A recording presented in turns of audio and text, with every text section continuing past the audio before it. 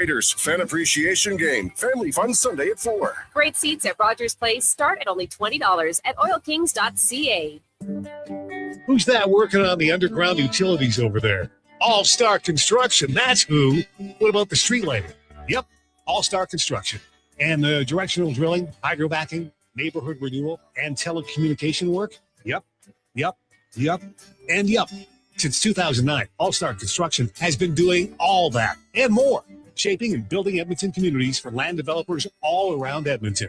That's what All-Star Construction is all about. Booster Juice is going crazy for hazelnuts. No, not crazy. Nuts. Booster Juice is going bananas for hazelnuts. I mean, I don't think that's going to take some time out of Ottawa, then. Move short, keep it going. Move short, keep it going. If David gets it back, since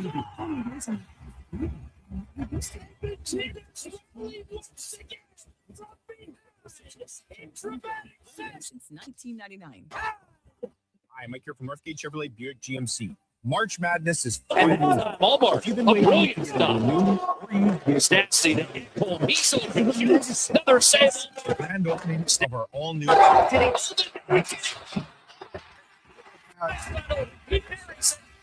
to Vegas. So stop in and see us today. 97th Street, or visit us online at northgategm.com. You're in Northgate country. You've got a go-to coffee spot, a trusted barber, even a lucky game day jersey.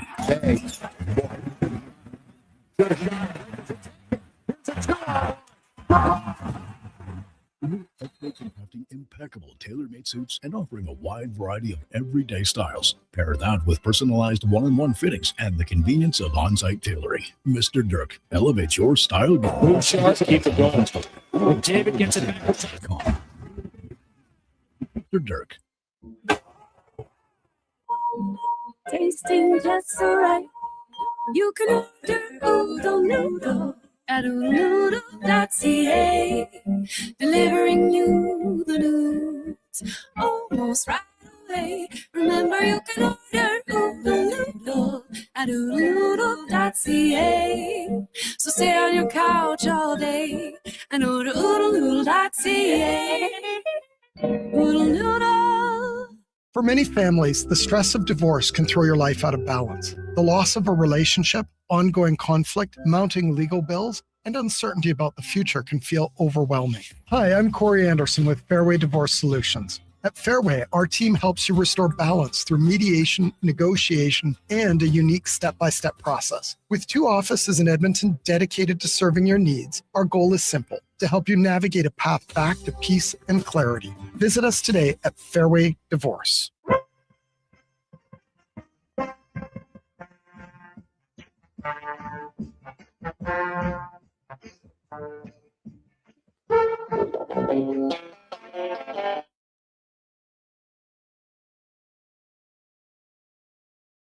Jason Gregor Show.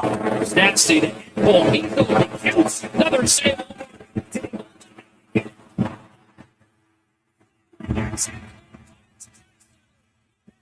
On Sports 1440.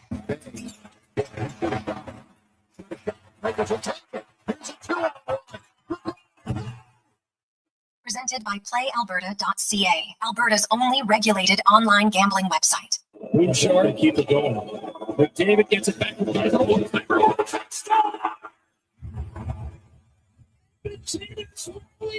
again from behind.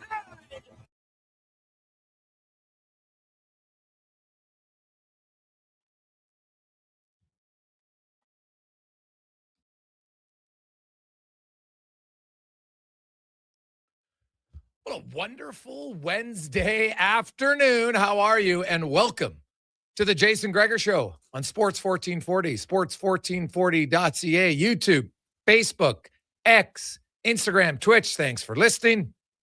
Thanks for watching. It's always brought to you by PlayAlberta.ca, where you can get in on the action tonight. $40 million. The gold ball jackpot at Lotto 649. Nobody won the Lotto Max yesterday. So that's up to 75 mil on Friday. Yowzer. PlayAlberta.ca. Actually, no, my apologies. Somebody did win. I need to hit the refresh button. So somebody won it, but nobody won the $40 million tonight at 649. So good luck. It felt like Oiler fans might have won the lottery. You're probably thinking your team was going to lose. Down 4-2, down 4-3, pulled the goalie late. And Leon Draisaitl picks up at that point his 4th point of the night, slides it across to Zach Hyman, ties the game. They go to overtime. Brady Tkachuk decides he's going to steer wrestle Connor McDavid rather than give him a 2-on-1. Probably the right decision when you consider how dangerous McDavid and Draisaitl are on a 2-on-1. But the Oilers get on the power play, and it seemed inevitable. And Evan Bouchard rips home the game winner. Draisaitl picks up his 5th point of the night, and the Oilers move to within 2 points of the Vegas Golden Knights. The Pacific Division, well, it might not be prolific. It's entertaining, and it's tight. First place, Vegas. Second place, Ducks, 1 point back of them. Oilers are 2 points back. Seattle's 3 points back. San Jose is 6 back of the Knights. The Kings still clinging to hopes. They're 8 points back, and they have a game in hand. So the Kings, I think, are on life support when you look at how far they have to go, because they're 5 points out of a playoff spot behind Seattle right now with 22 games to go. And Seattle, pretty decent schedule. Seattle has gained 7 points on the Kings in the last 10 games. And the Kings went 3-6-1. Seattle went 7-3. So you look at it, LA is going to have to go great, and Seattle's going to have to tank. When you have a limited amount of games now, it gets challenging to trying to close that gap. So the Oilers, the playoff race is definitely on. They got 20 games left. They're 2 points behind Vegas. Vegas has 1 game in hand. They're 1 point back of the Ducks. The Ducks have 2 games in hand. And it might end up being the Ducks you got to chase. So we'll see how it goes for the Edmonton Oilers. But you know what? Was not the prettiest game last night, but they won. And at this stage of the season, that's all you care about. You want wins. They need wins. And they got to win. And so they'll go from here. Really, Leon Draisaitl played great. Jake Walman, we're going to get to the Jake Walman clip here in a sec. Because last night, now I wasn't at the game because the team I coach, we were in the playoffs. So 11 and 12-year-olds are starting a game at 8:15 while the pros are starting the game at 7. Make it make sense, but nonetheless, it's fun time in the playoffs for sure for everybody involved. So hope your team's having success, having some fun. Try not to yell at the refs. Always remember that. I know you're emotional, but a parent, coaches, no freaking out. It's not the best time. Anyway, the Oilers, wasn't their greatest game. And really, Jake Walman, you look at he had 2 pretty, glaring mistakes that led directly to goals. And Chris Knobloch elected to have him sit in the third period. Now, some people thought maybe he was injured, and he did say he's got something minor that's tweaked, but said he could play and admitted that, well, actually, let's let Jake Walman tell you when asked about. A little bit, but regardless, it sucks like not playing. It's want to be a part of that comeback and part of the team, especially being part of the reason why you're down. You want to kind of get back at it, but it's onus is on me. I gotta play better and not put myself in that situation. Like I said, I can play, and just sucks not being able to play. So I think it was other options, but yeah, I put myself in that position. It's my fault. I got to play better. So there you go. Jake Walman pulling no punches, got to play better.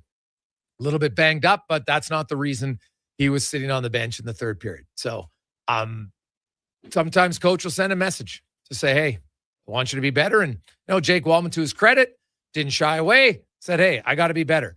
He was on the ice today. Bouchard, Ekholm, Nugent Hopkins, Hyman, McDavid, Draisaitl did not skate today. When we asked Chris Knobloch, because in the drills they were doing, you had the defense, had Walman and Murphy going together quite a bit. And I asked Knobloch, so is that the pair you're going to run with on Friday? And he said, no. They're going to try lots of different combinations here to see who's a fit for Conor Murphy.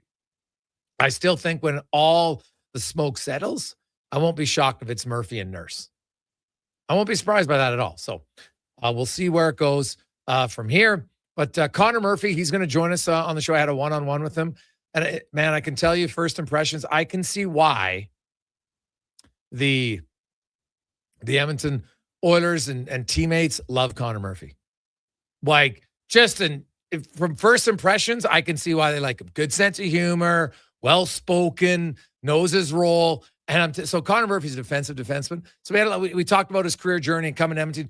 This is going to be the first time he's ever played a playoff game with fans in the NHL, because the only time he made the playoffs was in 2020 in Edmonton in the bubble. No fans. And I think you'll like his answer to that. But more importantly, his answer to his favorite goal.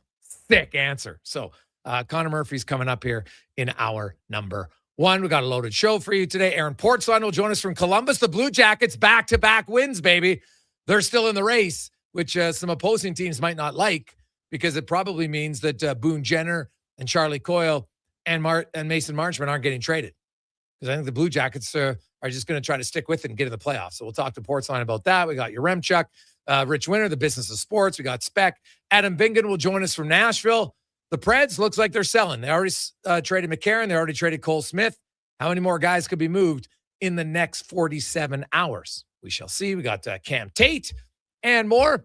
We'll always get your text, 833-401-1440, 833-401-1440. But first, we're going to kick it off. Mike Rupp joins us as we get to our big guest of the day, brought to you by Silent Ice Center, located just south of Edmonton, South Edmonton Common, 2 sheets of ice, unbelievable Summit restaurant in between. And it's a great place to watch curling as well as concerts. That's Silent Ice Center. As a former NHLer, analyst for the NHL Network, Mike Rupp joins us. Rupper, how you doing, man? I am good, Greg. How you doing, bud? Hey, I'm excellent. Now, Rupper, I know I've been for 2 weeks, I said the Panthers are done, and you're like, you know what? I'm going to wait. Are you on board now? Are the Panthers done? As painful as it is to say, yes, they are done. They are done. It took me a long time. Listen, I'm not saying I'm the quickest. I'm not the sharpest tool in the shed, but I'm loyal. I'm loyal, and the reason why I'm loyal to them is because I just feel like they have earned a different treatment in the way they've been the last couple of years. But yeah, man, coming out of this Olympic break, they needed to win, and they needed to win in regulation for a couple of those games, and more importantly, get their 2 points. And they've just been kind of unable to do that.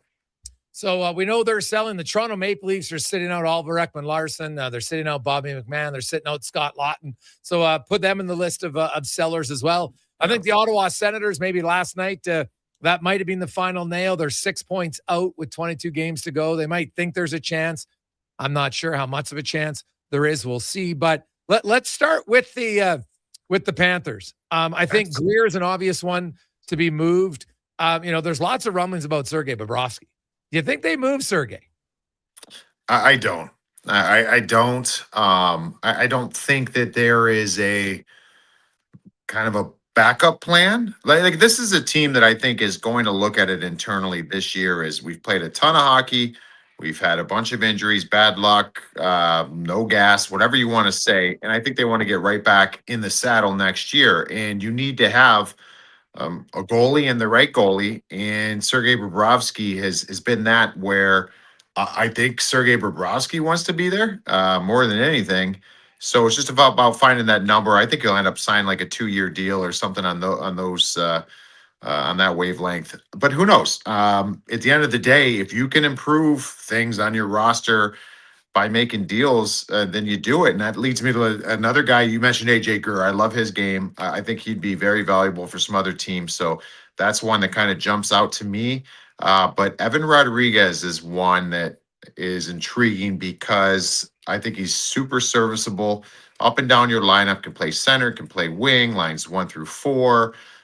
He's kind of an all situational guy.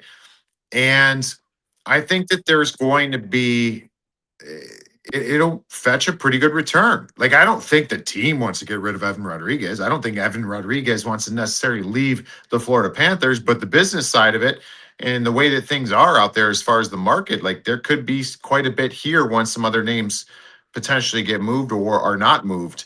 So that's the one for me. And then internally, I think it just becomes, all right, moving forward is like a player like Sam Miskevich, able to up his game and fill that void moving forward. But those are the main names for me.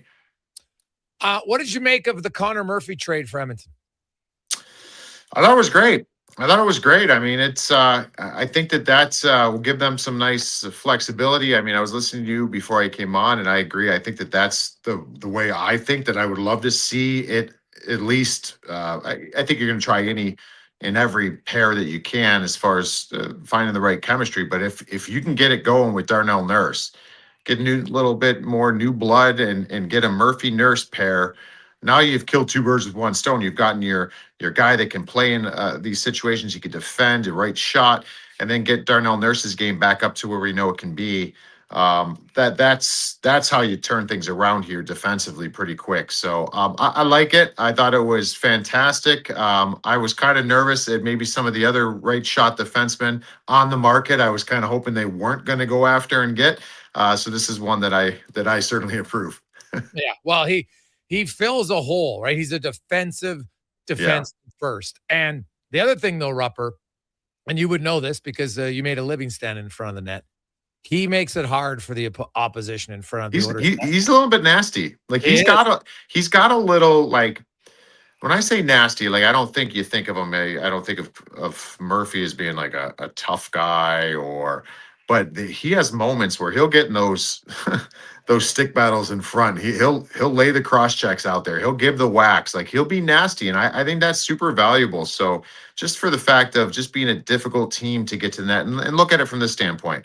I don't know, and I would assume that the Oilers are kind of done in their goalie searching on the market, and you've got to make it hard to get to your goaltenders until you find out and figure out where Tristan Jarry's game's going to be, where Ingram, like where things are going to kind of play out here in net. The one thing you can do, you can control the environment around the goaltender. So I think Conor Murphy does that. Well, he told me a great story. We're going to play the interview after you, but he told me a great story about because I say, like, if you meet Conor Murphy, he's like just generally a nice human, right? And which isn't a surprise. There's lots of tough guys in the NHL who are actually super nice off the ice, and then they flip a switch and they're lunatics, kind of like Mike Rupp on the ice. And but he told me that when he first broke into Arizona, Jim Playfair and Dave Tippett were the coaches, and they would show him videos of when he played nice in front of the net and when you played mean, and they would show you here. This is you playing nice. This is playing mean.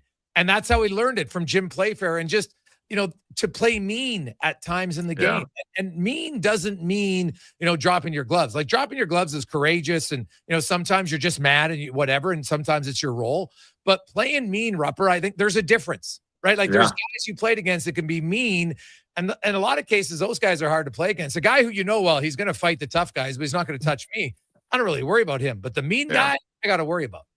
And that's so bang on, because you could be difficult to play against. Everybody has to be difficult to play against. Like Connor McDavid is difficult to play against. What do I know? I haven't played against him, but when you watch him, because he competes on pucks. His talent. I mean, he works hard. He's got a little bit of edge to his game as far as the superstar goes. So his will look a little bit different than some others, but I always find that one thing that all players can control, maybe superstars, or you can give them a free pass on this because they got bigger fish to fry, but it's just simple things. When you get an offensive zone whistle or freeze by the goaltender, just hang around a little longer in the blue paint. Just stand there. You don't even have to do anything. Yes, when you come off the ice, just give extra longer looks at the other team's bench. Don't even say anything. You don't have to drop your gloves. When you're going off the ice, just give a little bit of a shove in the back to somebody. You're not going to get called for that. But, these little things, it's hard to play against, because when you have an 82-game season, I don't want to worry about in game 37, this idiot who's shoving me after every play, getting in my way. He's always there. Like, these are things that, as dumb as it sounds, it makes you a pain in the butt to play against. And I think that's a little bit of a lost art, but some guys still have it. It makes them really valuable. Mike Rupp joins us. So, Rupper, we've seen a few other trades already. Nashville gets rid of some bottom guys into Karen. Good face-off guy that's going to help Minnesota. Cole Smith goes to Vegas. Vegas, man, the Mark Stone, we'll be watching close there about the injury to Mark Stone, because that impacts them. And they got a tough sched, and they have really struggled against playoff teams this year, has Vegas. Vegas just hasn't been that good. Funny enough, right? And no one in the Pacific Division really has, but Vegas loses their emotional guy. I think that could be a big loss. What'd you make of the Tyler Myers move for Dallas? Man, I think it was great. I mean, I think Tyler Myers is a player that over the last number of years, when you've watched his game, so he comes in and I'm pretty sure he won a Calder, right, in Buffalo. He was Rookie of the Year.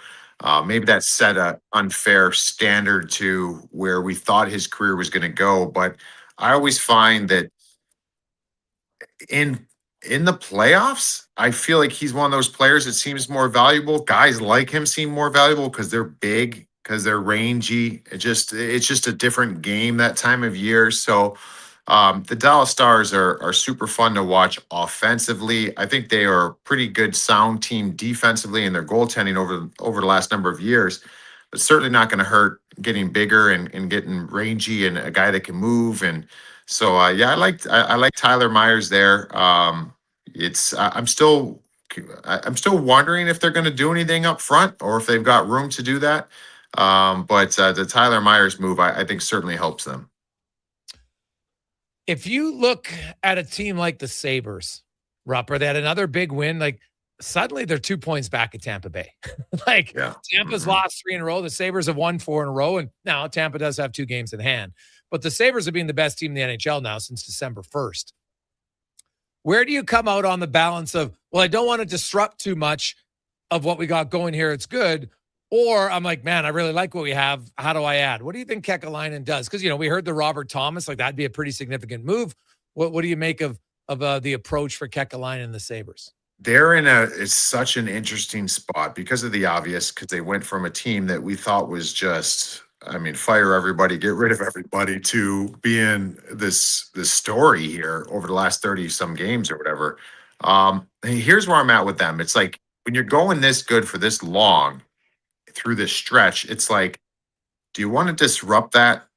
No, but also you got to look at the Eastern Conference. We've said probably a million times how wide open it is this year. If there's ever a year to kind of go swinging out of your shoes, it's probably this year. So I understand both sides of that. Here's the other thing that I think even makes it more sticky. Now, I don't know Buffalo's situation as far as every team uses analytics to a degree, and some more than others. When you start looking at the underlying numbers, which some people are married to that to a fault, some people don't pay enough attention to it. What they're doing even through this stretch, their underlying numbers aren't very good. Like, and at the end of the day, I'm a hockey guy. I grew up and played the game in the National Hockey League without looking at any of that stuff. So inside that room, they don't care. They got the vibes going, the feel good stuff.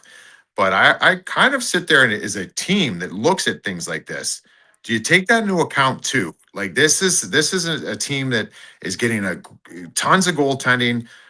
They're getting timely goals. Like they're not generating a ton, or they're giving up a ton on the other side of the puck.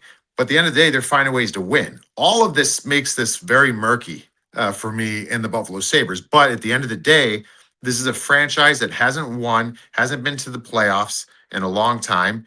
I think he's due swing for the fences. If you could land a player like that that's got term moving forward, I'm not worried about the team chemistry. I'm looking at the opportunity, and I'm also looking at the next few years ahead.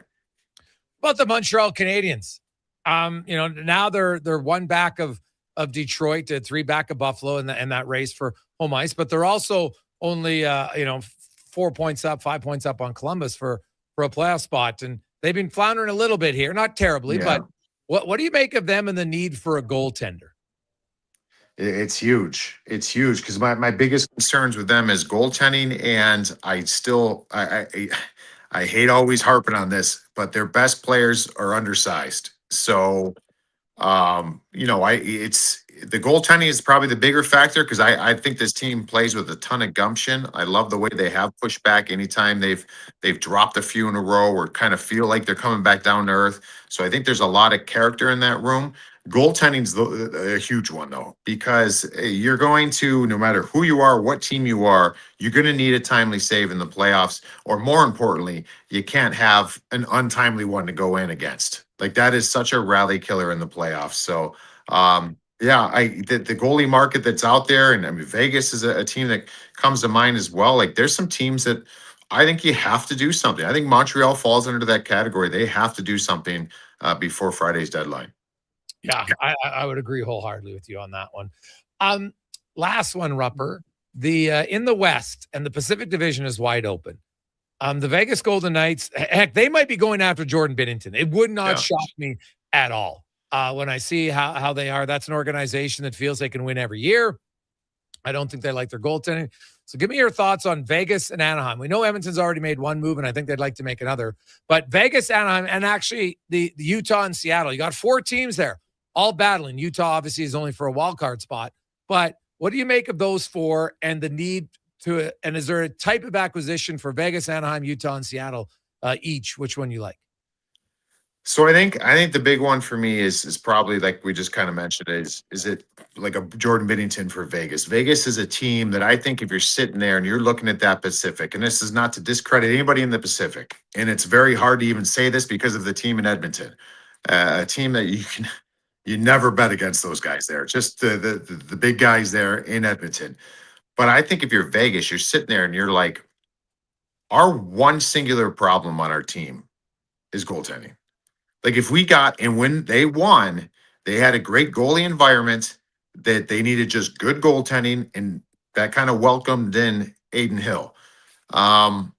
They still provide a fairly good, a pretty good, a top 5 in the league goalie environment, and their goaltending is just not there. It's been really bad. And they've got other problems. They're not a perfect team. And you mentioned injuries that they've had kind of throughout the year. But I almost think to myself, like, if they can do that, that almost like, for me, that punches them. It gives them a great chance to go Western Conference Final. And that, again, not to discredit anybody else, because you can argue the same thing with Edmonton. If Edmonton can figure out how to defend a little bit better, that could punch their ticket there as well. Like the path isn't over the top in that Pacific Division. So then I think of like an Anaheim. They're a fun team. They're an exciting team. They're a team, if I could pick one to move forward with a franchise, if I was playing in fantasy land and I could be the GM moving forward, this team would be up there with everybody, be at the top of the list. I mean, they're a fun team for the next number of years. I don't really know what and if they do anything here before the deadline. The big one for me is Utah. I think Utah has to get in. I think you're still building a fan base there. You've got to get into the playoffs, and they're a team that I think you'll end up having a re-signing of Schmaltz. I think that's going to be huge for them. But I also think that that's a franchise dating back to their days in Arizona that they've always needed a shot in the arm at some point in the season. They have accumulated picks, they've prospects, all that stuff, and it's never really been done. But this is the latest into the season we've seen them be good. I think that Bill Armstrong needs to do something there in Utah. I would agree wholeheartedly. Rupper, great stuff as always, buddy. We will be breaking it down on Friday night. Have yourself a great day. Awesome, buddy. You too. There you go. That's Mike Rupp from the NHL Network. We will take a quick break. We'll return, and Conor Murphy had a one-on-one with Murphy. I'm telling you, Oiler fans, you're going to want to listen to it. Coming up next in the Gregor Show, presented by PlayAlberta.ca. Did you know a local Play Alberta winner scored over $500,000 on Mega Jackpots Ocean Bells? Think about the season tickets you could lock down with that kind of cash. From major casino winners every hour to jackpots worth millions and hundreds of popular games to money that stays in the province, there's never been a better time to sign up for Play Alberta. Download the app today to get started with casino, sports, and lottery all in one app. Must be 18 plus to play. When you gamble, use your game sense. And now Action Electrical's testing team is on defense duty. They're the guardians of safety and compliance, a critical part of any lineup. Precisely. They perform rigorous safety and code compliance testing for commercial operations. Think of them as the referees, ensuring everything is up to standard before disaster strikes. Their preventative plays are legendary, spotting faults early. Hire the Action Electrical team to bring home a win for your project. Visit actionelectrical.net. Looking for the perfect gift? Give the gift of great taste with a Loca Quality Market gift card. Redeemable at any Loca Quality Market or Loca operated restaurant. It's a treat for food lovers. Ready anytime. Grab yours today at loca.ca. Five-time Junior Hockey League champions, the Spruce Grove Saints, are excited to be back on the ice at the brand new Thompson Family Arena. Be part of the action and enjoy some of the best junior hockey Canada has to offer by experiencing a Saints game for your next outing. Tickets range from $10 to $17 with free parking and some of the best food and drink specials in town. For more information on tickets and how you can become a partner, Go to sgsaints.ca. Is your digestive system crying for help? NAC and Nutri probiotic veggie caps fight bloating and constipation, strengthen immunity, and can even aid in weight management. Find them at Vitality Health Foods, where customer appreciation is the first Tuesday and Wednesday of every month. Edmonton's only 24-hour-a-day sports radio station can be heard anytime, anywhere. Sports 1440 is streaming on your phone, your tablet, your computer. Download an app today and listen to Sports 1440. At Hughes, it's all about getting in and out quick and clean. No cash, no problem. With Hughes' new tap and wash system, all you need is your debit or credit card to get your vehicle sparkling clean. Find us at HughesCarWash.com. Don't let equipment failure stop you cold. At AWS Welding in Nisku, our factory-trained service techs are on hand for all welding equipment repairs. We're a full warranty center for Miller, Lincoln, and ESAB, and we service all makes and models. Proper, regular service extends the life of your gear and keeps it running at peak capacity. Don't wait for a breakdown. Book your service appointment today at AWS.ca. AWS Welding. Our welding keeps you working.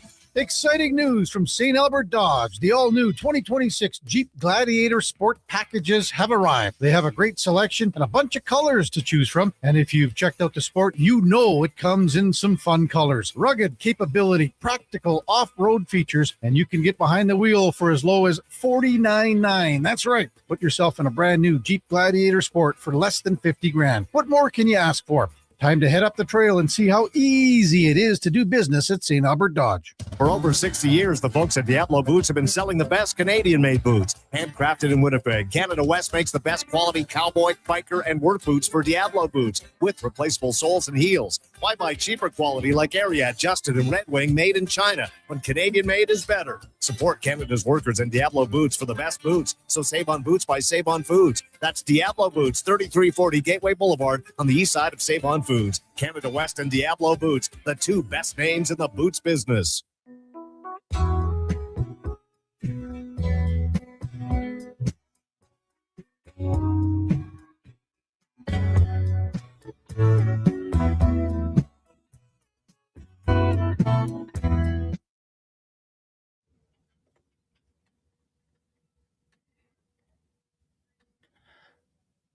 Portions of this hour brought to you by Ewell, helping you finish your electrical project is their goal. From pot lights to electrical panels, the gear you need is at ewell.ca or in person at one of their Edmonton area locations. ewell.ca, your partners in power.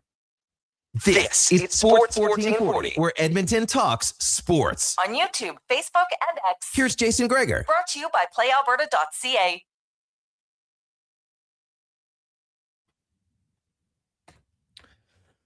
$2:30. Welcome back, Jason Gregor, Connor Halley, Sports 1440, sports1440.ca, YouTube, Facebook, X, and Instagram. Thanks for listening. Thanks for watching. Hope you're having a great Wednesday. I can tell you, Oiler fans, I think you're going to be fans of Conor Murphy. Sat down with him, and we're going to get to that in a second. Discussed lots just about what he thinks he brings to the table. His excitement for playing in the playoffs in front of fans, something he's never done in his NHL career. That answer, I think, will endear himself to Oiler fans. Also, his favorite goal ever scored, classic goal. I didn't remember it. It's awesome. And the one skill set that I think might be the most important aspect of his game that he's going to bring to the Oilers. We'll get to all that as we go to the Oil Report, brought to you by Go Auto. 71 locations. If you're looking for a vehicle, trucks, cars, SUVs, you name it, they have it all. GoAuto.ca, over 15,000 vehicles to choose from. And I will say, because I just got a new Honda Pilot, if you're a taller person, you should test drive a Pilot. That's got the most space inside that I've ever had in an SUV. It's wild to me. Like, it almost felt like too big. The outside, it's no bigger than the other one I've driven. But inside, it's amazing. Lots of headroom. So if you're a taller gent or lady, you might want to check one out. GoAuto.ca.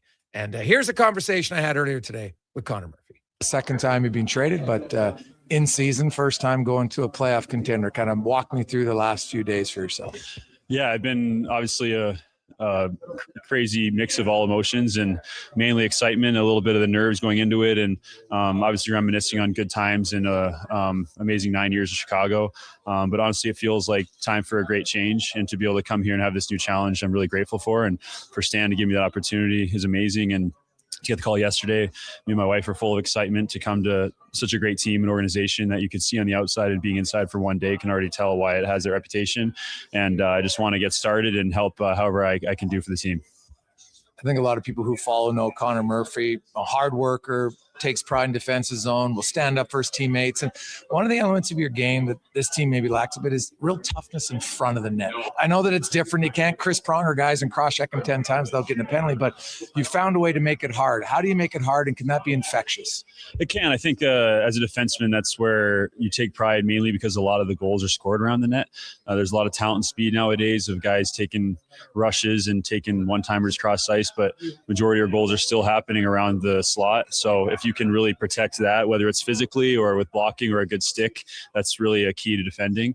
And I've learned for a while about using your body to either box guys out, use your stick, but even honestly building into being a shot blocking defenseman, where you at times can't get a body on a guy and you're going to front and try to sacrifice yourself for a block for the team. So there's definitely a knack to doing it, and every play has got a different life of its own around the net, but it's definitely a staple of a defenseman.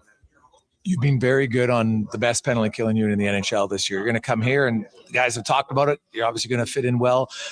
Is there a big difference in how you'll penalty kill here compared to how you did in Chicago? Talking to the coach so far, it doesn't sound like really either any or much difference at all. So if anything, it's just chemistry building with players. It's a combination with the forwards and D. That's what we had in Chicago, honestly, all season. We had the same four guys on the top PK unit working together. So in practices and meetings and games, you build that chemistry, and it really is a four-man unit, and making sure you're in flow and sync with each other, taking away the danger areas and staying calm to get your clears. So I'm excited to get in with penalty killers here, and I hope it'll be a seamless transition, which I think it will systemly, and just trying to get acclimated with the guys and build chemistry. It's been a long time since you've been in a playoff push late in the year. Even the year you guys did make the playoffs, the season was postponed and you weren't really in the playoff race at that time. How exciting is that? And is it easier to get traded knowing you're coming somewhere where like the intensity has to ratchet up? Yeah, in a way, it's I found it hard the last few years when you're out of it. It's hard to prepare for games knowing you're just playing to play for individual accolades or individual stat lines and scrape a win here and there. That's a hard thing to almost mentally prepare for. But when you prepare knowing that the game means something, it's easy to get up for, easy to turn it on and to get intense and play with passion and pride. So I think you want that, you invite that pressure because it means you're in the right spot where you want to be. And I hope to really be impactful as I can in impactful games. How have you evolved and improved, you feel, defensively? Like, it's a lot of people just say, wow, you know what, the defense is a lot about will, maybe more so than skill at times. And I'm not sure that's 100% accurate, but how do you feel you've improved as a defender, especially as the game's evolved and gotten quicker? I think the biggest thing I've improved on is probably just being level-headed. I think earlier in my career, which is natural for a young defenseman to get rattled by mistakes, you let up goals and you know it's your fault, and then you start to snowball and think you're letting your team down, and next thing you know, one bad goal turns into a bad period and bad games. I think where I've grown and matured is just being able to make mistakes and just move on with it and be impactful the next shift. And not saying that always happens, but that's something where I felt like I've been able to grow. And I think for a lot of veteran players, it's something that you're able to come to grips with, is that there's going to be mistakes everywhere in the game, and you're going to have to just keep pushing forward. And there's ways to still have a good game even after making some mistakes. You made the playoffs once, funny enough, it was against the Edmonton Oilers, and you guys beat them, but it was a unique time. There's no crowd. Yeah. You're a few months away from your first playoff with fans in a Canadian market. How exciting is that? It's great. Yeah, I think the games as a road team speak themselves even regular season here. And as you made a comment last night, I think the Oilers fans wear the most jerseys in the crowd that I've seen anywhere in the league. So to show that dedication, to want to come and show the pride and let alone hear it is something that really stands out in Edmonton. And I think that's honestly why I didn't credit that COVID playoff too much, because I think the fans are what make playoffs as far as the intensity and what's on the line, and to feel that ride of a roller coaster of emotions with them as players. I think that's what makes it intense. And I can't wait for that. talking to people around the league, teammates, even new teammates. Conor Murphy, one of the nicest guys you'll meet, like very genuine human being. And then you see Conor Murphy on the ice. He's got a little bit of a switch. Where'd that come from? I don't know. I think it's competitiveness. I think it's just frustration sometimes builds up with competing. And honestly, I started my career my first year. We had Jim Playfair who coached here, and he was all about showing a little bit of meanness and grit and a little bit of FU, he'd call it, in your game. So him and Dave Tippett, who we had in Arizona as well, you guys at Edmonton, they would point out clips when you weren't being mean and then when you were being mean, and showing what was right and wrong, and showing that if you want to be an impactful defenseman, that you have to be able to grit your teeth and take some and give some. So I think that's where that started a little bit. And then I think for any player, when you can kind of get your nose dirty a little bit, it gets you involved in the game. And hockey is a physical sport, and you want to be able to bring the best out of yourself competitively. It also, I feel at times, can bring your other teammates into the fight a little bit, right? And you know, on this team, there's lots of skill, and there's obviously some guys, Darnell Nurse and others, Trent Frederick, who will play physical, but you know, having a little bit more of a pack mentality. So not only can you bring the defensive game, you feel you can bring in an emotional bolt. Hopefully, yeah, that's what you want to be as a player, role player in a team. And honestly, I think even from the skill side of the game, what I've learned over years is it doesn't have to be running a guy with a hit, or it doesn't have to be blocking a shot off your ankle or getting in a fight. What guys offer, which I even see here, the top end skill guys, is that willingness to get into a battle, to when it's hard against a hard defenseman or a hard player that's strong, and those guys going in head first trying to get a puck. I think that's compete, and that's physicality in its own way. So to see a team effort in that, I think it stands out, and it's something you want to have as a group, to be known as a team to be hard to play against. You come from an organization, and obviously when you started there, you had Patrick Kane and Taves, but last few years, it's a lot of younger skill, Connor Bedard and Lev Shunoff and other guys in the back end. You come in here, and you got McDavid, and you got Draisaitl, and you got Evan Bouchard. And as somebody who's played against them, I want to start with Bouchard. As a defenseman, what element of his game do you appreciate the most? As his patience and puck play. I think that's something that's hard to teach and hard to grow as a player. Personally, it's been something that I've found a little more natural defending and trying to grow some of the puck play, skating plays in my game, and knowing that doesn't come easy and natural. So for him to have that ability over the course of a game, and especially in playoffs, you see the production he's had to be able to move the puck and to be able to be patient in pressure situations while playing a lot of minutes. I think that stands out, and to do that against top lines isn't easy. So he's definitely a great player, and we honestly, I've said it, I think a lot of these D have a lot of great skill sets and attributes to bring. Connor, you mentioned your wife. So do you have kids? I do have a 1.5-year-old Tucker boy, yeah. Okay. And so obviously your wife and son coming with you to come to Edmonton. You're at a team now, you got some older guys, lots of other guys with kids. The importance of family and how important that is when you go through a life-changing event like this. Yeah, it's big. I think I've learned a lot from being married and from having a kid. And you what's good for you, I think, is you realize that life isn't all hockey. Sometimes it can be hard when you're young and you just sit around your room and think about how you can play better and train better and practice better. And now you have that release, and you have something that's even more important than hockey, having a son and a wife and a family. And I've been super grateful for them to support me. And then even just to have that love and family aspect, I think has been the biggest thing that happened in my life. And it's honestly led me, like I said, to be a better player just from having that, to be able to disattach away from the game and come back and feel a little bit more fresh. And one other serious one, and then we'll get some fun rapid fire. You do a lot of philanthropy work in Chicago, something I respect immensely. I think it's hugely important that you have a platform, you use it positively. Where did that come about? How did you get involved so much with wanting to help out with off of the ice and different charities? Honestly, it was veterans that I played with before. I had Shane Doan as my captain in Arizona. We had Keith Seabrook, Taves Kane in Chicago, and they all had their own charity events. They all had their own, whether it was a foundation or whether it was a certain parts of the community they specifically honed in on. Even Nick Foligno, he gets really involved with the Children's Hospital and his foundation he has from his mother and his daughter. And I think I just really admire those guys who are able to connect to the community and honestly just realize that the platform you have is so big to be able to give back. And hockey players are just people and normal guys, but for some people to see it as a elevated experience, it's so easy to go and meet people and to get to know and honestly be inspired by people. I think there's so many people that have harder lives, whether it's their job or what they're going through, and to be able to go and meet them is inspiring, and to get to know them in the community, I think, is a bonus that you wouldn't get to do sometimes you weren't a high level professional hockey team. So I've been grateful to be able to meet those people and be involved in the community and try to help whenever we can. So fun little rapid fire. How would you rank yourself as a cook, and what's your go-to meal? Cook, I would say I can do the basics. So I would rate myself like a 6 out of 10 because there's no fanciness to it, but I can put a balanced meal together. And then the go-to meal would probably be either chicken breast or salmon, just easy grilled, and then put together like some diced sweet potato. What are you streaming on Netflix? What's your go-to shows right now? I just finished a couple. What did I finish? Oh, I finally finished Game of Thrones. I was really late to that. So this season, I bared down and watched all this every season, and then I after that did this Knights of the Seven Kingdoms one. So I was late to the game, but guys are excited around the room to get back into the Game of Thrones talk. Everyone's into that. Book? Are you a reader? Unfortunately, no. I fall asleep when I read, so I can't. Yeah, I wish I was. What's a hobby that you do away from hockey? I'd say golf is a big one. Having a kid and definitely took some time away from that in the summer. But I'd say a combination of golf and then being in Chicago, a lot of big restaurant scene. And lastly, favorite goal you've ever scored?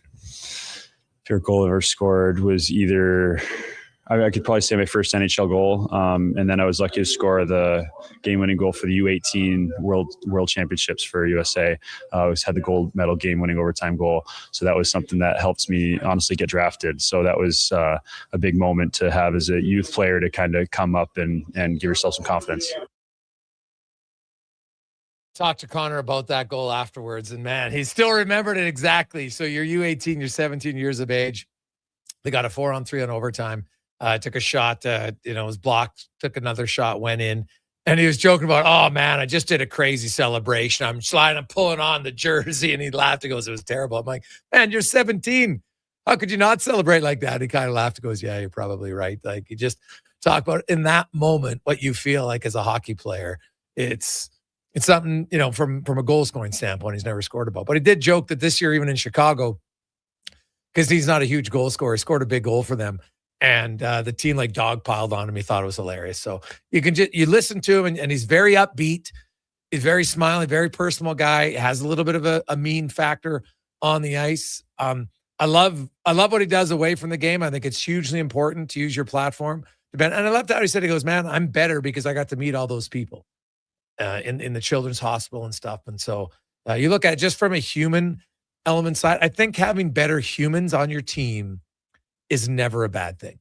Guys who compete super hard, and you obviously have to have skill on the ice, but when they're good, down to earth, humble, well-spoken people off the ice, I think that's a big, big advantage. Now, speaking of big, how about this? Sounds like Colton Parayko is going to the Buffalo Sabres.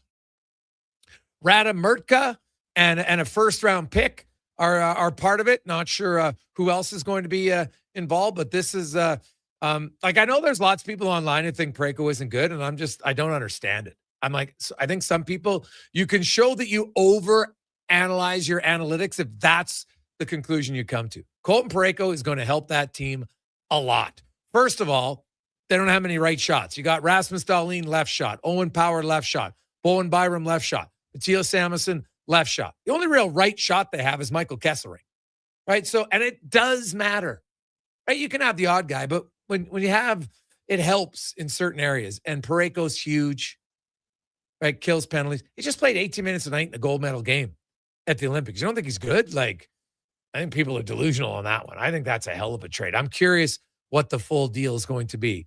And the Blues, like, you got to think there's some salary going back. I'll be curious to see who it is, though. But Parayko to the Buffalo Sabres. That's the big deal. Take a quick break. We'll return. It's the Gregor Show presented by PlayAlberta.ca. Mr. Juice is going crazy for hazelnuts. No, not crazy. Nuts. Booster Juice is going bananas for hazelnuts. I mean, there are bananas in smoothies, but that's not the point. Banana Juice is Booster for hazelnuts. What? Just stop. Booster Juice is going nuts for hazelnut. Introducing the Nutty Monkey Smoothie, Holy Hazelnut Acai Bowl, and Nutty Booster Ball, all made with rich, creamy hazelnut spread. Try them today, only at Booster Juice. Canadian-born, blending since 1999. At GS Construction, every winter plan becomes a spring project. Every repaired line and every improved system is how we build the next chapter of Edmonton's infrastructure. And we can't do that without the best and the brightest in the field. That's why right now, GS Construction is looking to hire experienced top men, pipe layers, and operators who can step in and hit the ground running. With a people-first mentality, career growth, and comprehensive benefits, why would you want to work anywhere else? To apply, visit gsconstruction.ca. Saturday at Rogers Place, celebrate orange plastic tracks and the toy most likely to go through your washing machine. Don't miss the first ever Edmonton Oil Kings Hot Wheels game. Be there as your Oil Kings crash and bash up the Medicine Hat Tigers. There will be Hot Wheel car giveaways for the kids and more adrenaline-fueled fun. And Calmont Kids food combos are $10 or less. The value is monster truck sized. The Edmonton Oil Kings Hot Wheels game versus Medicine Hat, 7 p.m. Saturday. Great seats at Rogers Place start at only $20 at oilkings.ca. Need a new ride for road trips, errands, or just life on the go? Go Auto offers a massive selection with over 15,000 new and used vehicles to choose from. With over 70 locations across Western Canada, finding your next ride has never been easier. Whether it's a roomy SUV for the family, a sleek car for the open road, or a rugged truck for your weekend adventures, you'll find it here at a price you'll love. Explore thousands of vehicles today at goauto.ca. Want sports talk on the go? You can listen to 1440 on the AM dial or stream us on your mobile device through apps like Radio Player, iHeart, and Stingray Music. Edmonton sports fans, turn to Sports 1440. 1440. It's the iconic Jasper Ave Patty Party. That's on the rocks. We're turning Jasper Avenue green. Your 5-day St. Patty's Day party kicks off Friday at OTR. With live entertainment every day. Including the Feelin' Lucky Burlesque show on Sunday. Plus pipers, Irish dancers, and doors open at 9 a.m. on the 17th. We got more green beer than Marco has fancy shirts. And trust me, that's a lot. Lucky the Leprechaun will be there. Will you? It's the iconic Jasper Ave Patty Party. That's on the rocks. Next round's on me. Woohoo! At Fountain Tire, success is a team effort. They're committed to their team members and their customers. And that means treating your vehicle like it's their own and finding solutions that suit your needs. Because whatever the road brings ahead, they're on it with you. Visit fountaintire.com today. Support your circulatory health with NACA Platinum Nattokinase. This powerful enzyme cleans your arteries, helps with varicose veins, promotes improved blood flow, and more. Find NACA Platinum Nattokinase at Vitality Health Foods, where customer appreciation is the first Tuesday and Wednesday of every month. The Price is Right Live is coming to Canada, and The Brick is a proud sponsor. Come on down to The Brick to win big this Saturday, March 7th from noon to 2. Join us at the Brick South Edmonton Common for your chance to instantly win from over $25,000 in prizes, including Brick shopping sprees, TVs, Oilers tickets, and so much more. No purchase necessary. Some conditions apply. See in-store for contest details and exclusions. So come on down to the Brick South Edmonton Common this Saturday.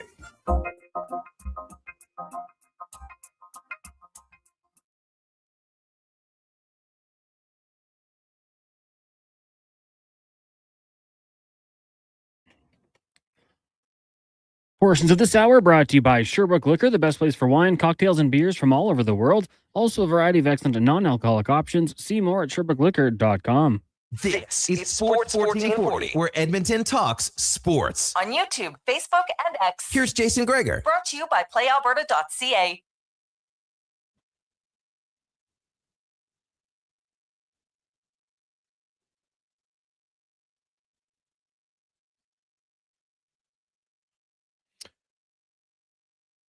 So a little clarification on that Parayko deal.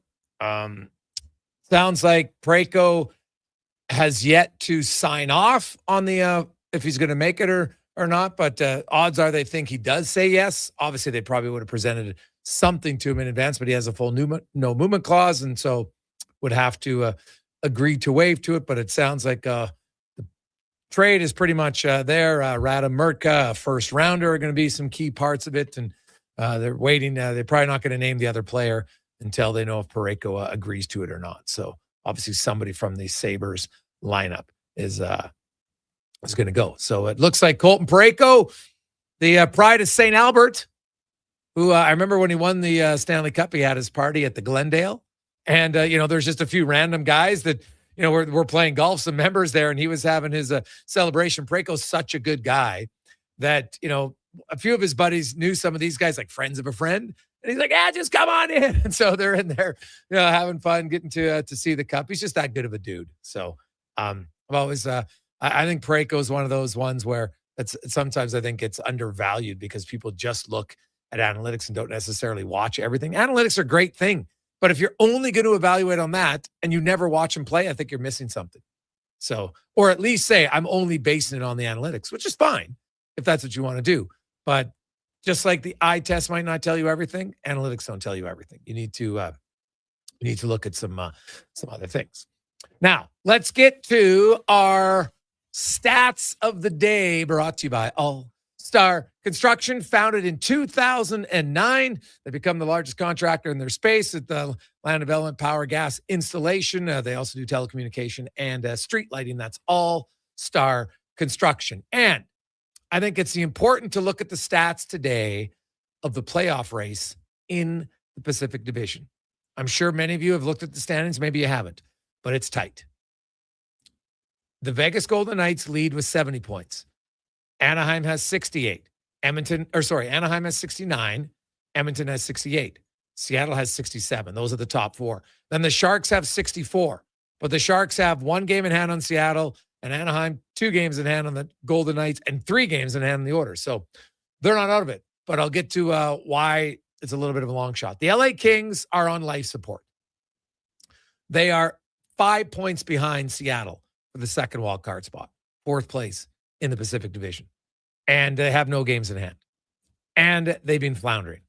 They have given up 7 points to Seattle in the last 10 games. So now they kind of got to reverse that because they're 5 back. You got to gain 6 games in 22. Possible? Yes. Difficult? For sure. And here's kind of why. The Kings play 11 at home, 11 on the road. They play 9 against playoff teams. But the Kings and the Sharks, the teams who are out of it currently, they both have 5 sets of back-to-back games. So that's almost half of their games. All right, because obviously you play 1 and then 2. They play 22, do the Kings. The Kings only play teams they're chasing. Edmonton once, Seattle once.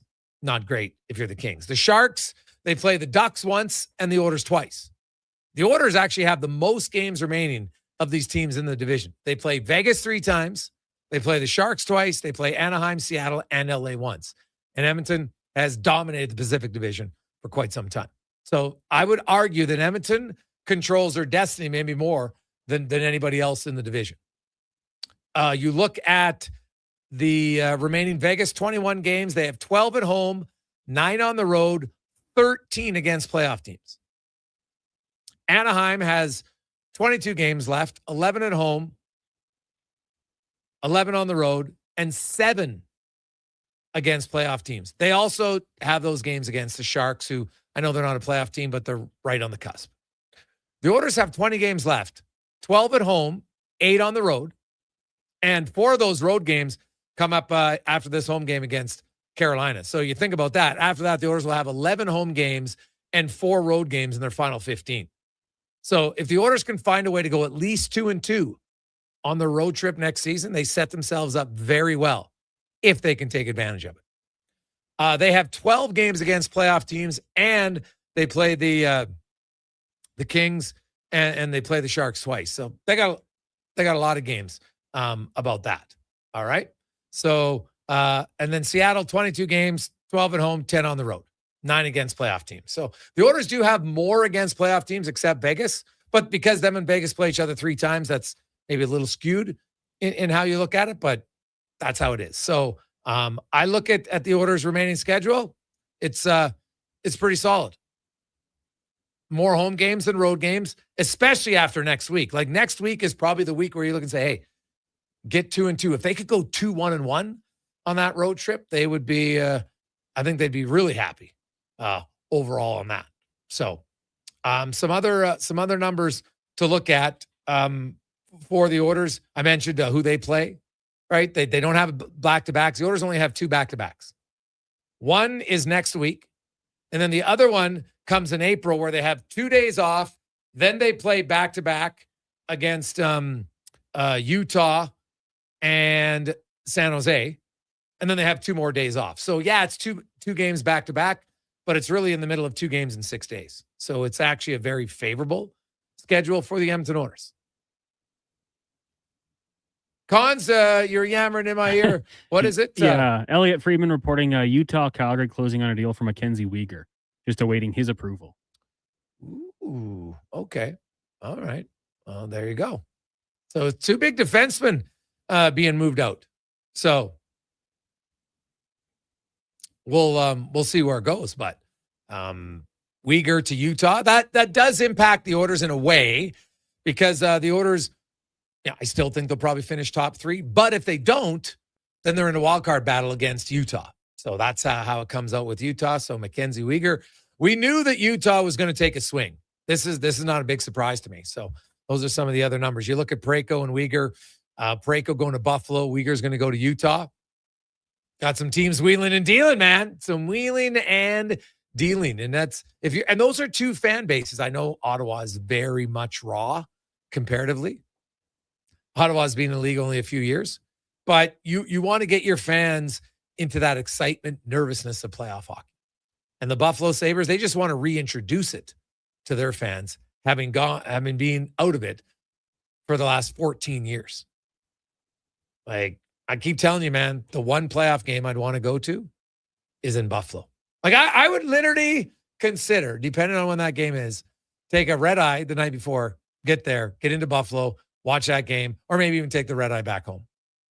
Honestly, I think it'd be worth it. I think it's going to be a hell of an experience. It's going to be loud, and it's going to be very, very boisterous. So there's some of the stats and trades of the day, brought to you by All Star Construction.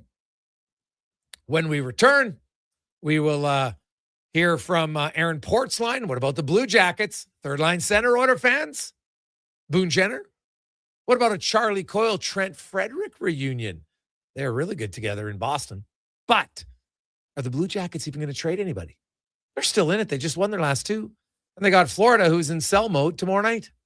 So we'll find out from Porty. No one's tapped in more to the Blue Jackets than Portzline. He will join us after a Connor Halley Sports 1440 update, brought to you by Legacy Heating and Cooling. Home of the no payments, no interest for 1 year on your furnace. That's legacyheating.ca. The Sports 1440 update. For reports, Buffalo Sabres acquiring Colton Parayko from the St. Louis Blues for redeem merchant and a first-round pick. Still waiting for that to be finalized. Elliot Friedman reporting Utah and Calgary closing in on a Mackenzie Weegar deal. Still awaiting his approval. The Dallas Stars acquiring defenseman Tyler Myers from the Canucks for a second-round pick in 2027 and a fourth-rounder in 2029. The Canucks will also retain 50% of Myers' $3 million contract. And the San Jose Sharks signing a 5-year extension with keeper Sherwood, carrying an AAV of $5.75 million. He's got 18 goals, 25 points in 49 games between the Canucks and the Sharks. On the ice tonight, you got the Golden Knights in Detroit, Toronto taking on New Jersey, Canucks and Canes, Islanders in Anaheim, the Kraken host the Blues in the association, Thunder travel to New York taking on the Knicks, the Sixers host the Jazz, Grizz take on the Blazers, Hawks in Milwaukee, Clippers hosting the Pacers. In the AJ, Calgary in action, leading Camrose 2-0 in the second, and in the PWHL tonight, Seattle in Ottawa, puck drop 5. From the NFL, the Chiefs sending all-pro cornerback Trent McDuffie to the Rams for the 29th overall pick, as well as a 5th and 6th round pick in this year's draft, plus a 3rd rounder next year. And the Patriots have informed wide receiver Stephon Diggs that he will be released at the start of the league year. Coming up in hour 2 of the Jason Gregor Show, we'll look around the NHL with Aaron Portzline of The Athletic, and be joined by Tyler Yaremchuk from Oilers Nation. I'm Connor Halley. This has been a Sports 1440 update. This is Sports 1440, a Stingray radio station broadcasting on Treaty 6 territory. Download the free iHeartRadio app and listen to CKJR wherever you go. 60 years ago, we started selling trucks as Western GMC Buick. Today, we are Wolf GMC Buick. We're still located on the corner of 184th Street and Stony Plain Road with the same ownership for over 2 decades. Our customers have trusted our family-owned, community-driven business. And for that, We are thankful. If you're looking for a truck or SUV, pop in and one of our seasoned professionals will get you a great deal, hassle-free. Come trust our team at Wolf GMC Buick. Wolf GMC Buick. We're making it easy. Whether you're a craft beer connoisseur or more of a wine aficionado, there's always something new to discover at Sherbrooke Liquor, a unique, family-owned, independent liquor store. The selection? Incredible. The non-alcohol section is also very impressive. Sherbrooke Liquor, expert, knowledgeable staff with a passion for unique finds. More than just a liquor store, we're a community. Alberta's best, the one and only Sherbrooke Liquor. Wine, spirits, and oodles of beer. Visit SherbrookeLiquor.com. Hi, I'm Colin Livingston, president of CanTorque. We've been tightening bolts and redefining our industry for 25 years. Yes, a quarter century, and we're just getting started. Check us out at CanTorque.com. Our tools age better than I do. Great news for your weekend project. CFI, that's Custom Floors Inc., is now open 6 days a week with Saturday hours from 10 till 2. Get top quality Canadian products from Beaulieu with the convenience you need. For your free estimate, visit CFI at customfloorsinc.ca. No fluff, no fillers, just pure entertainment. Sports 1440 brings the heat with bold opinions, big personalities, and Edmonton's fiercest fans. This is your turf. This is Edmonton's sports leader, Sports 1440. At Leading Edge Physiotherapy, healing doesn't have to feel heavy because in our SwimX aquatic therapy pools, you literally float your way to recovery. Whether you're dealing with arthritis, back pain, joint injuries, post-surgical rehab, chronic pain, balance issues, mobility challenges, or just feeling a little creaky, warm water and gentle resistance have your back, your knees, and your hips. Trusted by pro sports teams and rehab hospitals, our SwimX pools help you move sooner, hurt less, and recover faster. So take the load off. Let the water do the work. Life shouldn't hurt. LeadingEdgePhysio.com. Okay, how about you give us your star winger for a bag of pucks? What if I throw in some Will Hawk beef jerky?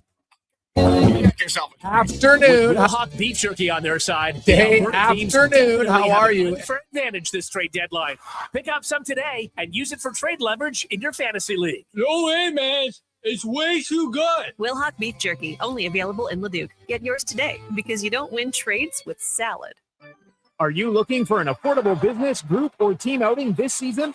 Why not catch the excitement of a game with the 5-time Junior Hockey League champions, the Spruce Grove Saints? And with extremely affordable group and suite packages available and some of the lowest food and drink prices around. Conor Saints Murphy. games are the perfect night for your next group event. 2:30. Welcome back to Group in on the action. For more information, visit sgsaints.ca.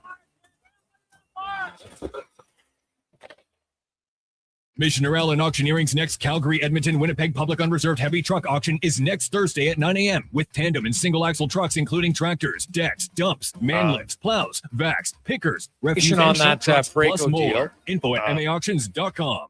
Clarification on that. Clarification.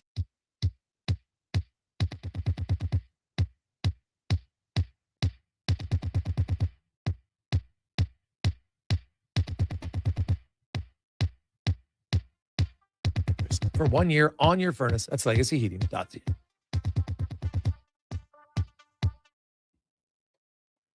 Portions of this hour brought to you by Crystal Glass, your clear choice for residential windows. Locally manufactured and installed, Crystal Glass provides a beautiful product and incredible customer services for all of your residential needs. Call 310 Glass or visit crystalglass.ca for a quote.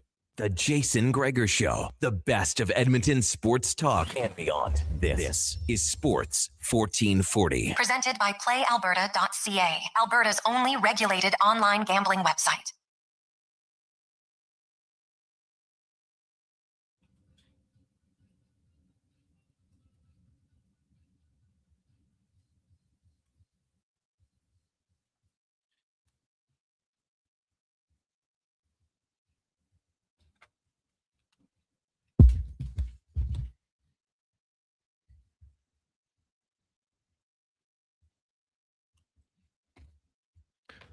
.306, welcome back.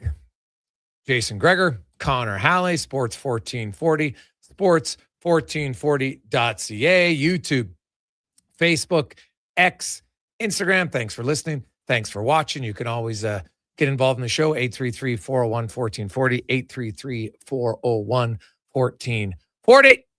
The Gregor Show is always brought to you by PlayAlberta.ca. where you can get in on Lotto 649 tonight. $30 million. So there you have it. We're going to hear from Aaron Portzline in a second, but to update you, if you're just joining us, few trades that aren't official yet, but being reported on. Colton Parayko going to Buffalo, and Mackenzie Weegar going from Calgary to Utah. So think about it. So that would mean earlier today, Tyler Myers was traded. Conor Murphy was acquired. So Murphy, Myers, Parayko, Weegar, lots of D-men being moved. And hey, trust me, the value of defensemen in the playoffs is huge. It's huge. So especially, no surprise, you look at Murphy, you look at the size of Parayko, you look at the size of Myers. Those are like Murphy's the smallest one, and he's 6'4", 215. Like Weegar's clearly the smallest, but Weegar can really move the puck and probably a breath of fresh air for him getting into Utah with that speedy forward group. So got a lot of term left on his contract. I think it's 5 years still remaining on that deal. But he was part of the Matthew Tkachuk trade from Florida that obviously worked out extremely well for Florida, more so than it did for the Calgary Flames, for sure. So we'll wait to see the details on who's going back each way. You do have the young Mertka and a first rounder going to St. Louis from Buffalo. So we don't. I still got to think there's some salary involved with the Parayko deal, just to make the numbers work. Yeah, I would think somebody off the active roster. I don't think you're trading away Parayko and getting no active players. That'd be a little strange to me. But Radim Mertka, he was the D-man for the Seattle Thunderbirds that Buffalo drafted 9th overall this past season. So you know what? That's a pretty high pick. There's some value there. So I'm not sure the player off the roster is going to be a big name player, but probably somebody with some term just to even things out. And you look, I don't think they want to give up Matthias Amundsen. I wouldn't think so. I wonder if Connor Timmins is just thrown in there to make some of the money work. We'll see. But Buffalo's got a few guys that are bad. Buffalo's got a ton of cap space, though, if they want to wheel and deal some other things. So we'll follow those along, because the Buffalo one doesn't really impact the Oilers by any stretch of the imagination, but the Utah trade would, because let's say even if the Oilers win the division and Utah has the number one wildcard spot, that's who they're playing. So that's why the Weegar one definitely has an impact potentially for the Edmonton Oilers. Now let's go around the NHL, because there's lots of cities, there's lots of teams with the trade potential to discuss. Go around the NHL. Brought to you by McDonald's, where you can stop in at McDonald's right now. Of course, what's your fave? The Big Mac? I'll tell you mine. McDouble. Ooh, it's become one of my faves. Get the McDouble, no onions, and a shake right now. Only at McDonald's. And also, while you're in there, they got the new sticks are back, baby. It's Stick Series. Some interesting names on there. So check it out right now at McDonald's. As Aaron Portzline joins us, of course, longtime beat reporter for the Columbus Jackets, works at The Athletic. And Porty, how you doing, man? Good, Jason. How are you? You keeping it together? Oh, you know what? I'm keeping it between the lines, so that's pretty good. There you go. Lots of deals here. The two big ones not official, but sounds like they're close. Parayko to Buffalo and Weegar to Utah. I know the Columbus Blue Jackets are a team that lots of teams are probably waiting on, because Boone Jenner, Charlie Coyle, Mason Marchment are all pending UFAs, but the Blue Jackets are coming off 2 huge wins, and I look at their team and how well they've played, and I look and say, because people are like, wow, geez, they're 5 points back. But here's the thing. The New York Islanders went 8-2 in their last 10 games, and they only gained 1 point on the Blue Jackets, right? Or sorry, they lost a point on the Blue Jackets. That's how good the Blue Jackets are playing right now. Like, I don't think they're going to give up, are they? Well, I mean, you keep thinking it's going to even out at some point. They're 13, 12, and 1 in their last 16. And 15 of those are under the new coach, Rick Bowness. What's strange about all this is I look at them and I go, they're playing all right. I still feel like this team hasn't fully bloomed just yet. And I think GM Don Waddell's got to decide if that's coming, if that second line, however it's arranged, can finally become sort of a consistent contributor, or if this is just what they are this year. Listen, I don't think he's going to move Coyle. I suppose he listens on Jenner, but I don't think he wants to give up on Coyle, Marchman. He's got Jenner either. These guys that are playing pretty significant roles for them. They're important guys in the room for sure. Coyle's become a real leader. Jenner, of course, the captain. I don't think he's going to bust this up. I think he wants to give this group a chance. Last year, he sort of added around the edges because he wanted to give that team a real chance after all that they had been through with the Gaudreau tragedy. This year's Devils feels like a team to me that still has its best hockey ahead of it. Questions in goal for sure. Questions on the back end for sure. But there's a spirit about this group, and I think he's going to give them a chance to compete for a playoff spot. If he does anything, I think he adds up front. And that could be just a veteran, a more leadership guy. I think Nick Foligno could return to Columbus if that's a possibility. I think he also may be looking for some skill up front, some scoring up front, but everybody is. The one thing he has said is he's not going to add a rental. Okay. So take that off your list. That usually makes it hard to do deals this time of year. Yeah, well, that's fair. So doesn't want a rental. You mentioned the blue line, and if there's questions there, why wouldn't he add on the blue line instead of up front? Well, look, if it's not a rental, we're talking about another player with terms. So obviously, Werenski's sort of in a world all by himself.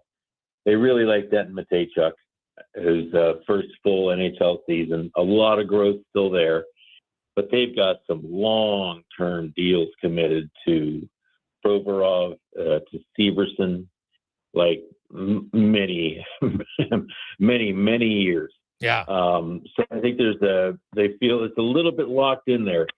I think they feel like Severson's played well enough this year that's no longer like an immovable guy. And I'm not saying they move him at the trade deadline, but I don't think it's, at this point last year, people would have said, God, they're stuck with this thing for another however many years. How can they make this work? I don't think people feel that way now because he's been pretty solid this year. But there's just a lot of guys with a lot of term back there. And sorting through it is going to take some time and figure out how to do this, because I still think some of those deals might be hard to move along. Now, you mentioned questions in goal. Yeah. Any chance he takes a swing at Binnington or Bobrovsky? Well, wouldn't Bobrovsky be hilarious? Yeah. Right? And honestly, I don't know if Columbus is on Bobrovsky's list. He certainly did not like, it wasn't the city he had an issue with. Yeah. It was his desire to be the highest paid goalie. That would seem that's a big one for me, and it's possible. I think that one of those teams would have to take Merzlikins back with the understanding that they're buying out probably next year's contract, or if the Blues may feel like he's a viable option for next season. I think anything's possible. Don Waddell is known for kind of keeping it close to his chest here. And so he may be working on a larger deal than we realize. Those would surprise me, frankly. The one guy that's not getting recognition around the league that I think deserves more of it is Jet Greaves. Yeah. Undrafted, right? Took him a while to get to the NHL, but boy, look at his numbers. Look how he's played. I always think it's really telling to look at two goalies for the same team. And when one is dramatically better the numbers than the other one, you go, okay, that's really impressive.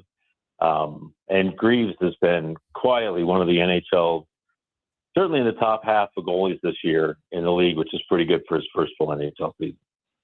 Yeah, well, he's looked really good for them. Is he essentially their starter? He is, although I think Bowness is a smart guy. He looks at the schedule and says, nobody can really have a classic 1 and 2 right now. You have to believe in both of these guys, and if you can confuse them as much as you can, the fans, as to who the number one is, that's a good thing. Merzlikins has played really well since Bowness got here. So he's been going back and forth with them, but Greaves has certainly ascended to that number one goal for the majority of the season.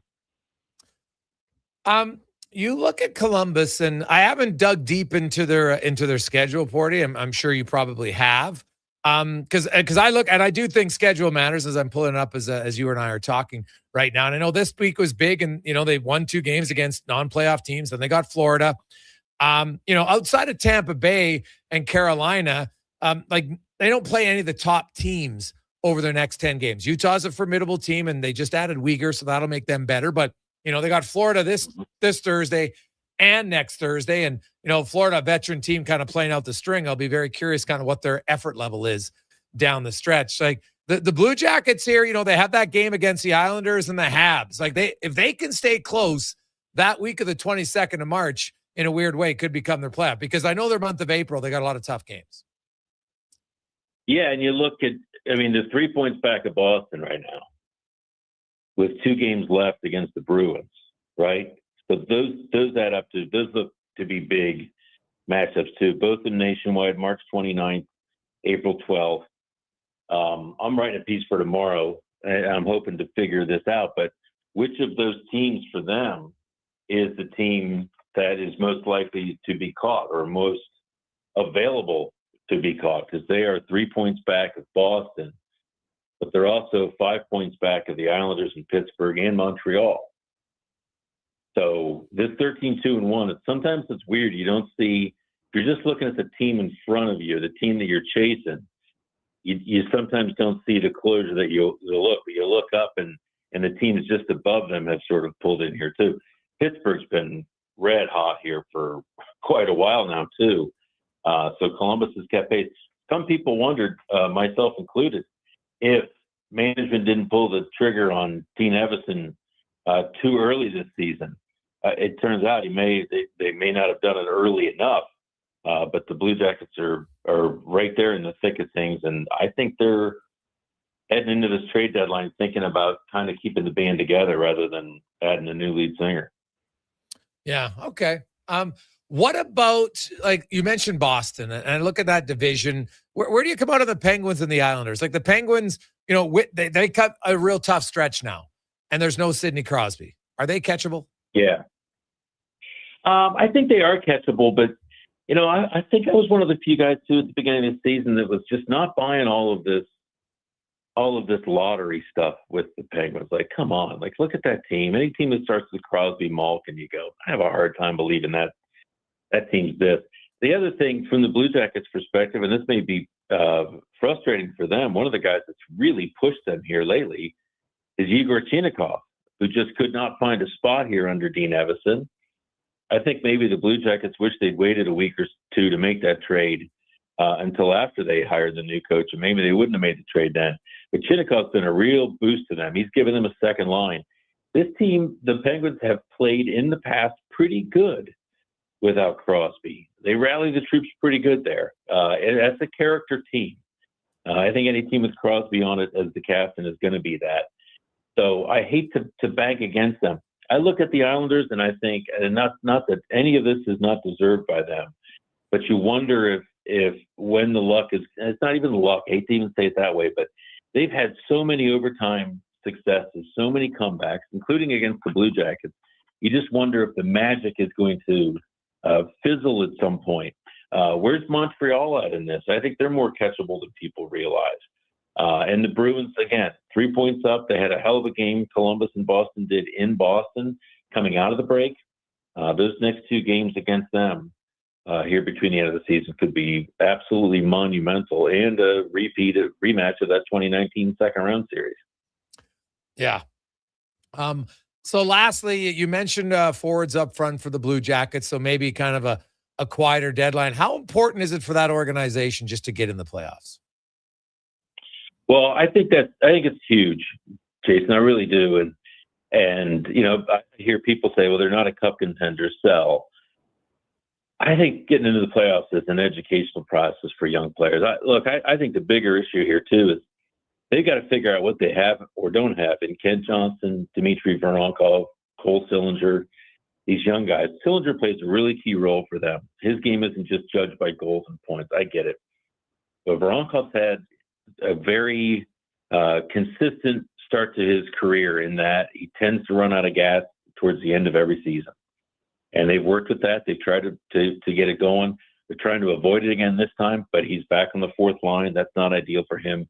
Kent Johnson's been a healthy scratch, 23 goals, had a breakout season last year. They thought they have to reevaluate these guys, I think, and see what they really feel like they have in him. All signs are that they're not moving Kent Johnson. So, you know, I think there's that to consider. But I think for all of these guys to get a taste of what that next level is like is going to be really, really important, because people forget how young this team is, how green this team is. Fantilli's he's their number one center. And there are tough lessons there, but none tougher than in the playoffs. And just to show them that and to see what that looks like, I think that could be very, very important for the development of the team and each of those players individually. Porty, as always, buddy, great stuff. We appreciate it. Enjoy the next few hours leading up to the trade deadline. As always, we appreciate it. It'll be awesome, man. Thanks for having me, Jason. You betcha. That's Aaron Portzline joining us from Columbus. So he doesn't think Boone Jenner, Charlie Coyle, he doesn't think any of those guys are getting moved. He thinks they're going to maybe add someone, maybe a Nick Foligno. Now, what about goaltending? That would be that's maybe the wild card for the Blue Jackets. Quick break. Your Remchuk joins us next in the Gregor Show, presented by PlayAlberta.ca. A pizza from Papa John's is already pretty great, but you know what's even better? 2 pizzas from Papa John's. For a limited time, get a medium one-topping pizza for only $6 when you order any large specialty pizza at regular menu price. Whether you're feeding your family, your team, or yourself, get your next meal from your locally owned and operated Papa John's with a $6 one-top medium when you order any large specialty at regular menu price. Better ingredients, better pizza, Papa John's.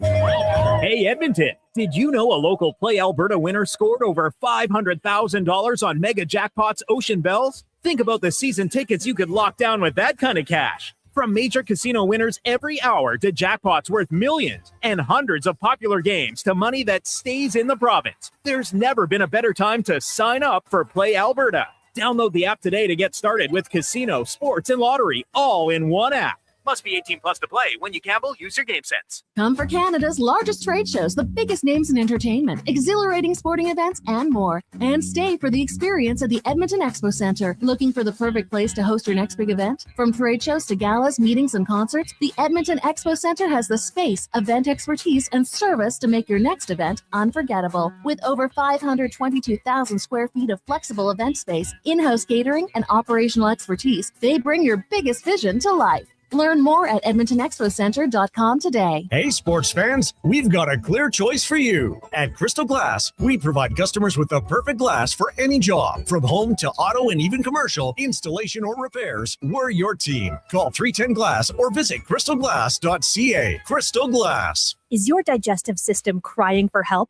NAC and Nutri probiotic veggie caps fight bloating and constipation, strengthen immunity, and can even aid in weight management. Find them at Vitality Health Foods, where customer appreciation is the first Tuesday and Wednesday of every month. Scott McGilvery here, HGTV host and renovation expert. The one upgrade I know homeowners will love: better, fresher Culligan water straight from the tap. Culligan's Aquacentral reverse osmosis filtration system takes your water to the next level. With up to 7 stages of filtration and 14 filter options, they're certified to reduce over 90 contaminants. Your tap water is about to get a major upgrade: safer water that tastes great. Get started with a free in-home water test at Culligan.com. Culligan, water you love. NHL Star Sticks are back at McDonald's, and we're celebrating by going bigger. Make that smaller, way smaller than ever before. Collect the set and get one of 7 mini sticks with every NHL Star Sticks meal. Featuring McDavid, Matthews, Quinn Hughes, Makar, Celebrini, Reinhardt, and Montembeau. So get yours while they last. 1 stick per meal purchase. Limited time at participating Canadian restaurants.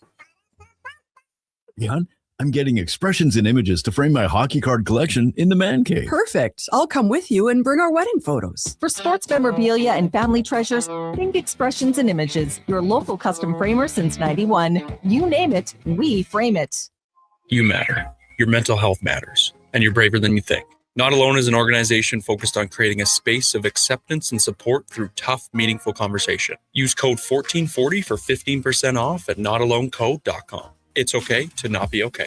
Salvi Group is celebrating 50 years of building homes and communities, and we want to share the celebration with you. For a limited time during our 50/50 event, you'll enjoy 50% off select packages. That's special savings, select upgrades, and added value, all designed just for you. Build new or move in sooner at Hillshire. There's never been a better time to call Hillshire home. Celebrate with Salvi Group and enjoy 50 years, 50% off. Visit Hillshire today. Salvi Group, 50 years of craftsmanship, quality, and commitment. Portions of this hour brought to you by Papa John's. For a limited time, get your favorite large specialty pizza from Papa John's for only $19.99. Use code LSPEC at papajohns.ca or on the Papa John's app. The Jason Gregor Show, the best of Edmonton sports talk and beyond. This is Sports 1440. Presented by PlayAlberta.ca, Alberta's only regulated online gambling website.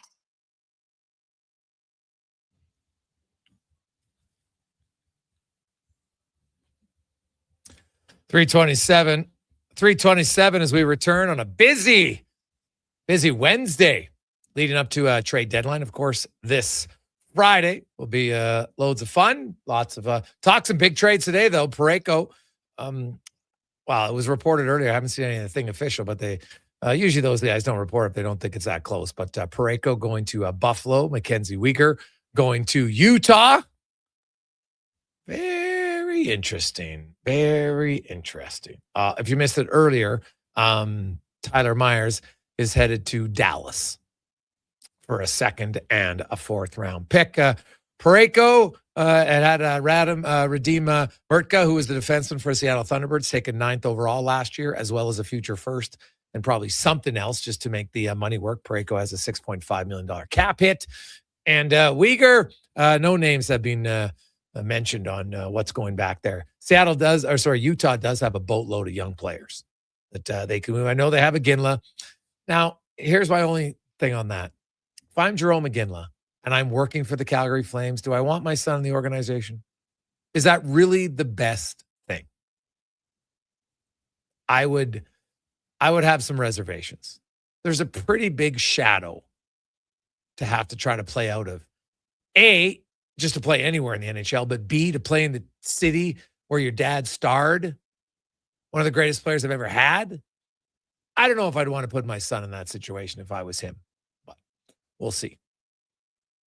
833-401-1440, 833-401-1440. As it's time to go in the room, brought to you by Action Electrical, 53 years and running, one of the most diversified electrical contractors in the province. If you're looking for a gig, they're hiring. Go to actionelectrical.net. As Tyler Remchuk from Oilers Nation and Daily Faceoff joins us. Ty, how you doing? I'm doing good. We got some spicy deals coming down the pipe today. Oh, yeah. Let's start. Parayko to Buffalo. I got to see what the full trade is yet, but the Sabres blue line could have Dahlin, Power, Byram, Samuelson, and Parayko if they don't move any of those guys out in the deal. And if Radim Murtka and a first is involved, there's no chance, I think, Owen Power's involved in that trade. So that's a pretty big decor. And all those guys are left shots. And that's what makes the Parayko addition huge for me if I'm Buffalo.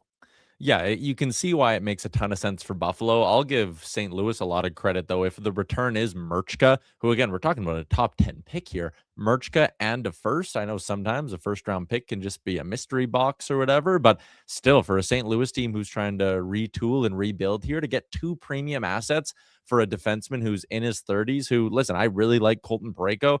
I can totally understand why Buffalo's doing this. I'm a little bit nervous at how that contract is going to age, but I think something that we're going to see, and this is something I was going to bring up in regards to like the Connor Garland trade talks, and it's like, you know, the reported prices for him. It's like, this is a middle six guy whose 6-year, $6 million extension hasn't even kicked in yet.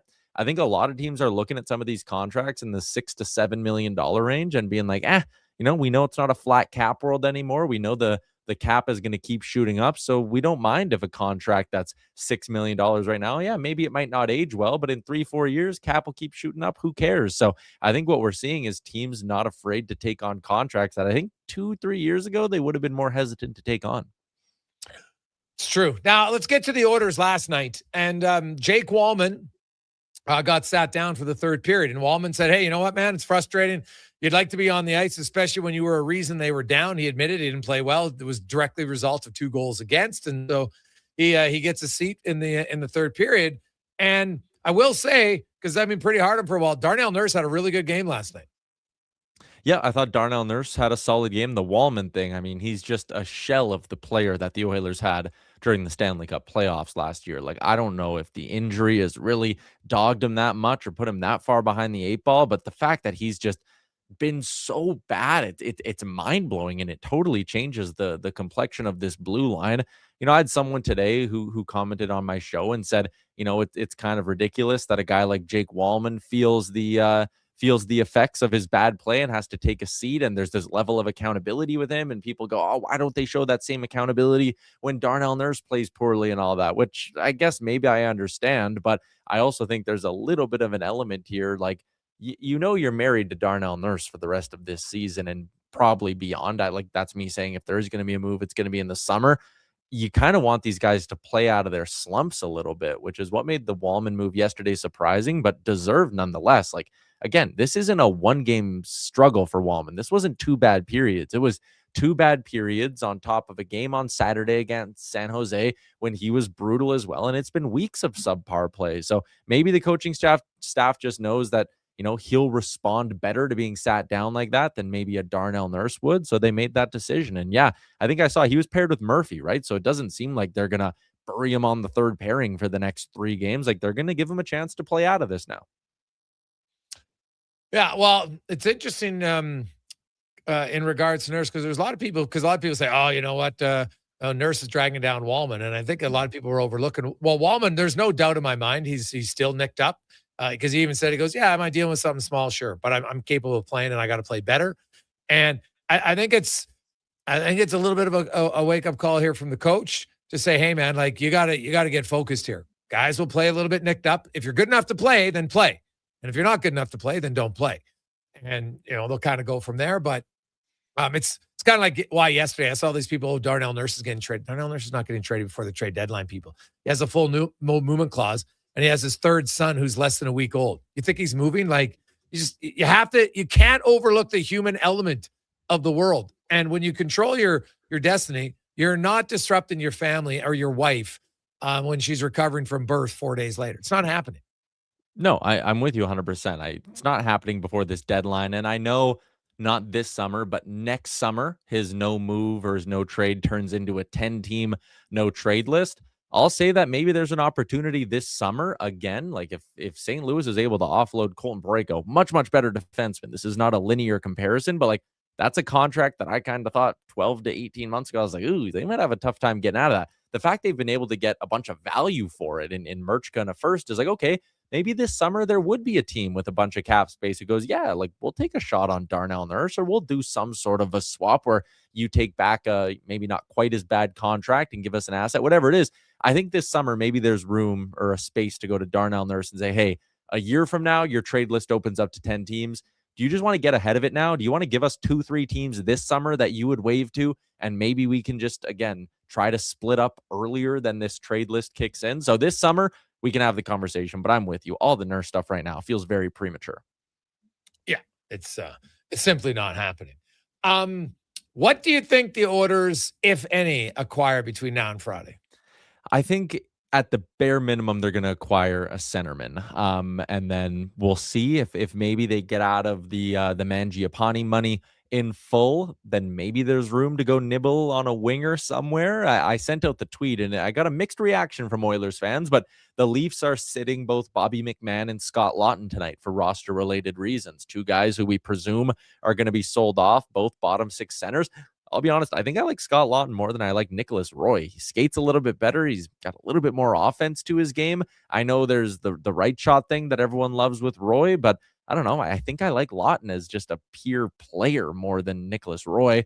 That'd be a duo I'd be interested in. Maybe Stan Bowman thinks he can do some one-stop shopping, because if you do the math, like Laughton at 1.5 plus McMahon, so that's 2.85. If you get out of Mangiapane's money, you're like right on the edge of being able to squeeze that all in. You actually could squeeze it in because you could send down Szymanski. Yeah, but you got to. What are you shipping off to make that trade?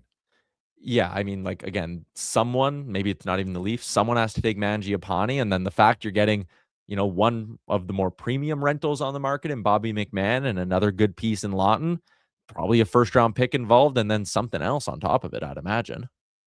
Yeah. That would be interesting. Because I just look at Bobby McMahon and I'm like, where does he fit on the Oilers roster now? That's a significant upgrade. Well, I mean, you could maybe lengthen your lineup a little bit. Like Liam and I had the conversation today of like, okay, do you want to try Nuge back at 3C?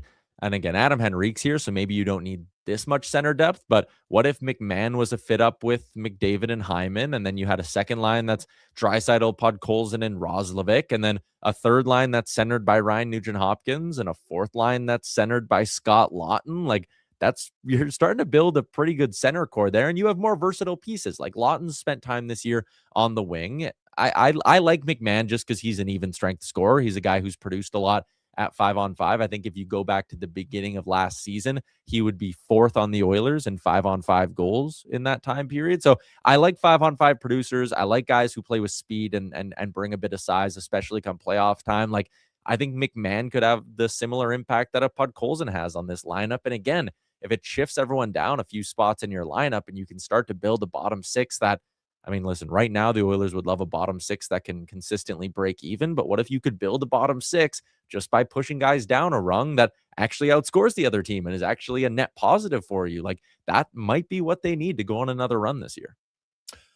Yeah, I look at a few things on the Oilers, and like as far as Nuge at 3C, the reason I don't think it's plausible is when I watched the game and then I went over the shift charts and everything, because he's on your first unit power play and he's one of your top penalty killers, he's not really your 3C because he's not going to get enough shifts with his line mates. And I think the only way Nuge will become a 3C down the road is when he's taken off one of the two units. And there's no way they're disrupting their power play. It's the best in the league right now, and Nuge is a pretty key part of it, right?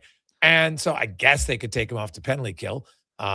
And that's the only way to do it. You couldn't do it. You can't have him play 3C and be the first on those other two units. It just doesn't work. And then you're going to play him too much, and then he won't be helpful. So I think the Nuge 3C thing isn't really feasible until they're going to plan to remove him off of one of those special teams units. And I don't see them doing that during the season.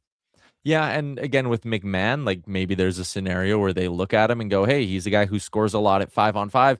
Let's put him on the third line with somebody. Maybe that's a way to lengthen your lineup. I'm not totally sold on him being like a true play driver or anything like that, but I don't know. What if it's like a McMahon, Lawton, Savoy third line and they find a way to chip in a little bit of offense while not giving up a ton? Like, I don't know. I've always really liked Bobby McMahon. These last couple of years, he's been a solid 5-on-5 guy in Toronto. And the other thing too, like for the impact I think he could have, and that cap hit being $1.35 million, like the Oilers have to kind of be shopping in that kind of range.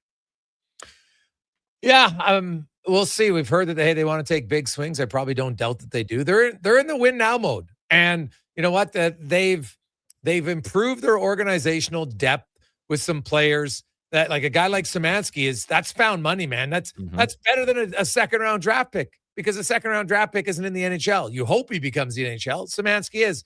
There's, like that's a really good find. And, well, some of these other guys like Yarventi, if he stays healthy, maybe he's a player down the road. Obviously, I think Matt Savoy, hey, they gave up Ryan McLeod, but Matt Savoy's coming, and that's kind of what they wanted. Ike Howard, still, I still got to see from Ike Howard if he's an NHL player yet or not. I hope he is, but I'm not a guy who's like, oh, this guy's a lock as an NHLer. I hope he is. I don't know, but and Marhala is the other guy, Marjala, that no one's really talking about, that I know they're high on, man. You wait till that guy has another summer of training and getting stronger, like he could be someone down the road. So they've got some pieces that they could move out to bring in guys that can help them right now that aren't future draft picks. Yeah, I agree with you on that front. I know, a lot of people love Quinn Hudson and the numbers he's put up down in Bakersfield. I kind of say like, hey, remember, he's 24. This isn't a guy who's having this sort of dominant run at the American League as a 19-year-old. And it's like, oh my God, this is unbelievable. Like Quinn Hudson's a little bit older. He should be having success at the American League level, but that's another guy that honestly, I'm curious how other teams would view him and what kind of value they'd put on him. But along the lines of found money, like even if another team says, hey, no, we don't want a second round pick, we want Quinn Hudson instead, But this is a guy you signed out of college last year. Like that's found money. That's a found asset. And that's where the Oilers need to be really, really smart here is going out, or whether it's college, whether it's European free agents, like finding these guys around the edges that can kind of help replenish your system, because I think there's going to be a lot more years like the 2026 draft we have coming up where there's no first. They have their second and third right now. I would imagine at least one of those picks is going out the door in the next 48 hours. Like if you're only going to be picking 3 times in every draft, you need to find other ways to get young, cost-controlled talent in your lineup. And to the Oilers' credit, they've done a really good job of that over the last 12 to 18 months. I'm going to throw out a name for you, especially with the Curtis Lazar injury, even though they're different players. But when I look at Edmonton, there's still an element that I think they lack. And there's a guy out there, if they wanted to do it, who's a pending free agent. The guy's got 11 goals in 61 games in limited minutes. He's physical. He's aggressive. AJ Greer. Ooh, I thought you were maybe going to go in a bit of a different direction here, especially with the Florida thing, because I had Merrick on today, and he was like, hey, would the Oilers have any interest in someone like an Evan Rodriguez? He's got 1 more year, $3 million. AJ Greer, I have time for a guy like that. Again, you talk about your bottom 6, like having some amount of an identity. I think back to that game earlier this season when the Oilers played the Flames, and it was, Ryan Lomberg and those guys on the Flames just like had their way with the Oilers and made like a legitimate impact on that hockey game. I was like, man, when was the last time you saw an Oilers bottom 3rd or 4th line go out and have that kind of an impact on the game? And I think someone like AJ Greer could give you games like that, where like his physicality, he's noticeable, he's getting under the other team's skin. His cost is also very easy to fit in. So I don't mind AJ Greer. I don't mind Evan Rodriguez. And the other name that kind of popped up today that I'm mildly interested in Washington is Brandon Duhaime, $1.1 million. That's another guy like energy, can play a role for you in the bottom 6. I would love to see it be a Bobby McMahon type trade. I'm not holding my breath on that front. I think it's going to be more nibbling around the edges. And if that's the route they go, Greer, Duhaime, guys like that, sign me up. Oh, hey, man, I just look at AJ Greer. He's played in the Stanley Cup Finals. He's won, and you know what? Now he didn't play big minutes, and that's the other thing though that I like. This guy knows how to contribute in less minutes, because your 4th line isn't going to play a ton. That's just a fact. So I'd rather get a guy who I know knows the role, knows how to play the role, will accept the role, and can excel in limited minutes. Yeah, and that's something I've started looking at too when I'm like evaluating players and how they could fit on the Oilers. Like, I've seen a bunch of people bring up the name Jake DeBrusk, and obviously we're in a different area of player than the other guys we're talking about. And they go, oh, look, he can score. And I go, yeah, well, he can score when he gets power play one time. And this year in Vancouver, he's playing over 17 minutes a night. What happens if you bring Jake DeBrusk to Edmonton and he gets no power play time and he gets 14 minutes a night? Jake DeBrusk doesn't score you 28 goals a season with no power play time and 14 minutes a night. Like, there are guys who, and I mean, Adam Henrique is probably a good example of that in hindsight, right? Everyone looked at his numbers in Anaheim and it was like, whoa, this guy's a lock to score you 20 every year and all this stuff. And it's like, well, yeah, he was a lock to score 20 when he played on the first line as a left winger and got a bunch of power play time. But he comes to Edmonton, and again, I won't say struggled to adapt to his role, because there's still a lot of things that I like in Adam Henrique's game. He's a good penalty killer, all of that stuff. But I think that's an important thing you bring up, is like, look at the role these guys play on their current teams. Don't just go out there and, maybe this is actually in a weird way me making the case against Bobby McMahon, but like, don't go look at a guy who's playing top line minutes somewhere else and be like, oh, he can sit on the 3rd line and give us 20 goals a season. Like, that's just not how it works, especially in Edmonton. Yes, 100%. So he's a guy that I would be, I'd have a lot of time for if I'm the Edmonton Oilers. I think it, like, I spoke to Conor Murphy today, and I love what Murphy brings in front of the net. Something the Oilers lack a lot of. And, he talked about how he learned it and where it came from and why he thinks it's an important part of his game. And AJ Greer brings something, and it's infectious, man. When you have more guys who do it, it's you have Podkolzin on one line, you have Frederick on one line, you have Greer on one line, you have Kapanen, now you got Hyman. You mix guys in, and all of a sudden you can come with a more tenacious approach to the game, shift by shift. And I know that Greer is going to play limited minutes. That's great. I want a guy who can excel in limited minutes, and he's done it. And again, maybe on a game-to-game basis in the regular season, you don't feel the effects of it all that much, but you get into a best of 7, and Edmonton felt the effect of it last year against the Florida Panthers, I think. Like, it was such a struggle for the Oilers to deal with that Florida forecheck, and then also going back the other way, Edmonton couldn't get the puck to the middle of the ice because Florida was just all over them. And it's like, maybe early on in the regular season, you don't see it. In a 7-game series, if you can litter your lineup with guys like you just listed, you're going to wear down the other team and you're going to force some mistakes. You will get goals out of stuff like that. Ty, should be fun, man. We appreciate it. Have yourself an awesome day. Yeah, you too. Thanks, Riggs. There you go. That's Tyler Yaremchuk from Oilers Nation and Daily Faceoff. Take a quick break. We got Ritch Winter join us after 3 o'clock. We'll get to 5 questions and more. It's the Gregor Show presented by PlayAlberta.ca. Bringing every project to life requires the right team. By joining the Japa Machinery Group service or sales teams, you can be part of setting a new industry standard. Celebrating a legacy of excellence with Japa. Learn more at japamachinery.com. You've got a go-to coffee spot, a trusted barber, even a lucky game day jersey. But when it's about looking your absolute best, there's only one name you need. Mr. Dirk. Family run since 1939, we're experts in crafting impeccable tailor-made suits and offering a wide variety of everyday styles. Pair that with personalized one-on-one fittings and the convenience of on-site tailoring. Mr. Dirk elevates your style game. Visit our Edmonton store or explore MrDirk.com. Score big on style with Mr. Dirk. Whether it's a house, a gas station, an apartment complex, or any new building going up above ground, the work always starts below ground. And that's where you'll find GS Construction. GS Construction ensures the first step, relocating utilities, installing new ones, and building the underground systems, is taken to make progress possible. But the work can't start without you. GS Construction is currently on the lookout for experienced top men, pipe layers, and operators. To apply, visit gsconstruction.ca.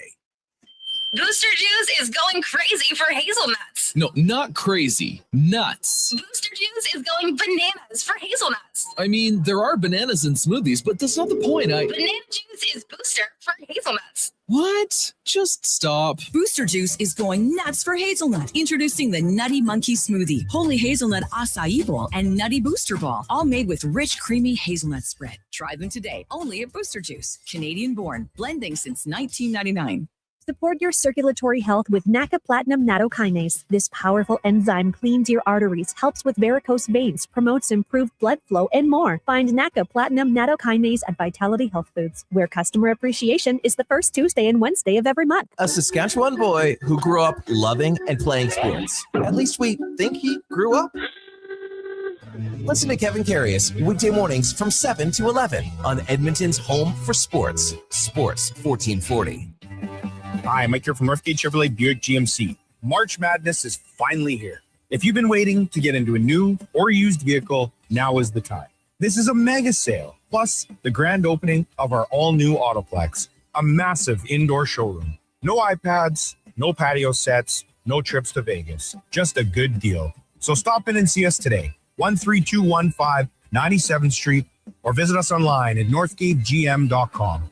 You're in Northgate country. Oil Kings hockey at Rogers Place is family fun that's second to none. And this Sunday afternoon, the team gives back to you. The Fan Appreciation Game is back, one of the biggest games of the season. Fans in attendance receive a scratch and win ticket with thousands of instant win prizes up for grabs. Plus, all the Family Fun Sunday face painting, bouncy castles, and Calmont Kids food combos for $10 or less. Edmonton Oil Kings, Prince Albert Raiders, Fan Appreciation Game. Family Fun Sunday at 4. Great seats at Rogers Place start at only $20 at oilkings.ca. The job isn't done until the last load is hauled, and having a semi-trailer out of commission is not an option. Whether replacing or adding to your convoy, Edmonton Trailer has a huge inventory of new and used semi-trailers, trusted by the gravel, logging, oil field, fluids, and freight industries. Find a trailer right for you online or at one of their 3 locations. For sales, service, parts, rental, and finance, when you're in it for the long haul, Edmonton Trailer.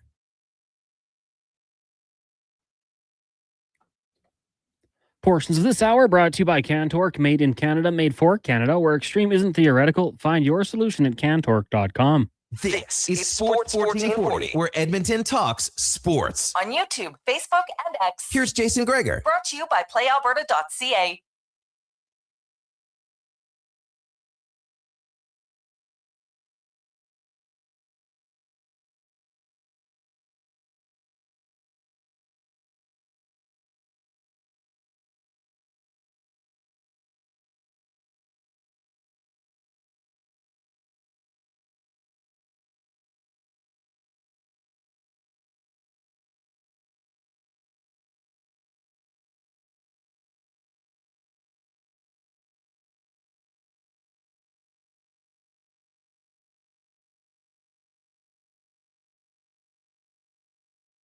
Going to be really busy for hockey fans as you wait for the NHL trade deadline. We are creeping up on 45 hours away from the trade deadline, Friday at 1 p.m. Edmonton time, which we all know sneaks in a little bit later on. So we'll get to all of that and more on Friday. We'll have a special extra in-depth analysis leading up to the trade deadline here on Sports 1440. So you want to tune into that, as well as YouTube, Facebook, X, and Instagram. Should be loads and loads of fun. It's time now for 5 questions brought to you by The Brick. And life is more fun when you get a good sleep. Need a new mattress? You need a new bed? 50% off right now at The Brick and thebrick.com. It's time for 5 questions on the Jason Gregor Show. All right, Jason, question number 1. You discussed it a little bit here on the show, but Jake Walman benched last night. What do you think his biggest issue has been so far this season? Well, he's dealt with some nagging injuries for sure. And I do think that that's holding him back. I don't think he's been as competitively engaged as we've seen in the past. And I'm sure that's probably part mental, maybe a little bit physical. And so, because trust me, when you're not 100%, you know it. And at times that can impact, how you attack in a battle and how hard you go. So I do wonder about that with him. And I think maybe they're like, okay, we think you're cleared to play. Let's go. Let's up the intensity. Yeah, I'm with you. Maybe just consistency too, playing on one side and get going, kind of building that up a little bit. Hopefully Conor Murphy helps with that, bringing in the right-hand defenseman. But yeah, I kind of think injury is the big one. And if he can stay healthy and get that confidence back, hopefully it gets going for him and helps with the Oilers. Now, question number 2 for you. If you were ranking the top Oilers this season, where would you have Evan Bouchard slotted? Ooh. Oh. Yeah, it's a good question. Bouchard's had a really good year. And he's right in there. I don't know, I know McDavid has the most points, but McDavid didn't have a great start. Right? And lately been on the ice for way too many goals against. That's just a fact. So yeah, Draisaitl, McDavid, Bouchard, 1, 2, 3, probably depends on the day who's 1, who's 2, and 3 this year. I'm with you. Yeah, and it's hard to put him above McDavid and Draisaitl for all they do, but he's been really good this year. It's going back to, November. So to me, it's a no-doubter. He's top 3. I'd probably put up 2 at best, though. Number 3 for you. We saw the Stars bring over Tyler Myers from Vancouver. When you look at that division, Avs, Stars, Wild, how would you rank it 1 through 3 when we get to the playoffs, obviously knowing that things can still change? Go ahead. I'm going to go with the Avs at the top spot. Just, with the star power they do have and what they can do. Something about the Minnesota Wild. I just, they're bringing in players. They're a little bit pesky. And we've seen the Stars, and they've been beat before by the Oilers. I guess maybe we've seen their weaknesses. Not to say that it's ever in the first round, though. It's later on in the playoffs. But I'll go Avs, Wild, Stars. I really like Dallas right now. They've won 10 in a row. They got a lot of guys going. They've got a really good mix of different types of skill in how they can attack you, from Robertson to Rantanen to Johnson, Rupe Hintz, Miro Heiskanen. My God, I really like that team. Thomas Harley on the back end. I'm a big fan of his. Esa Lindell. I like their top 3 defense better than either Colorado or Minnesota. And I still might like Jake Oettinger ahead of both those teams, goalies in the playoffs. So I'm going to take Dallas 1. I'm going to go Colorado 2. I'm going Minnesota 3 because of their centers. All right. Question number 4. After being released yesterday, where do you think Kyler Murray will play next season? Oh, God. That's a really good question, man. I guess I'm going to say Miami. They're getting rid of their quarterback. Is this going to be an unofficial trade? So I'll say Miami. It's a little bit crazy, but I'm going to say the Cleveland Browns. And they have a really good running attack. The offensive weapons aren't great. I know a couple really good tight ends, but that defense can be solid. And, Kyler Murray, to me, would be an upgrade over Shedeur or Dylan Gabriel or Deshaun Watson. So, I'd rather live in Miami, no doubt about it. But I think that team is going to be an absolute tire fire with all the players that they've released. The Browns will be a little bit more competitive, so I'll say Cleveland, although I don't know if I'd want to be there. Final question for you. It's National Snack Day. So give me your top 3 snacks. Ooh, good question. Like my top 3 snacks. Well, see, that's the thing. Is the top 3 snacks that I like or the ones that I actually eat? Because like my top 3 snacks is probably still dinosaurs, but after I read up on all the crap in the food color, and I try to avoid it as much as I can now. So I'll go with chocolate covered raisins. Big fan. I'm really into mango slices in a bag right now that I've gotten from Costco. They're unreal. I'll go with them. And homemade chocolate chip cookies, because you can make them easy. You got them, put them in the jar. I got them there. I like it. So I'll go with those 3. I'll go number 3, sour soothers. Just any, sour candy of any sort is always going to be good. So that'll be number 3. Number 2, Cool Ranch Doritos. And then number 1, anything Reese's peanut butter cup style. Any variation of that, I'm happy. So those would be my top 3. A little variety, one from each of the categories. I like it. Hey, Gregor, how could you honestly think that they'd want AJ Greer after what he said about McDavid in the bar, potentially trying to hurt guys on the ice every time they played him? Who did AJ Greer intentionally try to hurt? Honestly. Zach Kassian swung his stick and clubbed Sam Gagner. He was beloved in the Oilers dressing room when he came in. I don't think players hold a grudge like that at all. Again, who did Greer injure? Who did he hurt? Anyone? So I don't buy that. I don't. You want to win. And AJ Greer is hard to play against. AJ Greer takes no prisoners when he plays. You'd rather have that guy on your team. I don't think it'd be much of an issue at all, but that's just me. 3:59. We'll come back. We get to the business of sport with Rich. Oh, we'll talk about the business and how you want to. I'll tell you the number one reason why an organization is well, it's not the number one, but when an organization's dysfunctional, there's lots of different layers to the dysfunction. Lots of decisions that make no sense and just lead to things not being great. So we'll get to that in a sec. Here's Connor Halley, a Sports 1440 update brought to you by brought to you by Fountain Tire. If you are in need of a vehicle repair, tires change and more, check it out, fountaintire.com. The Sports 1440 update.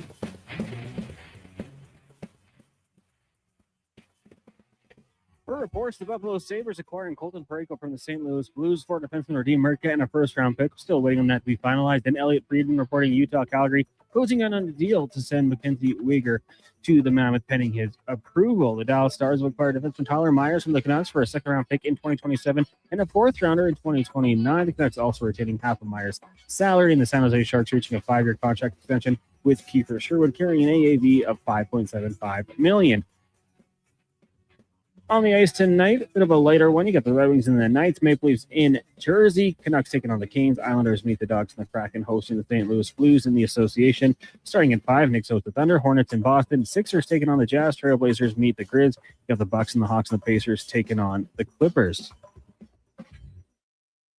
Afternoon action in the AJ today in overtime. Calgary and Camrose tied at 3 apiece. In the PWHL this evening, you've got Seattle and Ottawa. Puck drop just after 5. And from the NFL, Chiefs sending all-pro cornerback Trent McDuffie to the Rams with the 29th overall pick, along with a 5th and 6th rounder this year and a 3rd rounder next year. And the New England Patriots informing wide receiver Stephon Diggs they'll release him at the start of the league here next week. Coming up in hour 3 of the Jason Gregor Show, it's another edition of the Business of Sport with NHL player agent Ritch Winter. I'm Connor Halley. This has been a Sports 1440 update. Sports 1440. Stingray Radio Station. CKJR. Broadcasts from West Edmonton Mall and Wetaskiwin. Download the free Stingray music app and listen wherever you go.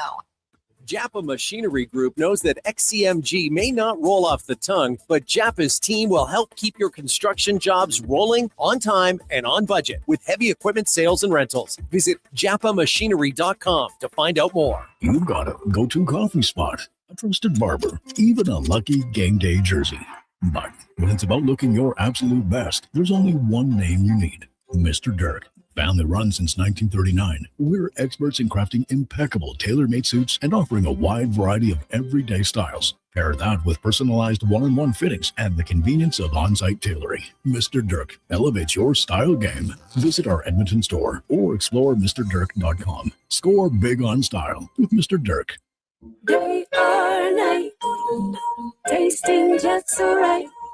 You can order oodle noodle at oodlenoodle.ca, delivering you the news almost right away. Remember, you can order oodle noodle at oodlenoodle.ca. So stay on your couch all day and order oodlenoodle.ca. Oodle noodle. They're not just a grocery store. They're a butcher, a baker, a cafe, deli, rotisserie pizza, and restaurant, all under one roof. Loca Quality Market does food differently with 2 locations to serve you. Edmonton and Sherwood Park. Visit loca.ca. He's a legend in the booth and a master on the mic. Low Tide brings the banter weekdays from noon to 2. Sports 1440 is where Edmonton talks sports. Get in the game. Text 833-401-1440. Who's that working on the underground utilities over there? All-Star Construction, that's who. What about the street lighting? Yep, All-Star Construction. And the directional drilling, hydrovacking, neighborhood renewal, and telecommunication work? Yep. Since 2009, All-Star Construction has been doing all that and more, shaping and building Edmonton communities for land developers all around Edmonton. That's what All-Star Construction is all about. Is your digestive system crying for help? NAC and Nutri probiotic veggie caps fight bloating and constipation, strengthen immunity, and can even aid in weight management. Find them at Vitality Health Foods, where customer appreciation is the first Tuesday and Wednesday of every month. Well, get ready for a silly hockey fans. Your partner in power just skated onto the ice. EWEL.ca, Gregor, the new Connor, e-commerce website Hallie. for electrical wholesalers Edmonton, is ready for the power play 24/7, 365. UL skates to where the puck will be in 5 years. Now that's forward thinking. Killer selection, slamming products from the Wednesday. best brands, and legendary service. Don't sit on the bench. Get your account today at ewell.ca and win that project. Plug into your partner in power. As, Get an EWEL.ca account today. Measles is very dangerous during pregnancy, increasing the risk of many severe health-related complications. If you're planning to become pregnant, make sure you have received 2 doses of the vaccine at least 1 month before conception. Don't get measles, get immunized. Visit alberta.ca/measles to find out if you're up to date and what to do if you're not. A message from the Government of Alberta. Every Selly. The place to cheer on your favorite team is Selly's Sports Bar and Lounge. Never a bad seat in the house, with all games on tons of big screens. And Selly's menu, top shelf. Plus, check out the game night food and drink features. And don't miss the excitement of Oilers watch parties all season long. Experience Selly's Sports Bar and Lounge at all 3 Century Casino locations: Edmonton, St. Albert, and Century Mile. Every day is game day at Century Casino.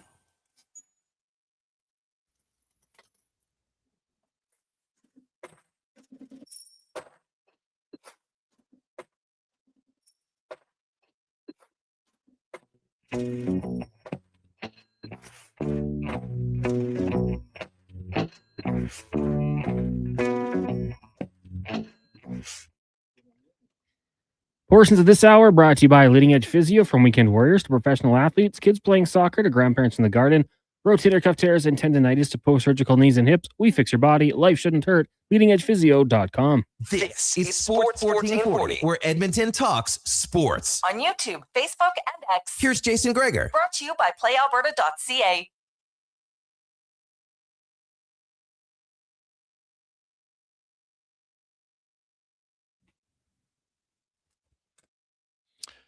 Just after 4 o'clock. How are you? Jason Gregor, Conor Hallie, Sports 1440, Sports 1440.ca, YouTube, Facebook, X, Instagram. Thanks as always for listening and watching the show. It's brought to you by PlayAlberta.ca. Alberta's only regulated online gambling website where 100% of the revenue stays right here in the province at playalberta.ca. Still waiting on exact confirmation on the trades. It sounds like Parayko's going to Buffalo. Mackenzie Weegar is being presented with a trade that will send him to Utah. Of course, both guys have no movement clauses, so they need to sign off on it. But I think when you get this far down the process and everything's there, Mackenzie Weegar actually in an interview with Eric Francis that I read earlier this morning had said, hey, man, I understand where everything's at. I probably wouldn't slam the door on a trade. You're going to go to Utah, world-class organization from the Great ownership city. down, city, everything else. So I think there's lots of reasons why I could see him going there. I'm Jason Gregor. We welcome in Ritch Winter as we get to the business of sport. Rich, how you doing? Awesome, man. Had a great week so far. Looking forward to off to Russia next week. So we'll do two Wednesdays now. We'll do from St. Petersburg. Really? If they don't shoot me down, which every general manager in the league is probably pining for, potentially. How many clients do you have in the KHL right now? 8. 8. Most of the highest paid ones, I'm proud to say. But I promised, we had a really Rocco Grimaldi, who's American, good, solid, really skilled player. You know, I had a long talk with Rocco about the importance because, you know, he's making $300-400 in the American Hockey League. He's going to make a couple million there, you know. And I said to him at one point, I realize your wife's pregnant with twins, but there's going to be a point in time when those twins get accepted to Harvard and you're going to want to pay for it. And so after a lot of talking and reflecting, they decided to go. And Abby's an incredible trooper. She went 8 months pregnant to Russia and had her babies in St. Petersburg. Really? And what she told me shouldn't shock anybody that's lived in Alberta. She said both her and Byron Fraser's wife had their third child in Russia last year. And both of them said best facilities, best experience, best quality physicians they've ever had in a birth of theirs. And so Rocco now has a couple of Russians in the family. So I promised that if they went, I would come and see them, and the season's over in a week. So like that became the last option became next week. So to make on my commitment. So I'm looking forward to it. I'm a little nervous, obviously, about the bombs flying around all over the place in that area with the Iranians hitting Cyprus, I guess, yesterday. But I think they're friendly with the Turks, and you have to fly through Turkey to get to Russia. You got to go to Istanbul. So I'm hoping we'll be okay. Now, a few things to get to. We were going to have Sam Carrick. Sam, of course, had agreed to come on the show today because we're going to talk about getting traded at the deadline and everything. And then at the last minute, the Rangers exit. They basically have this policy now about I don't get it. Don't get it either. Not doing media, especially over something. We weren't even going to talk to him about the Rangers. Like, what's there to talk about? Hey, your team's terrible. You're in 30th place. Like, it would be a one question conversation. I felt like telling them, we're in Edmonton. We're not that interested in what the Rangers are not doing this year. But we're going to talk about, him and his brothers, their business in the maple syrup business, which is really interesting. I was going to bring in some pancakes. We're going to have a little bit of fun. It's actually, my grandchildren tell me it's the best maple syrup they've ever had. So I don't know how you tell the difference, but apparently a wine aficionado can figure the difference between bottles of wine. And my kids have got a hankering for figuring out what the best maple syrup is. It would have been fun. So, but they decided last minute that he wasn't allowed to come. which is very odd. Now, you've been doing this for many, many years. And so have I.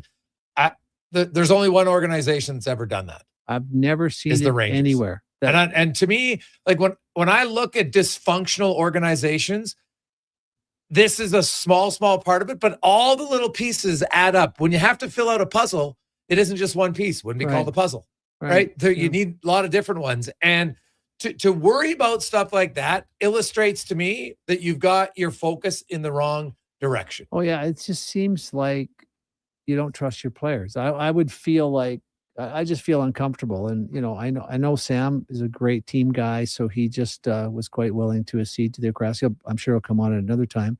But it's not understandable. I don't like. I haven't had it explained to me why a player wouldn't be allowed to go on Spitting Chicklets or our show or whatever it is. It doesn't make any sense to me. I'm I'm actually surprised the Players Association hasn't stepped in, because it seems like, I mean, I'm going to Russia. I didn't expect to be exposed to being gagged here before I got out of the country. Yeah, no, that's fair. So that's unfortunate. We were going to have Sam Carrick on, but he was going to join us for a segment or two later on in the program today. But it is, now you get down to the final 48 minutes, 48 hours, I should say, for trade deadline. And as an agent, actually, you're joking about a funny story, because and in hindsight, you're like, yeah, maybe it wasn't the right. You called one of your guys just out of the blue because you had to ask him a question.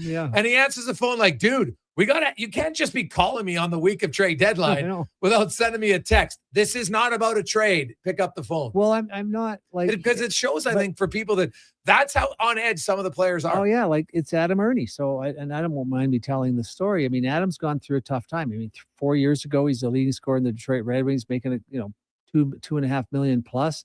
Then injuries have sort of taken their toll. He's back in Detroit. He's playing, in Dallas. He's playing a role. He's very happy there. He's got 3 young children. I guess we have a new rule now. You text me if it's trade deadline week. You text me before you call to say it's about this, because he said, I came out of the shower and the text, he said to me, like, is it urgent? I said, no, not really. And then I guess Adam and I have a new rule, but that is how on edge they are, because look, I mean, you go back to here. I mean, it was in some ways a really great story, because when Adam was here, that's when they had Campbell signed. Campbell's gone to the minors. Calvin Pickard was up playing well, which will happen again soon, as we know. And then Kenny came to me, Kenny Holland, and said, look, numbers are tight, cap's tight. I'm not going to I think we have to give Campbell a shot here. We paid him a lot of money and give him a chance. I just want you to have a heads up that if we bring him up, I got to send Adam down. But he said, but I'm not doing it before Christmas. Right. So he said, we got the trade freeze. We got the break. So over the next 10 days, I just want you to pick up the phone, tell Adam he'll be here at home with his family, and but that's important. So he's gone through all of that. So you can imagine he's sitting in his stall. I just wasn't thinking, you're busy doing a bunch of stuff. I got this thing on my desk I got to call Adam about. I called him, and, he was suicidal for a brief moment in time, so. Yeah, because, he's in Dallas, and obviously loves it there. Well, they've won 10 in a row. You don't want to leave. Like, it's funny. There's certain guys, if you're on a bad team, and your name's out there, you're kind of excited. Hey, you know what? Now, but not everybody, because it depends. Are your kids in school? Are they happy? There's lots of other factors involved. But those families do know that their job's a little bit different than the average person that you can get traded. Like, let's be honest, sports people, lawyers, teachers, mechanics. You don't get if you're working at in Bob's garage. You don't get traded to Sal's garage without your choice, right? Like now you can choose to leave, right? Like lots of people. I work in the oil field, and I saw a few guys who would literally leave and go work for the competition. It was their choice, right? You could do it. It's your choice. No problem. You could just up and leave. It's like you're a free agent all the time. If you want to, that's a great thing. Believe me, if lawyers were, if someone tried to restrict the lawyers, they'd figure out how to deal with that pretty quickly. Yeah. It's crazy. But my point is, like, if let's say you're working at Lubbock LLP, and then all of a sudden Stillman LLP decides, guess what? We're going to trade. You're going to trade and go there. What? Or you draft the lawyers out of the best law school in Canada. Go, buddy, you were the best in the class, man. I know, but you're going to love Swift Current. Yeah, it's going to be not bad. Yeah, but the guy last in the class is going to the best Toronto law firm. Well, I know that's all that was left when they picked. Yeah. So now I do want to ask you this, because I've noticed something today. And so, and obviously the insiders, they work with teams, they work with the agents kind of on both sides, depending on the day. Yeah. And so they leak out the Colton Parayko. Here's the premise of the trade. He's going to Buffalo, but he has to waive it.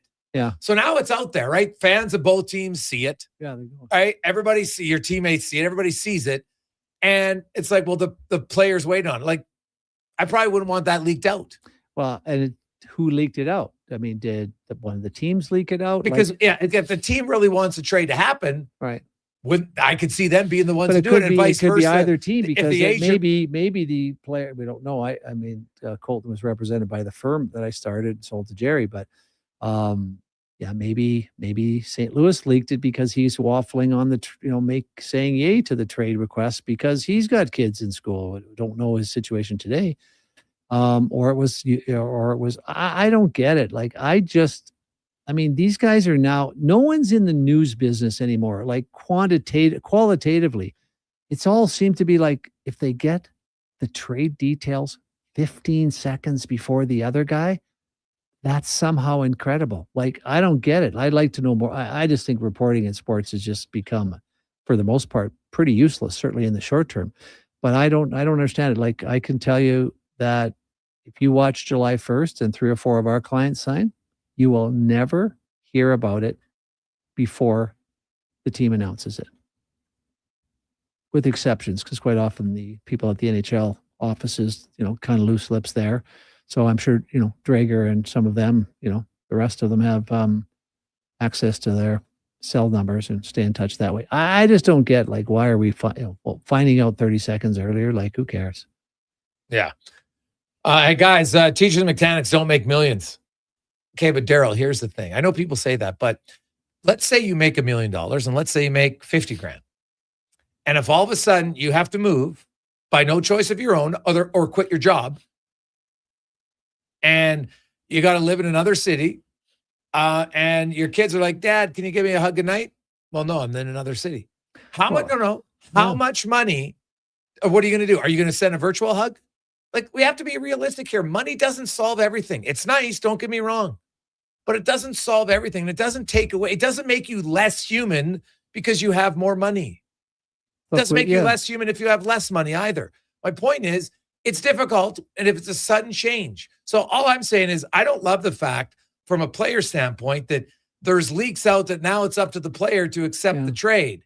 And to me, it's like, hey, we're making the deal. Somebody leaked it out to somebody. Mm-hmm. And I wonder what's the motivation. Well, it's a real hollow argument this guy makes because, a teacher, makes 80, 100 grand a year for 50 years. And we might have a hockey player that makes $1 million for 2 or 3 years. Like, this job isn't that lucrative. Like, get a grip on this, because you look at the McDavid salaries, you look at other salaries at the top end. Sure. True. Absolutely true. But the guys at the bottom end, up and down, making a little bit of money, they might play for 5 or 6 years and come out with about 10% of a total teacher's salary over the course of their career. It's a ridiculous argument. It's because the argument really only applies to a small group of the guys. It's not that lucrative. There's an awful lot of guys in the minor leagues, same number as in the NHL, making somewhere around 100 grand, making a teacher's salary. And they do that for 5 years, and then they have no education and no opportunity. So suck it up and recognize these guys. It's not as easy as it looks. And it's not as easy to be a teacher as it looks. Oh, wait, dude, I couldn't be a teacher. Like, I'll say this. Lots of people would love to be a professional athlete. There's not a lot of people lining up. Oh God, I wish I could be a teacher. Right? Like, I'd be one of them, it's a really hard job. I'd be actually one of them. I really love kids, and I don't know how easy it is to motivate them. I think teaching is I think coaching, the more it's looked at, like, it's really interesting because when you think of teachers, Coach Wooden, who I was blessed to spend some time with when I was at UCLA, an amazing guy. A lot of listeners don't know, but the best coach according to ESPN and Sports Illustrated of the last century, 10 championships, last 12 years, 7 in a row, 3 undefeated seasons. He always thought of himself as a teacher. And he presented a great line to a coach who he went to see play. This team was practicing. I don't know what it is exactly. I'm not a big basketball fan, but he said, "Hey, Jason, I thought you were playing the 2-2-1 or whatever the play was." And he said, "Oh yeah, I've been teaching that all year." Coach Wooden looked at him and said, "They're not doing it though. You understand, as an effective coach, you have not taught until they have learned." It's an interesting shift because whoever it is, there's a lot of stuff going on in the National Hockey League, teams underperforming. Then fans are all over a player, a goalie, defense. Like, who's running the ship? Submarine goes down. They don't usually grab the crew member that was in the back by the nuclear power plant. The captain's impossible. And and that's what great coaches do. And you don't see it in the NHL anymore. Oh, they don't get it. Listen to what's coming out of Toronto the last couple of months. It's like, buddy, you're coaching the team. Hello. Yeah, no. And you're getting $4 or $5 million to do it. It's very true. Okay, so it's so I guess it's Nice's fault or one of the other defensemen's. Yeah, wouldn't be your fault because you don't have to take responsibility then. Quick break. We'll return. More on the business of sports. It is. Hey, we talk about the business of sport. You don't have to like it all the time. We just kind of give you the human different sides of it, and that's okay. And no one's asking for empathy. When you outline the subject, say, hey, for a player to agree to a trade, there's lots of different reasons. Yeah. Right? There's because they have the advantage of if I don't agree to the trade, well, I'm still getting paid. Right? So that's a very strong, lucky situation to be in. That you're like, well, if I say no, I'm still getting paid. Well, I've learned though, Jason, over time, like I get upset or frustrated when someone doesn't call you back right away. And then I've just learned over time to be more patient because numbers of times, I'm so sorry. My son is in the hospital, so sorry. I talked to Don Sweeney a while back. No, it was Tom Fitzgerald. And it was during the summer. And sorry, my son got hit with a baseball. And, there's things going on in the background. We're not the only people that have tough lives out here in the real world. I mean, fathers are sick, children have problems. I mean, Buddy Robinson's example, he went to make a year of play in Russia to make some money for his family, but he had to spend the whole year away from his family because one of his children's challenged and needs medical attention on a regular basis. Like, there's a lot of people out there. I remember Craig Muni going to they tried very hard for a number of years to have children. They adopted one and had one, right? Like, seems to happen a lot. But I remember, like, he was so excited to have his own child. He's up, feeding him in the night and all that stuff. And he's going to games 6, 7, 8 in the playoffs, No one understands. Game 8.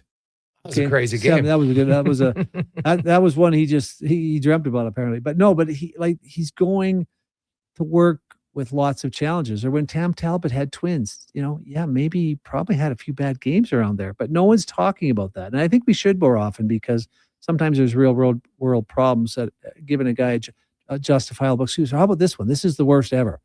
Dominik Hasek, he retired, he came back. They're paying a lot to goaltenders. They had Cujo in at 9. Dom was willing to accept 6. He gets a groin injury. It's just a nagging thing, right?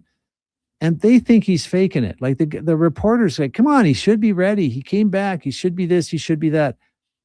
Unbeknownst to them, Dom had agreed to give all his salary back. So Kenny Holland's phoning me going, like, Rich, I know he doesn't want anybody to know, but I just can't sit back and let him get the crap beat out of him like he is. So Ken finally told the reporters, you don't know what's going on in the background. And I wish fans would, try and think a little bit before they make off the cuff kind of comments. There's a lot more going on. What if the guy's dad's dying as we speak? That'd be a good excuse not to want to waive your no-claim costs. Think about it. It's not as easy as it looks all the time. Quick break. We'll return. It's the Gregor Show presented by PlayAlberta.ca. Hey, Edmonton, did you know a local Play Alberta winner scored over $500,000 on Mega Jackpots Ocean Bells? Think about the season tickets you could lock down with that kind of cash. From major casino winners every hour to jackpots worth millions and hundreds of popular games to money that stays in the province, there's never been a better time to sign up for Play Alberta. Download the app today to get started with casino, sports, and lottery all in one app. Must be 18 plus to play. When you gamble, use your game sense. Day or night, tasting just so right. You can order oodle noodle at oodlenoodle.ca, delivering you the news almost right away. Remember, you can order oodle noodle at oodlenoodle.ca. So stay on your couch all day and order oodlenoodle.ca. Oodle noodle. What a performance by Action Electrical today. Their projects team kicked things off, designing and building with unmatched skill. Then the service team swoops in for those crucial repairs and maintenance. And don't forget the testing team, ensuring everything's safe and sound before the solar team scores with sustainable energy. A complete team effort. Have Action Electrical bring home a win for you and your project. Visit actionelectrical.net. The job isn't done until the last load is hauled, and having a semi-trailer out of commission is not an option. Whether replacing or adding to your convoy, Edmonton Trailer has a huge inventory of new and used semi-trailers, trusted by the gravel, logging, oil field, fluids, and freight industries. Find a trailer right for you online or at one of their 3 locations. For sales, service, parts, rental, and finance, when you're in it for the long haul, Edmonton Trailer. When it comes to sports in Edmonton, Jason Gregor is a must listen. He brings you the inside scoop with guests from across North America. If it matters in sports, you'll hear it here first. Gregor rolls out weekdays from 2 to 6 on Sports 1440. Support your circulatory health with NACA Platinum Nattokinase. This powerful enzyme cleans your arteries, helps with varicose veins, promotes improved blood flow, and more. Find NACA Platinum Nattokinase at Vitality Health Foods, where customer appreciation is the first Tuesday and Wednesday of every month. The Price is Right Live is coming to Canada, and the Brick is a proud sponsor. Come on down to the Brick to win big this Saturday, March 7th, from noon to 2. Join us at the Brick South Edmonton Common for your chance to instantly win from over $25,000 in prizes, including Brick shopping sprees, TVs, Oilers tickets, and so much more. No purchase necessary. Some conditions apply. See in-store for contest details and exclusions. So come on down to the Brick South Edmonton Common this Saturday.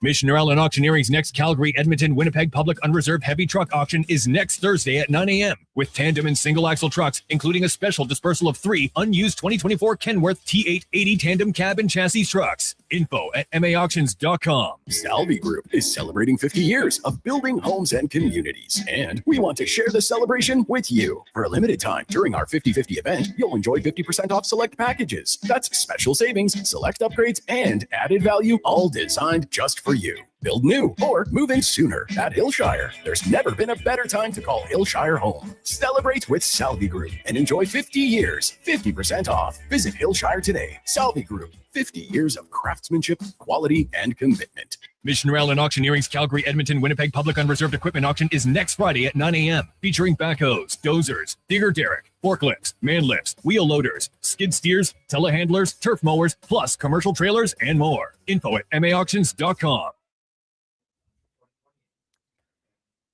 Portions of this hour brought to you by On the Rocks. The Oilers playoff push to the playoffs is on. OTR ready to be your hockey headquarters. $5.75 Molson Canadian and 69-cent wings. Plus, play, score, and win every game. See more at ontherocks.yeg.com.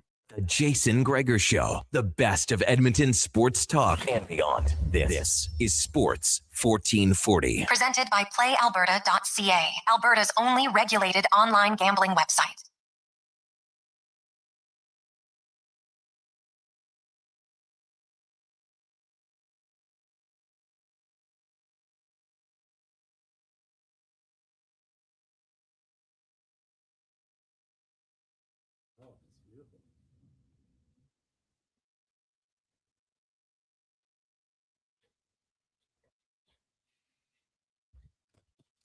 $4.29. Welcome back. Jason Gregor, Ritch Winter, Connor Halley with you. It's the business of sports here on Sports 1440. The Gregor Show, always brought to you by our title sponsor, PlayAlberta.ca, your one-stop shop, instance, live dealer, lottery, sports, casino. They got it all in one place at PlayAlberta.ca, and all the revenue stays right here in the province. PlayAlberta.ca. We got a lot of text questions today. Good. Hey, guys, I'm curious, for Rich, did GMs ever call agents to figure out why players are playing abnormally bad? Do agents ever call their own clients if their play is off? Oh, yeah. Yeah. I actually remember the most interesting one I had. I think it was Jim Playfair was the defensive coach in Phoenix when Michael Roosevelt was there. Yes. And he called me, just asked me, he said, do you think Rosie, does he even want to play anymore?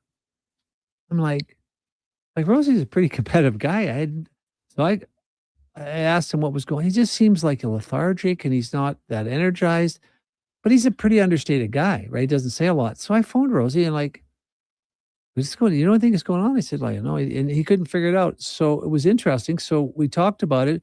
Jim was a little off the mark because he only played about 300 more games and won 2 Stanley Cups. So I think he was engaged, but yeah, there's times that, guys can't figure a player out. I had a long talk yesterday with a young Czech player in the Western Hockey League that coach is just trying to untap him, loves his skill, loves his skating, but just thinks he's caring too much. So we had a long talk about, family background and things that might be triggering that kind of response. stuff like we talked about with Janice Taylor a few weeks back about emotional fitness.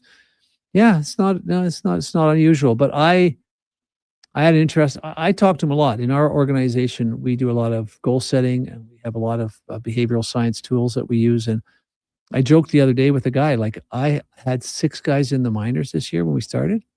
1 guy left. It's pretty, it's a good year for us, right? Because ultimately, think of the revenue stream. I can get my 3-4 points off of 200 or million, right? So it's good. But I said to this particular player, I said, he's been traded twice this year, which is kind of interesting. And but he's that close. He's big. He's strong. He skates pretty well. I said, you know what? We did some goal setting with the team to get really clear, which we got to do again. Now they've traded again, but get clear what they want. Because I said, I think the only impediment between you and the one-way deal you've been looking for is something I figured out. And the good news, it's manageable. And we have a lot of influences, because you know what the problem is? It's you. It's the only thing that's stopping you from playing. And so he got really excited about that, started working on his goal setting. And so, we want them to succeed, right? So, coaches want them to succeed. GMs want, and it depends on who the GM is. But, we had Matthew Darch on the other day. Can you imagine Matthew's, one of my clients, struggling with the Islanders? How likely it is you think weeks would go by without him calling? No. But he's a good man. He's had a lot of experience in the real world. He knows how to talk to people. And what happens in the National Hockey League, most of these guys don't. I've had situations like where the coach isn't even talking to the player because he doesn't know how to tell him, right? That he's sitting or doing this, or he's not, why he's not playing, because they're intimidated. They're not that, most of them aren't trained in psychology and communicating. And, so we often play a pretty big role. And I have no trouble calling a player and talking to him about because it's to his benefit and mine, right? He plays well, I do well. Yeah. You want the player to have success, not just financially, but emotionally, for every other reason. But it's a good question. Sometimes because the GM's like, man, I don't know how to approach the player, so you probably call the GM. You might call. I would think a good GM would call the agent first to say, hey, there's something here that I should be aware of that maybe I don't know. Because the truth of the matter is, a player sometimes, if they've got something that he thinks, because lots of times we'll create how we think someone's going to react to the news, right? Like it's think about, husband, wives, parents, kids. Oh geez, if I tell them this is how they're going to react. I can't say it that way. I can't say it that way, or I can't tell them this. And so the player, maybe something's ailing. Well, I don't want to tell them because maybe I'll be out of the lineup and then I'm not going to get back in the lineup. Or they're going to think that I'm weak because I've got this or that. So a good GM nowadays probably has to go to the agent and say, I just want to check in first before I go to the player. Is there something I should know? Well, yeah, because, you don't know what's going on in their head. And it's so difficult because NHL teams don't really, for the most part, handle the things like the emotional intelligence and the mentality. I remember one time, like it's so tied together. Like there's a basic approach we take with athletes who are struggling.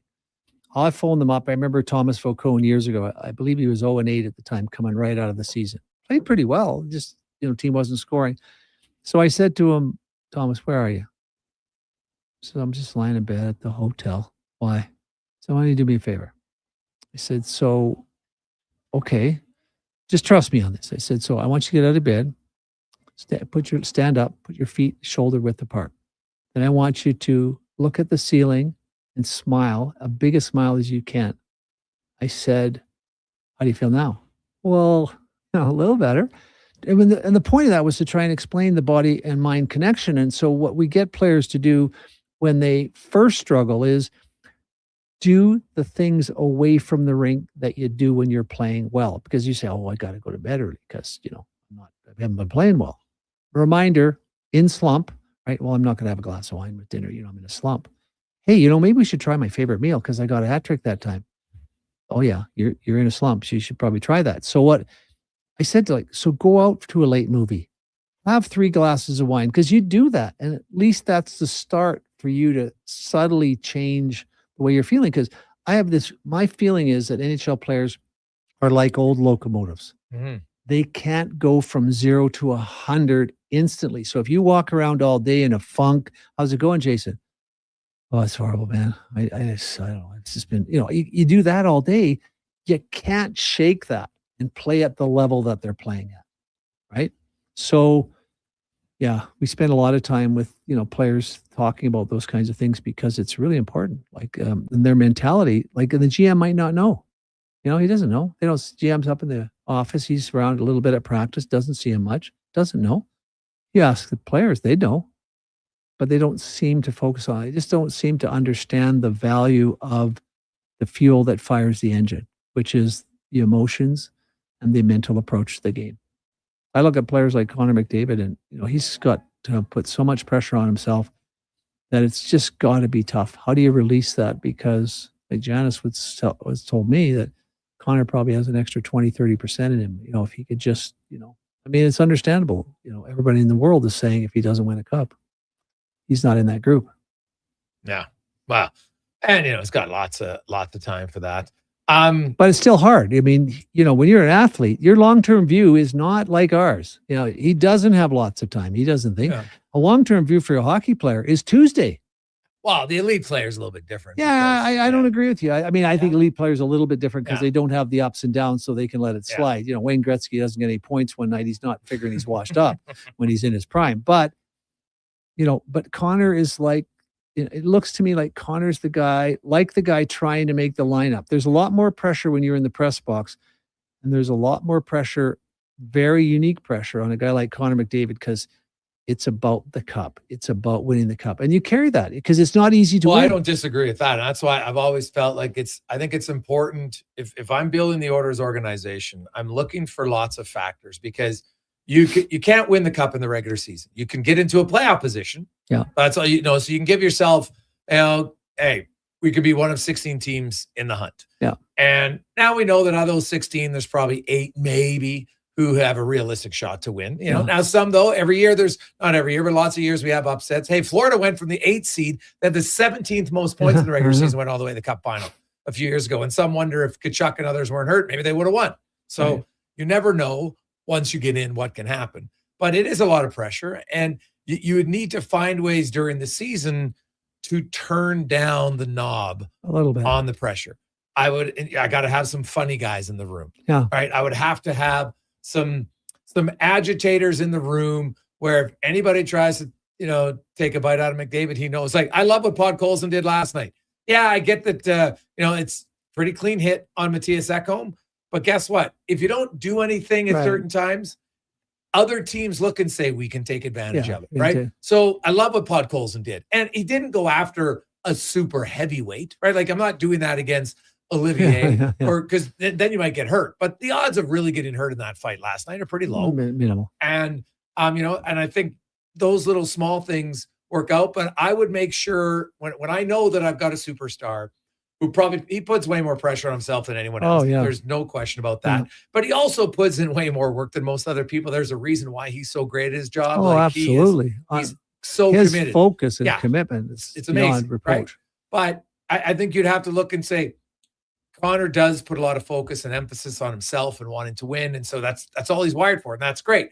So what can we do to help him? And I think that's the G. And it's not just about, okay, can we get the best right winger and the best left winger and the best defenseman? You might need a Corey Perry. Right. Like, you need other elements. And I think you need some guys. Okay, who are some players that, like, I know it's and I'm a big, I'm not a huge believer in first impressions, but I've met Conor Murphy before. I've never had as long as a chat I had with Conor Murphy today. Right. But I could just tell from our first instance. So we meet, and so to people background on the Oilers room, when they open the room for media availability, they'll have numbers on the board, guys who are going to do scrums, and then it says side, and usually that's a one-on-one. Okay. Right. And so I was listed at side because I was the only one who asked for Murphy because I wasn't there last night.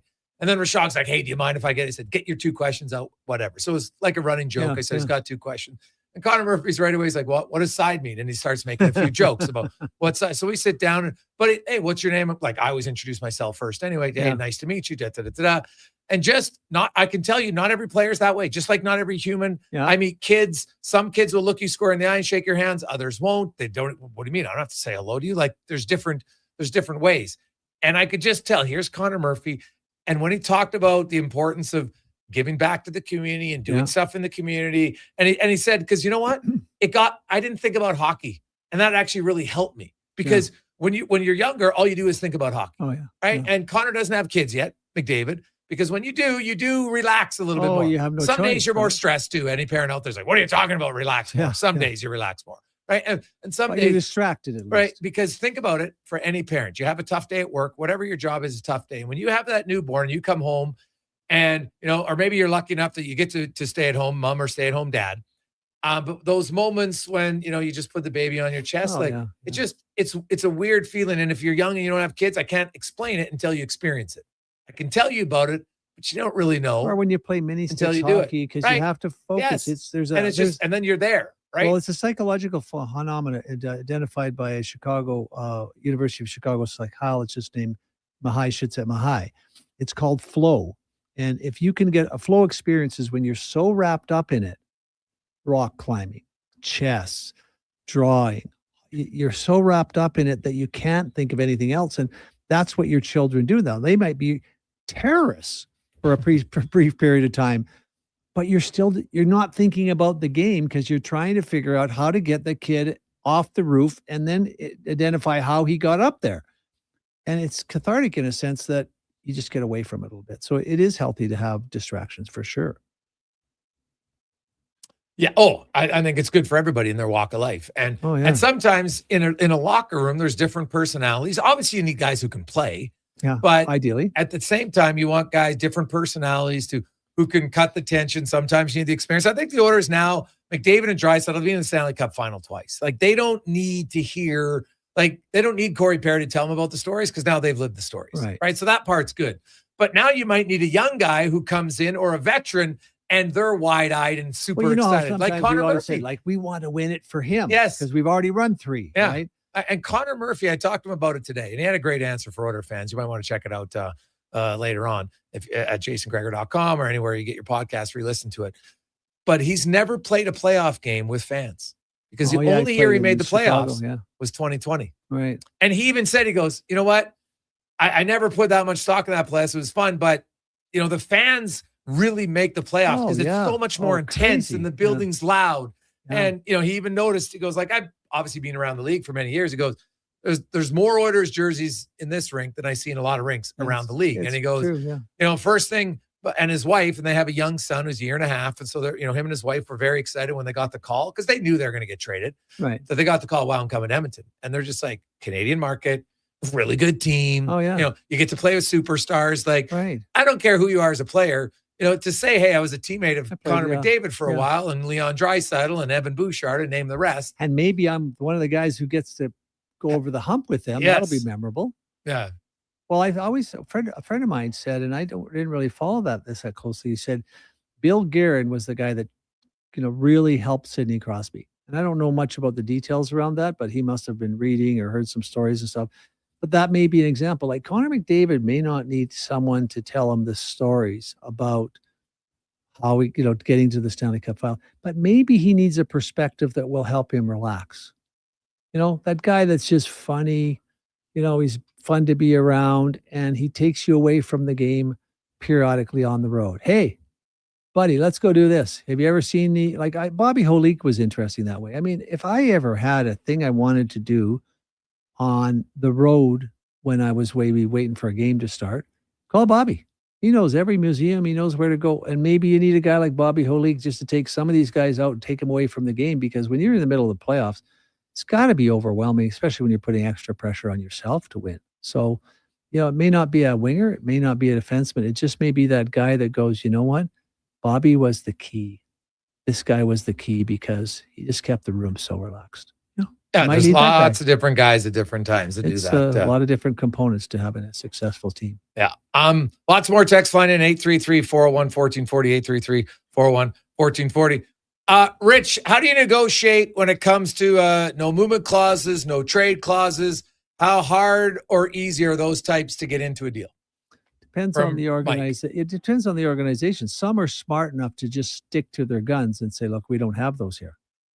Right. And I think that's what I'd be doing if I was in that seat. It varies on the team. It's harder for them to say, well, we don't want to do that because we already have 17 guys with those, and well, my guy's going to be 18 or he's going somewhere else because he wants some control. Now we know the no Pukovs is absolutely meaningless, right? Because you have to, if you want, the no move is important. This is important distinction. The no move prevents you from moving him anywhere, including sending him down. Mangiapane didn't have a no move clause, so he gets to go down. So the no move clause is harder because at least you want to be able to get out of some of the relief, and maybe you want to have the pressure of sending you down if you don't accept this trade.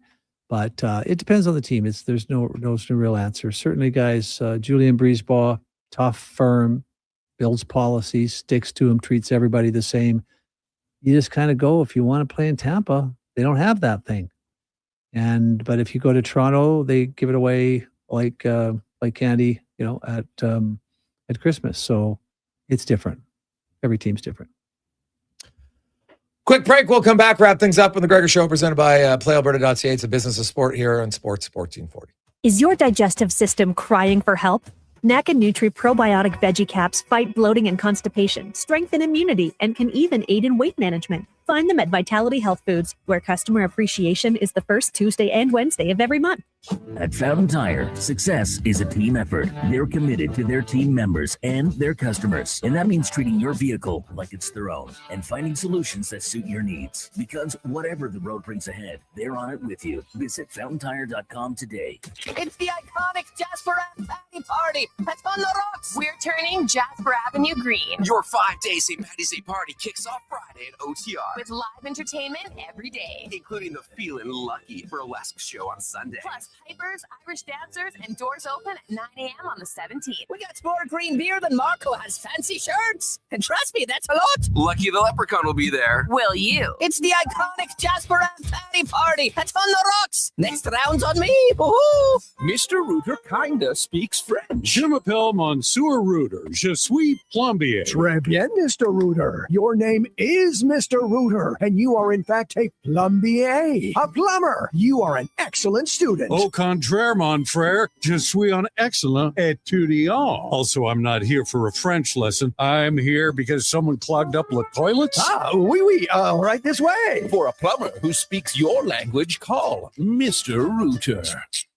NHL Star Sticks are back at McDonald's, and we're celebrating by going bigger. Make that smaller, way smaller than ever before. Collect the set and get one of 7 mini sticks with every NHL Star Sticks meal. Featuring McDavid, Matthews, Quinn Hughes, McCarr, Celebrini, Reinhardt, and Montembeau. So get yours while they last. 1 stick per meal purchase. Limited time at participating Canadian restaurants. 24 hours a day, 7 days a week. Edmonton sports fans stay informed with Sports 1440. Stream us. Listen to us on the AM dial. However you consume this radio station, thanks for listening. Yes, Alberta in March. Green beer and slushy roads. Where the only thing worse than the roads is trusting them. If your brakes are squealing louder than a pub on game night, or your shocks feel like they found potholes instead of a pot of gold, it's time to go to Napa Auto Parts. With over 85 locations in Alberta, Napa has the quality parts, tools, equipment, and know-how to keep your ride smooth and feeling confident. More than lucky. Visit your local store today or visit online at napacanada.com. That's Napa know-how. Measles outbreaks are occurring in Canada, including Alberta. These outbreaks are highly preventable. Measles is an extremely contagious disease that is spread easily through the air. The best way to protect yourself, your family, and your community is to ensure you are up to date with your immunizations. Don't get measles. Get immunized.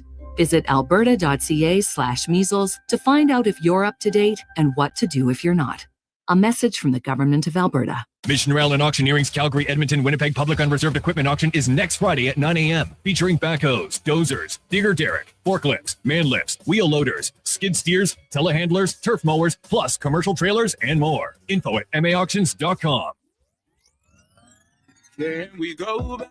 This is the moment. Tonight is the night. We'll fight till it's Portions of this hour brought to you by Elks Nation. Check out the new website, elksnation.ca, articles, podcasts, and more breaking down the green and gold. The most in-depth AA football coverage online, elksnation.ca.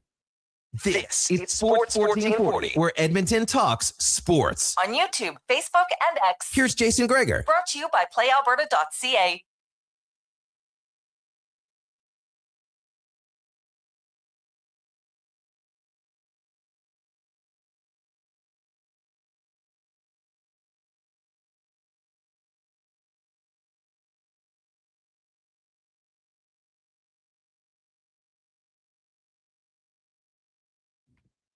We rolled through Jason Gregor, Connor Halley, Sports 1440, sports1440.ca. Rich had to wheel away here, so we'll finish up the business of sport. We got a lot of texts coming in at 833-401-1440. Everybody's fired up. Hey, Gregs, are those trades official yet? No, they are not. I haven't seen anybody officially announce, whether it's the team or one of the, Sarah Valley, Free, nobody that's mentioned exactly if Parayko is indeed going to Buffalo, who's going back to St. Louis. If Mackenzie Weegar has officially signed off yet on the deal that will send him to Utah. So they think they're going to happen, but as of right now, nothing is official. And hey, that's happened before in the trade deadline. You announce a trade and then, it doesn't become official for a while. So we will see.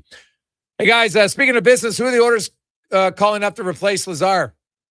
I think he could fit $950K since Lazar is $775 and they have $250 cap space from Andrew. Well, Andrew, I don't think they're going to bring up anybody. They don't play till Friday. The trade deadline is Friday at 1:00.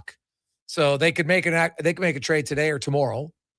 And I would never call up Ike Howard to replace Curtis Lazar. They don't play the same role. Like if I'm calling up anybody to replace Lazar, who's clearly on your fourth line, and there's I look at who the Oilers are having above them in the standing. They're not. So Rosovic isn't going down. Podkolzin isn't going down. Savoy isn't going down. Frederick's playing very well. Kapanen, who's going down? And when I say down, I mean down the lineup. Because Ike Howard's not a fourth line player. So I'm not calling up Ike Howard to move one of those guys to the fourth line.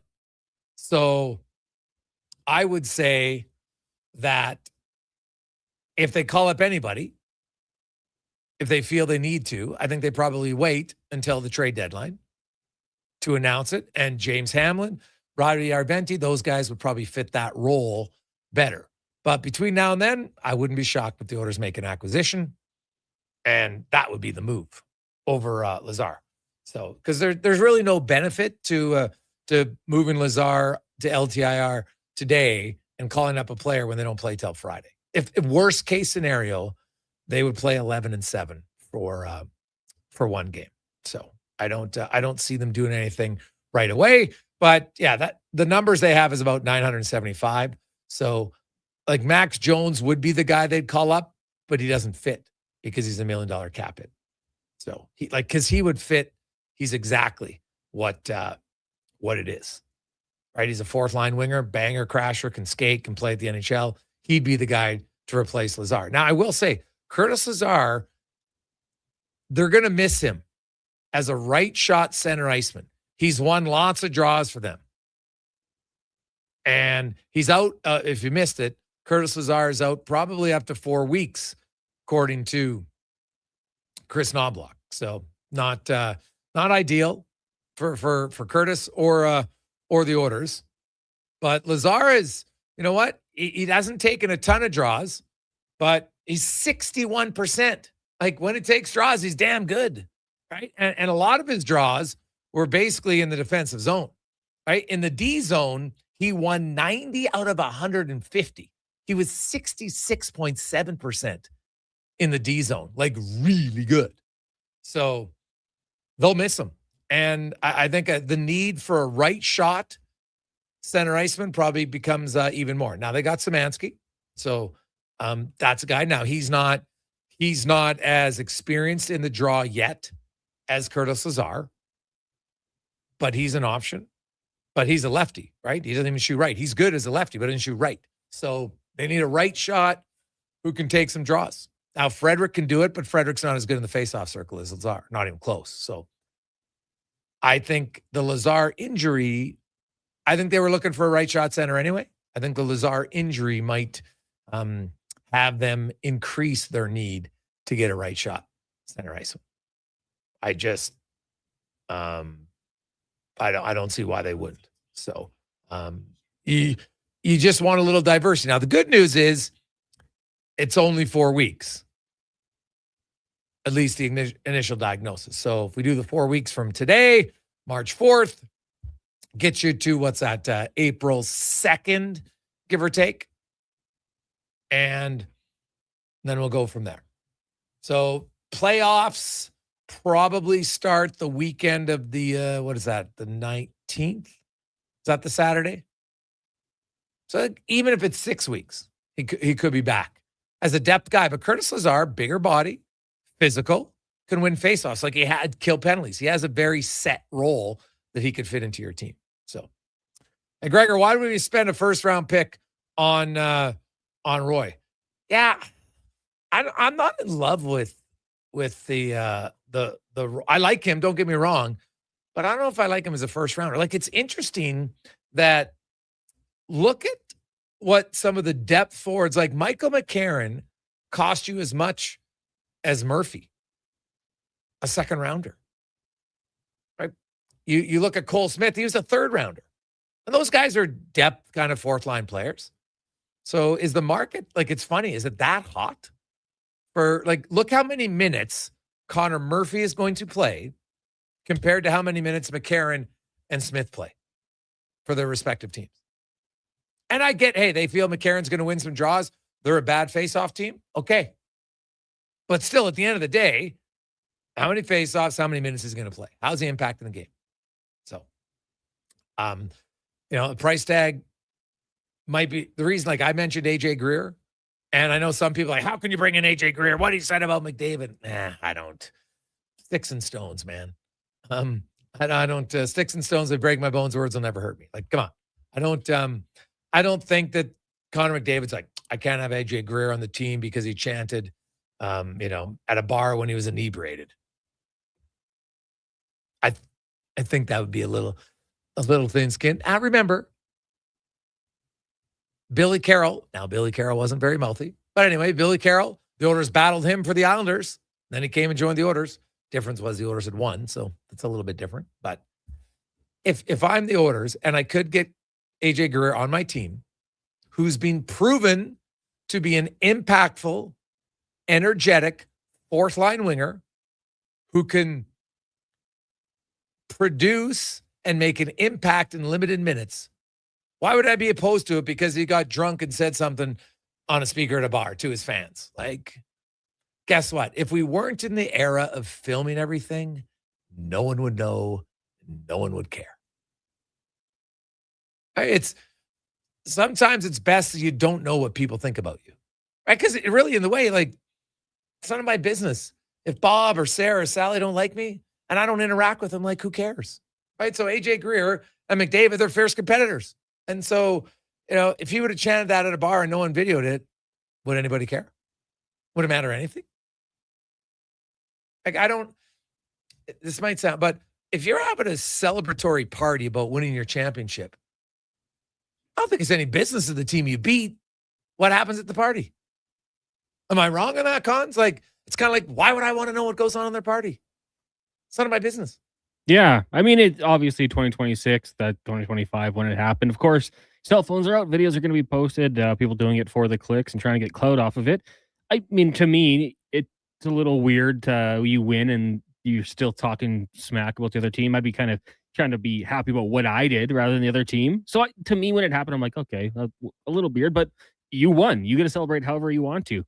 Who cares? If the Oilers won, I'm sure there'd be a few players who'd have a few pops and talk smack about the Panthers, right? Like, it would have gone probably either way. So yeah, I think with the common goal of winning a Stanley Cup, anyone who can help the Oilers and who's been there before, I don't think they're going to let that get in the way of acquiring them. Yeah. Let's take a break. We'll come back. Mark Spector will join us in the final hour of the show today. Also, we'll hear from Adam Vingan. What about the Nashville Predators, man? Second and third round picks already. Who else are they shipping out? We'll find out that. We got Cam Tate and more. It's busy. Wednesday edition of the Gregor Show presented by PlayAlberta.ca. Let's get to the con man and the Sports 1440 update brought to you by Loca. You looking for good food? Tired of cooking? They have over 200 chef-prepared meals. You can pick it up in person, Sherwood Park or Edmonton, or deliver it right to your door. Meals.loca.ca. Eat better today. This is a Sports 1440 update. Per reports, the Buffalo Sabres acquiring Colton Parayko from the St. Louis Blues for defenseman Radim Mertka and a first-round pick. Still waiting on this to be finalized. Also, Elliot Friedman reporting the Utah Mammoth and Calgary Flames closing on a deal to send Mackenzie Weegar to Utah. That's pending approval. Dallas Stars have acquired defenseman Tyler Myers from the Canucks for a second-round pick in 2027 and a fourth-rounder in 2029. Canucks retaining 50%. And the San Jose Sharks signing Kiefer Sherwood to a new deal, 5 years, with an AAV of $5.75 million. In the AJ today, afternoon action, Camrose comes back to beat Calgary 4-3 in a shootout. The NHL level tonight. You got Red Wings, Golden Knights, Maple Leafs, Devils, Hurricanes, Canucks. The Ducks host the Islanders, and the Blues taking on the Kraken in the association. It gets going shortly. Thunder at Knicks from New York. You also have the Celtics and the Hornets. Jazz taking on Philly. Grizz up against the Trailblazers. Hawks in Milwaukee. And the Clippers hosting the Pacers. PWHL, Seattle in Ottawa. Puck drop at 5. And from the NFL, Chiefs sending all-pro cornerback Trent McDuffie to the Rams for a 29th overall pick this year with a 5th and a 6th. And then next year, a 3rd round selection. Coming up in hour 4 of the Jason Gregor Show, we'll be joined by Mark Swifter, Roger Sportsman. We'll talk some Preds with Adam Vingan.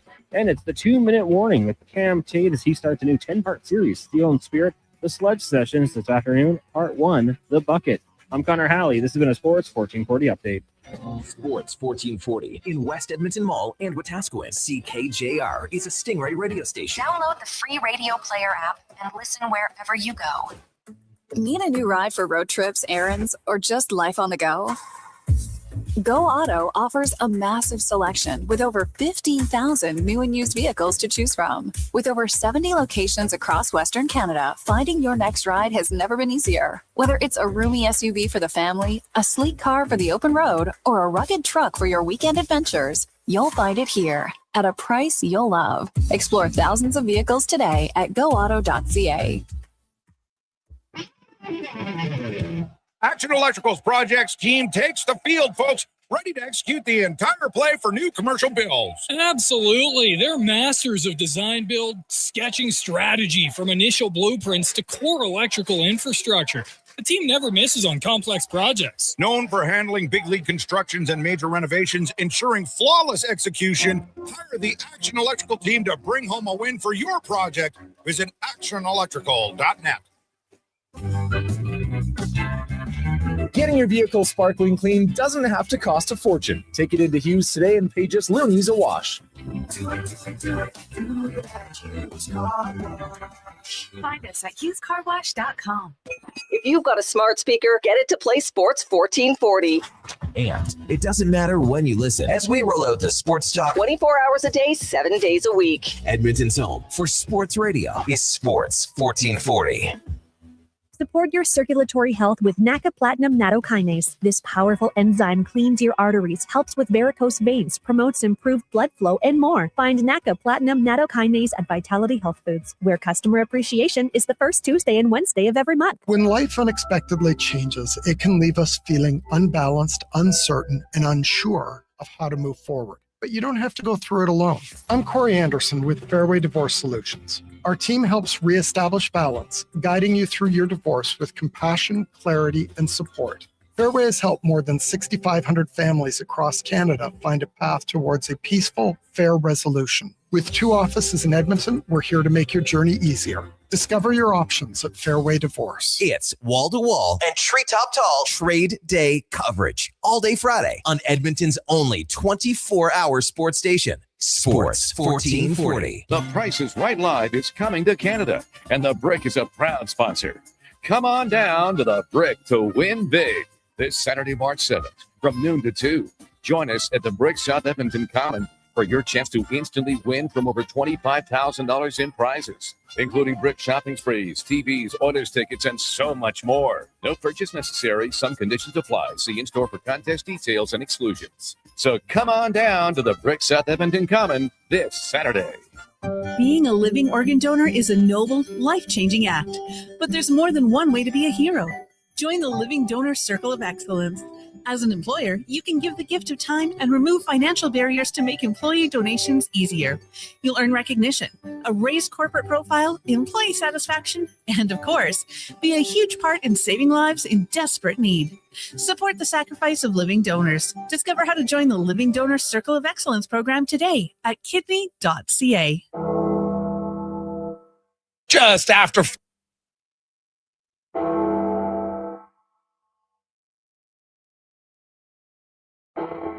break.ca.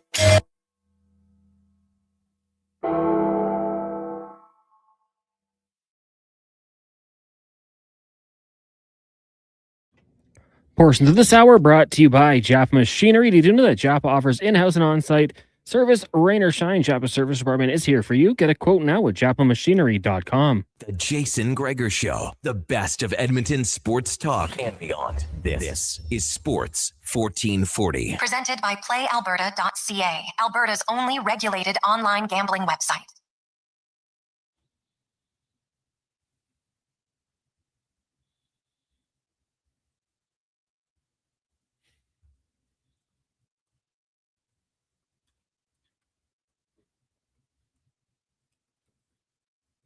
Eat better today.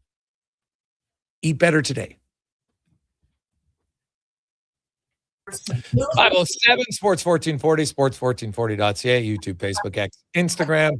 You're having a fantastic Wednesday afternoon as you are now, 44, just under 44 hours from trade deadline. We'll have a wall-to-wall coverage on Friday. A little extra airtime for a few and some special guests coming in, so you'll want to tune in for that on Friday for sure. Of course, the Oilers do have a game on trade deadline at home against the Carolina Hurricanes. Oilers will practice tomorrow. Then they'll have an optional skate, which is usually the case on trade deadline day. Especially, it's rare. I can't remember the last time they played a home game. I know they played road games before, but I can't remember the last home game they've had. I'm sure they've had one. I just don't remember it.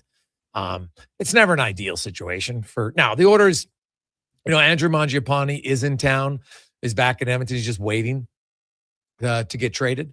So, or they're like, that's where I can tell you that's how close they think it is. They've talked to him. He knows they're trying to facilitate a deal, see if they can have one who would free up. Because right now he's a $1.15 million cap hit on the, he's a $2.45 million cap hit. 1.15 is buried, but that's still 0.245. Even though he's not on the roster, he counts against the cap. So they would love to make a deal that has him, off the roster. That opens up puts him over $2.5 million in cap space. So that would be big. Other than that, any current players on the roster who could be dealt? Always possible. I don't know if I see any of the big name guys getting dealt. I look at, they're not trading Matt Savoy. I'd be stunned if they're trading Kapanen or Podkolzin or Roslovic. So, who off the roster are they going to move, right? Unless they shock us with the goalie trade. I don't think it's going to happen, but you never know. I'd say very, very low chance of that.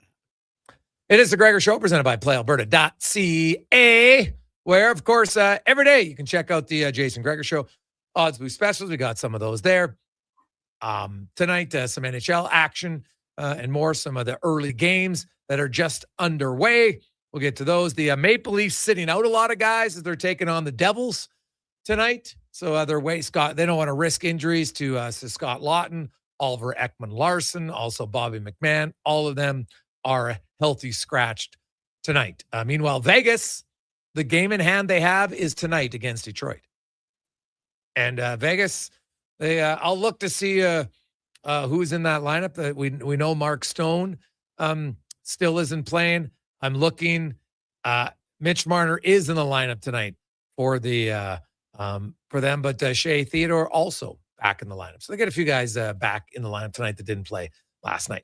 Now let's get to the Spec Report brought to you by GS Construction, your underground infrastructure specialists, and they are hiring. If you're looking for not just a job, but a career move, go to gsconstruction.ca/careers because they like career-oriented people.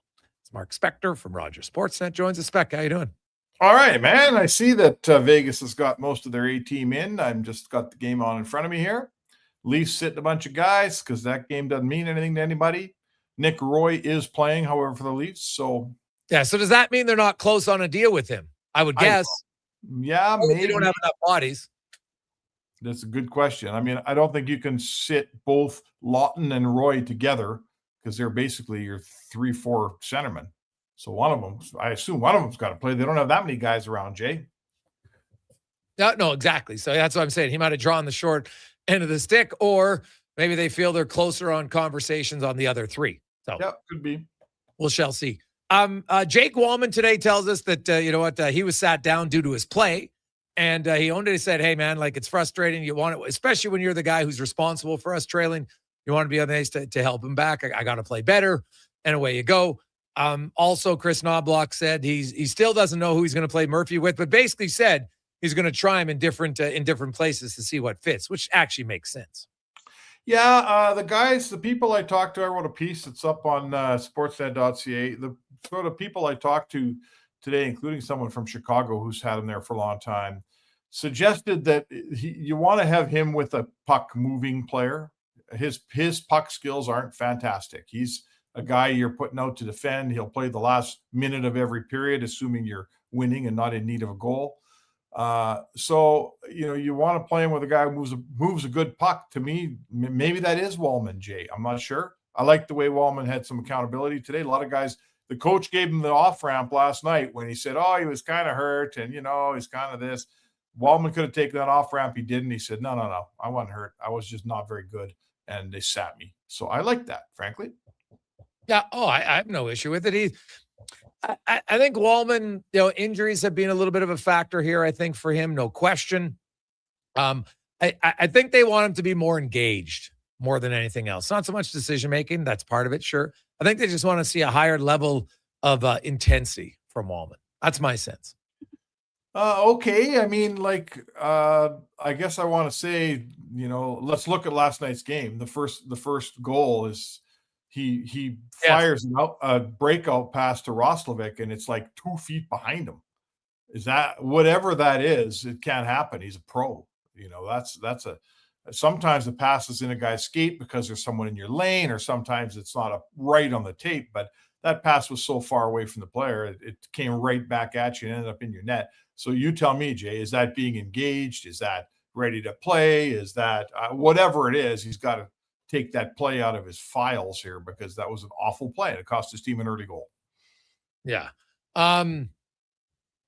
You look at, I had a really good conversation with Conor Murphy today about a lot of things about playing tough in front of the net. And it was interesting, but he also said the penalty kill structure in Edmonton really isn't any different than Chicago. Said Chicago worked really well. We had the same 4 guys together all the time, which when you look back to when the Oilers PK was on its ridiculous run that year, their same units were pretty much out there together, right? Like there's not many systems that are that different on the penalty kill. You want to get your timing right. And you know that if I move and you move when I move, right, we're more in unison. And so, it's not like Conor Murphy himself could just magically make the penalty kill better. It's about getting some continuity and having like foursomes, basically 2 D-men, 2 forwards, and they go out together. And that's what Edmonton had when their penalty kill went on that ridiculous run in the postseason. Yeah, I agree with you. It's for some reason, for whatever reason, they're still searching for that connectivity on the PK. It's like, I remember someone describing it once. It's like you ever watch a school of fish, how there's 300 fish and they all turn at the same time and then they turn back at the same time. It's got to be like that with your 4 guys. They all have to react the proper same way at the same second. And when you get that and you get everyone thinking with the sort of the same brain, that's what the Oil had in the playoffs there 2 years ago when they never gave up a goal. So, you're going to give up the odd goal, but there's tons and tons of room for improvement in every aspect of Edmonton's defensive game. Don't kid yourself. That's just one of them. Yeah. You look at some of these deals that haven't been officially announced yet. They come out and they're like, well, Parayko's got to, he's got to approve it. And Uyghur's got to approve it. And I don't love it. it feels like there's a little bit of extra pressure being put on the player publicly, right? And hey, people can say, hey, business is business, but it just seems a little greasy. Am I wrong? No, I mean, I get it. I would think the players don't love it either, because now let's say you're Colton Parayko, and there's two fan bases, and everybody knows your business, and you haven't even made your mind up yet. Mackenzie Weegar in Calgary sitting there doing the same thing. Tyler Myers sat there for most of the week on the sidelines with Vancouver. Yeah. So I agree. I don't think this isn't the spirit of a no trade. A no trade's supposed to work, or a no move or whatever. It's supposed to work in concert. It's supposed to work in concert with the whole deal. It shouldn't half of it shouldn't come out, and then the players sitting there hanging in the wind. I don't love that either. No, not at all. What'd you make of Szymanski last night? I thought Szymanski was okay. He's still taking care of his defensive end. He leans on the defensive side of the puck. He doesn't risk things offensively. I think he's a young guy who's doing what smart young guys do. He's getting the trust of his coaching staff. At some point here, he's going to have to play a little more offensive hockey, but we're not in any hurry for that. There's enough guys erring on the offensive side right now, that's for sure, in Edmonton. So it doesn't have to be him, I would say to you. What do you think? I didn't mind it, right? Nothing. I shouldn't say I didn't mind it. The one thing I noticed again was he doesn't make many bad reads defensively, and I think that's why he's going to be here. The coach looks and says, if I know this guy's on the ice, I can trust. Doesn't mean he's never going to get scored on, but I can trust more often than not he's going to make the right defensive decision. I got enough guys who make the right offensive plays. I need more guys who make the right defensive plays. Right.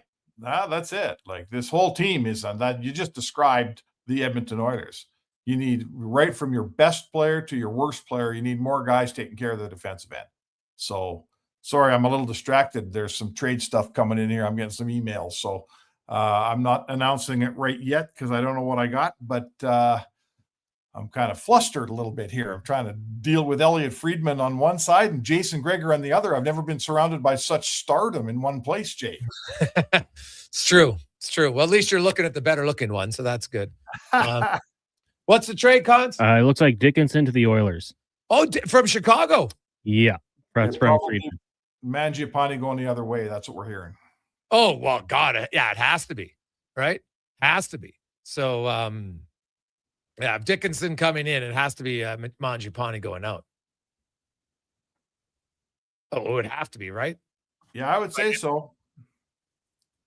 Just because of I just don't see how else you can do it.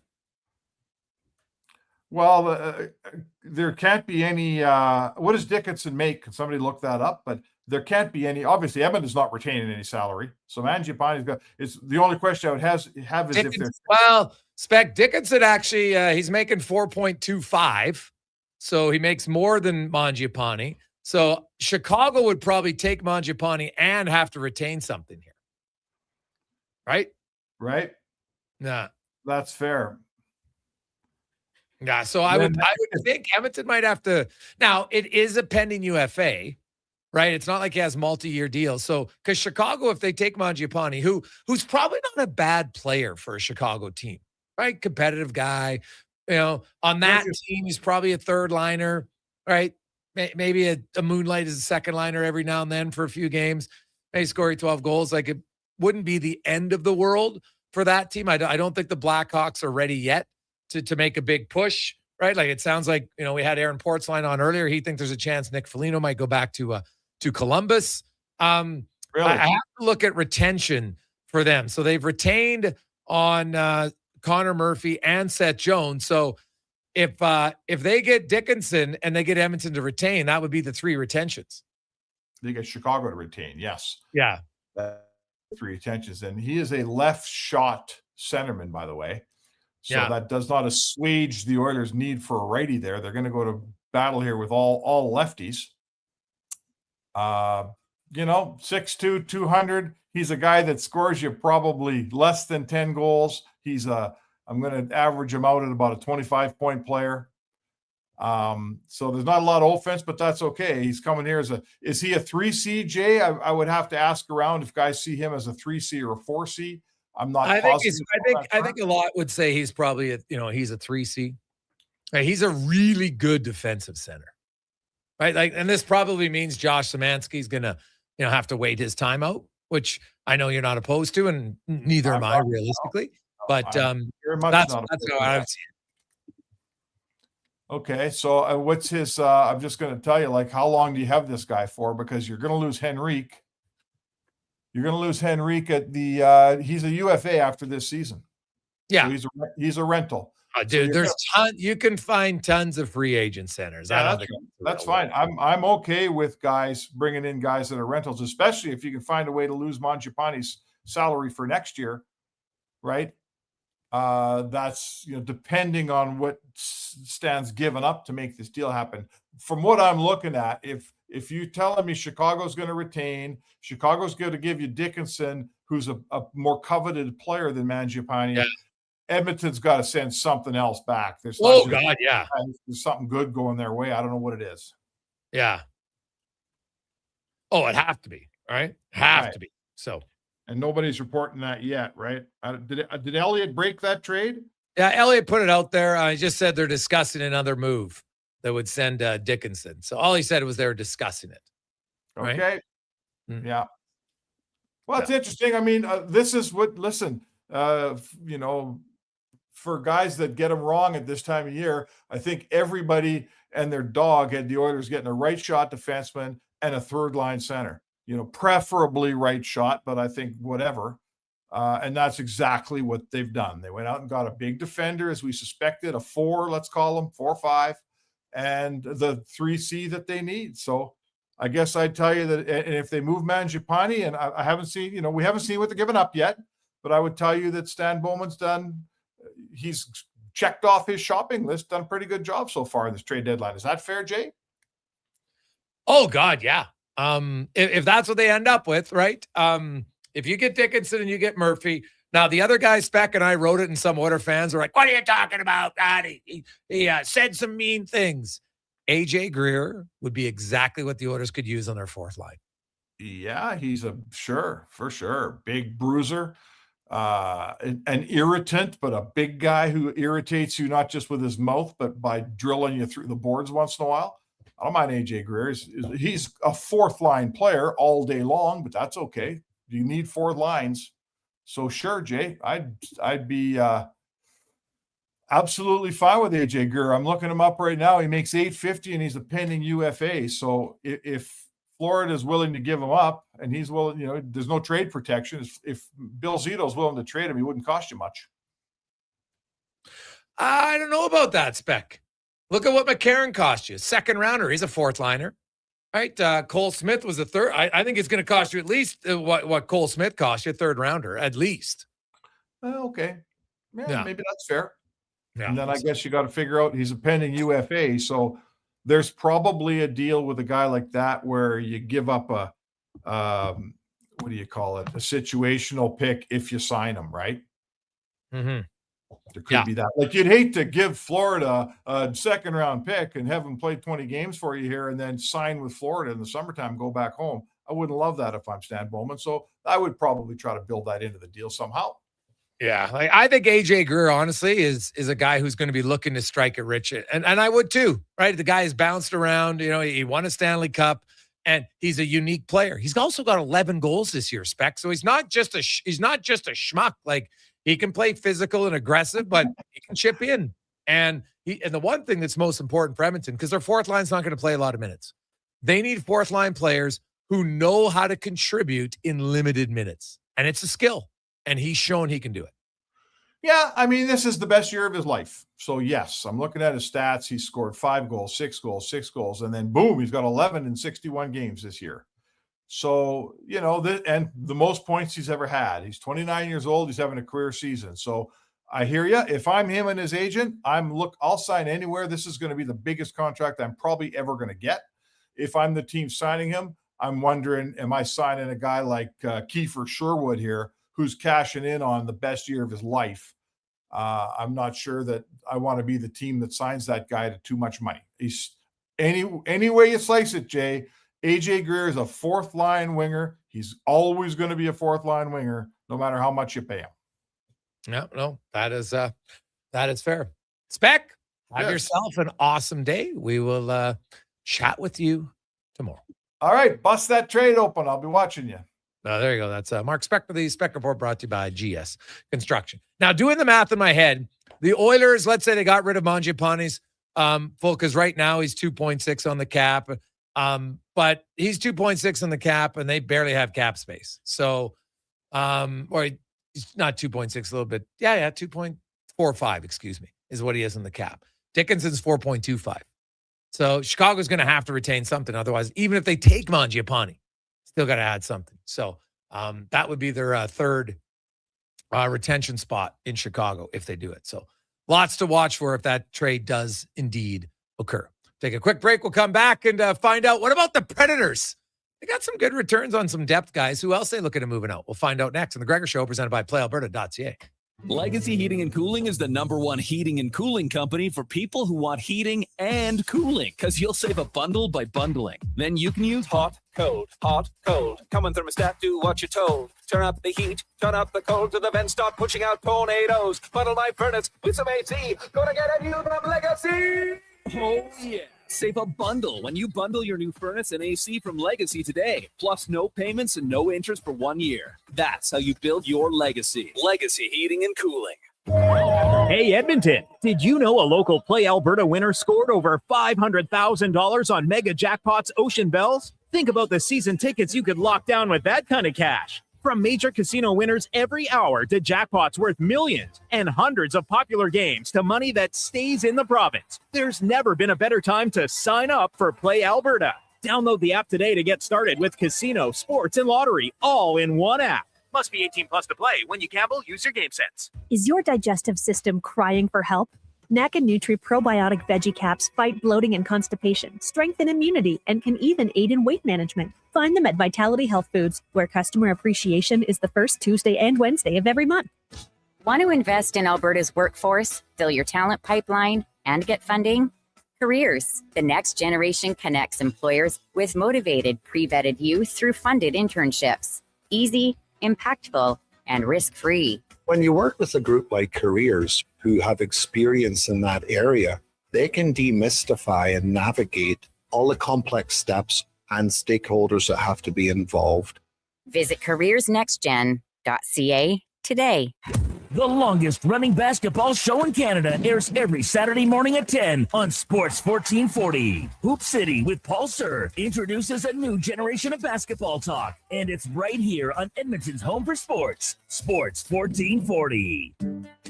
Who's that working on the underground utilities over there? All Star Construction, that's who. What about the street lighting? Yep, All Star Construction. And the directional drilling, hydrovacking, neighborhood renewal, and telecommunication work? Yep. Since 2009, All Star Construction has been doing all that and more, shaping and building Edmonton communities for land developers all around Edmonton. That's what All Star Construction is all about. NHL Star Sticks are back in McDonald's, and we're celebrating by going bigger. Make that smaller, way smaller than ever before. Collect the set and get one of 7 mini sticks with every NHL Star Sticks meal. Featuring McDavid, Matthews, Quinn Hughes, Makar, Celebrini, Reinhardt, and Montembeau. So get yours while they last. 1 stick per meal purchase. Limited time at participating Canadian restaurants. A claims program for harmed Canadians has begun as a result of a landmark tobacco settlement. If you smoked regularly before November 20th, 1998, and were diagnosed with lung cancer, throat cancer, emphysema, or COPD, you may qualify for a significant payment. To learn more, call 888-482-5.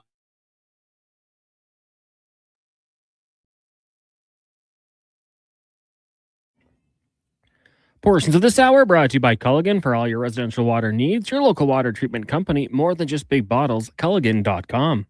This is Sports 1440, where Edmonton talks sports. On YouTube, Facebook, and X. Here's Jason Gregor. Brought to you by PlayAlberta.ca.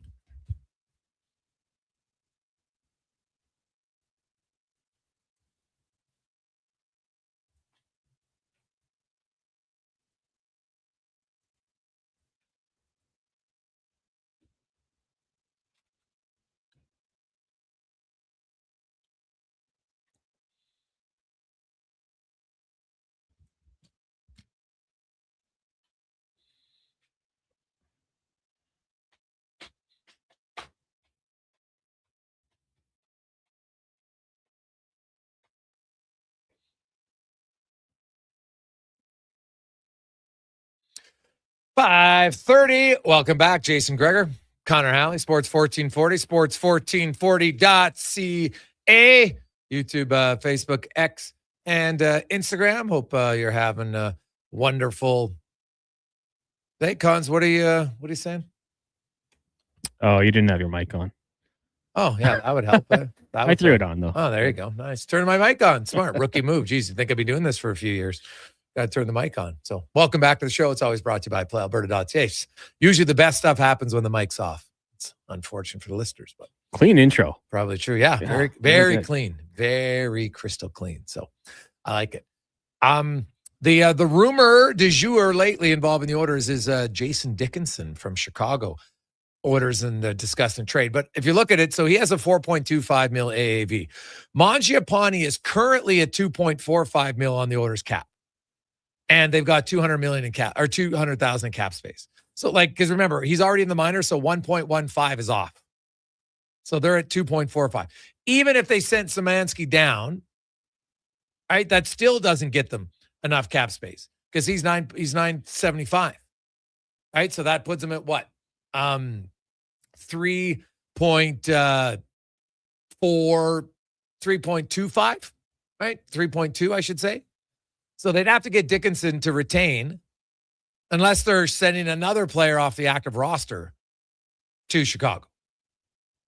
Be surprised. So they'd have to get them to retain, and that's the Blackhawks' third retention. So lots of moving pieces.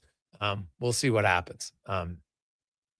833-401-1440, 833-401-1440. As it's time now to get to our trade report brought to you by Legacy Heating and Cooling, where the rates never change. No overtime charges. That's how you build a legacy at legacyheating.ca. The Nashville Predators, who had went on a really good run, but management felt like, you know what, maybe it's not good enough. So yesterday they move out McCarron and Smith for a second and third round selection. And we'll see what else they have in store as Adam Bingen from 102.5 The Game in Nashville joins us, longtime reporter covering the Preds. And Adam, which other pieces do you think could be in play here over the next 43 hours? It's a good question, Jason. I'm keeping my eyes on Michael Bunting, Eric Halla specifically. Both are pending unrestricted free agents. Of course, the big names in town, Steven Stamkos and Ryan O'Reilly. Steven Stamkos has a no movement clause in his contract, and he said on the record last week that he has had zero conversations with Barry Trotz about potentially waiving his no movement clause, but we'll see if that changes before Friday. And then there's Ryan O'Reilly, and Ryan O'Reilly does not have a no movement clause in his contract, but the Predators are treating him as if he does have a no movement clause in his contract. So if the Predators receive an offer for O'Reilly that they would consider, Barry Trotz will go to Ryan O'Reilly and seek his approval. I would personally try to sell Ryan O'Reilly before Friday because his value will never be higher than it is today. He is having the best offensive season of his career at age 35 in his 17th NHL season. Yeah, he's fabulous on both ends of the rink. He's a proven winner, a Conn Smythe Trophy winner, a Stanley Cup winner, a former captain in the NHL. All of the things that GMs go gaga over at the NHL trade deadline. So I think the Predators could get a great return for O'Reilly. I'm skeptical, however, that he'll be traded by Friday. Okay. Now, Stamkos said he hasn't had any conversations, Adam, but do you think he'd be open to a trade? Well, I think what else could happen, Jason, could lead to that. If the Predators make more moves, if they trade Michael Bunting, if they trade Eric Halla, I think specifically if they trade Ryan O'Reilly, I think that could influence Steven Stamkos to change his mind and decide to move on from Nashville. Pierre LeBrun of TSN had a report last week on Insider Trading that Stamkos would consider going back to Tampa Bay. I don't know how the hell they would fit that in their cap situation. I believe the Stars and the Wild were also on Stamkos's reported preferred destination list. But I think, like, to me, I think the trigger would be O'Reilly. If the Predators traded O'Reilly, I think that would signal to Stamkos that the Predators are about to enter a significant rebuild. And at this stage of his career, I doubt that he wants to be part of something like that. Yeah. The other guy, and it's funny, like Nashville went out and they got all these guys and everyone's like, oh, the Preds won free agency. I remember they won this summer. They're rocking and rolling. Yes, And yes. it just, I'm sure Nashville fans are like, don't remind me. I never want to hear about that again, because it just hasn't come to fruition at all. Marchessault has a $5.5 million cap, but he has 3 years. Like Ryan O'Reilly doesn't have the no movement clause, and he's got 1 year left at 4.5. And you said he's having a career year. Like, there's no doubt in my mind he's the most attractive guy on the team. Don't the Preds owe it to their organization to trade him? It's a really good question. It's a complicated question.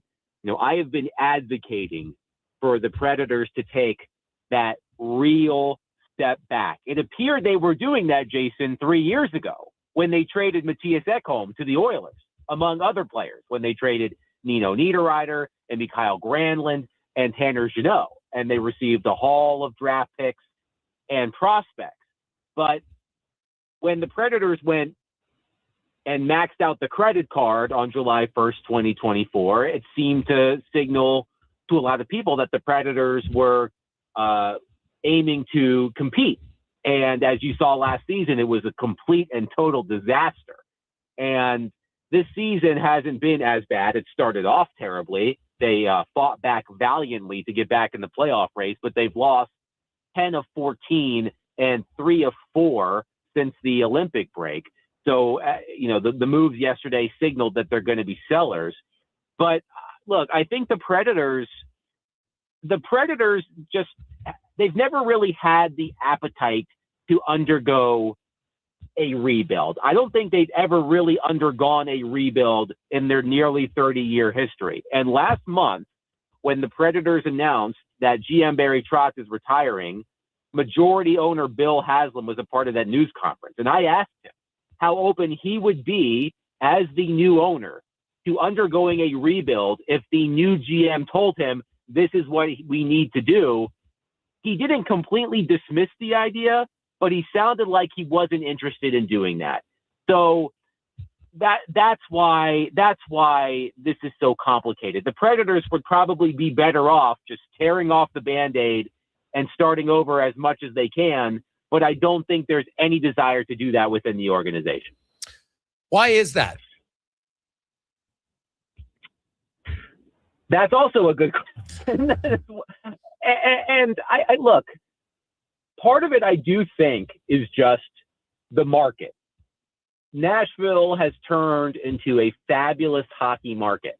I personally believe that Nashville hockey fans are mature enough to handle a rebuild at this point. But the thing about Nashville is there are so many different ways you can spend your money. There are concerts to go to and restaurants to enjoy. And there are so many things you can do with your disposable income.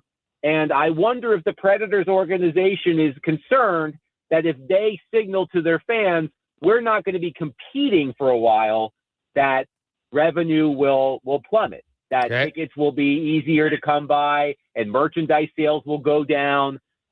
I do think that's part of their calculus, that they're unsure if their fans will still support them the way they have been. If they say, look, we're not making the playoffs for a few years. We'll put some young players on the ice. You can watch them grow, but don't count on the playoffs. I'm not sure that's something that the organization thinks their fans can handle. Okay. Adam Bingen joins. What about the blue line for the Preds? Is anybody there you think available? I don't think so. I mean, Roman Josi has a no movement clause. I don't think Brady Shea is going anywhere. The one player who maybe could be traded, but you're not going to really get much in return from him, is Nick Blankenberg, who's a solid depth defenseman, but not someone who moves the needle necessarily. The moves that they would make would be pretty much concentrated on the forward group. Yeah. Okay, and that makes sense. Now, the Preds had went on a real big run here, and they were, I think they had the third most points in the NHL in the Western Conference and had gained ground. Did their organization with these moves by McCarron and Smith just feel like, you know what, that was a great run, but it wasn't sustainable the rest of the way? We couldn't push it over the finish line? Yeah, that's probably true. As I said, they started the post-Olympic break schedule by losing 3 of 4. They beat Chicago on the first night back. They blew a 2-0 lead in Dallas and lost in overtime. They lost in regulation at home to Detroit on Monday and last night in Columbus. So 3 consecutive losses, 3 of 4 losses. If you go back to before the break, 10 losses out of 14 games, 4-6-4 in their past 14. So they just seem to run out of steam. And I think they realize that the math is going to be difficult for them. They started play today 5 points out of the final wild card spot in the Western Conference behind Seattle. So, and Seattle plays tonight, so that lead could grow. So yeah. I just think Barry Trotz realized that we gave it our best shot, but the math is working against us. Okay. Probably the right decision to go from. So lastly, you see Dickinson a lot. He's rumbling maybe to come to Edmonton. Where you see Dickinson as a third line center or a fourth line center? That's a good question, and certainly probably a better question for someone who watches the Blackhawks more closely on a daily basis. But in my experience watching Dickinson, I can't see why he couldn't do both. I've always liked his game. I don't think he would be out of place on the third line. He's probably more ideally a fourth liner, but a bottom 6 player certainly. But that would probably be a better question for someone who watches them more closely than I do, other than the 4 or 5 times they play the Blackhawks on a yearly basis. Yeah, no, that's fair. I just I always like guys who see him in the division for many years to say, hey, what he is. I think Dickinson for sure probably can be a number 3. You know, he's more of a defensive guy. He did have 2 30-point seasons before, so maybe in an expanded role, he could chip in a little bit more. We'll see. But what he can do is he's so good defensively. Like, no one plays their third line all the time against the other team's top line anymore. But it might say, hey, we can give him 2 shifts a period, 1 shift a period against those lines to free up McDavid or Draisaitl. That's kind of how I would see him being used. Yeah, I think that's a fair assessment. Well, Adam, we'll see. I agree with you. I think they should trade O'Reilly. We'll see if they do it. They got about 43 hours and change to decide. Yes. Well, we will see. I'll be watching very closely. Awesome. Thanks, man. Yeah, thank you. There you go. That's Adam Bingen joining us from Nashville. We'll return, Cam, Tate, and more on a busy Wednesday edition of the Gregor Show presented by PlayAlberta.ca. Legacy Heating and Cooling is the #1 furnace install company for sailors because they know the value of a warm port. And they sing, there was a ship who fought the cold, who sailed the sea with a furnacey load. She brought the heat to YEG, and her name was Legacy. Through icy wind and winter squall, her fire she burned for one and all with a comfort chugging guarantee, and her name was Legacy. No payments, no. Yep, no payments and no interest for 1 year on your new furnace. Don't trust just any ports in a winter storm. Trust Legacy Heating and Cooling. A pizza from Papa John's is already pretty great, but you know what's even better? 2 pizzas from Papa John's. For a limited time, get a medium 1-topping pizza for only $6 when you order any large specialty pizza at regular menu price. Whether you're feeding your family, your team, or yourself, get your next meal from your locally owned and operated Papa John's with a $6 1-top medium when you order any large specialty at regular menu price. Better ingredients, better pizza, Papa John's. The Price is Right Live is coming to Canada, and the Brick is a proud sponsor. Come on down to the Brick to win big this Saturday, March 7th from noon to 2. Join us at the Brick South Edmonton Common for your chance to instantly win from over $25,000 in prizes, including Brick shopping sprees, TVs, Oilers tickets, and so much more. No purchase necessary. Some conditions apply. See in-store for contest details and exclusions. So come on down to the Brick South Edmonton Common this Saturday. Do you listen to sports radio at work?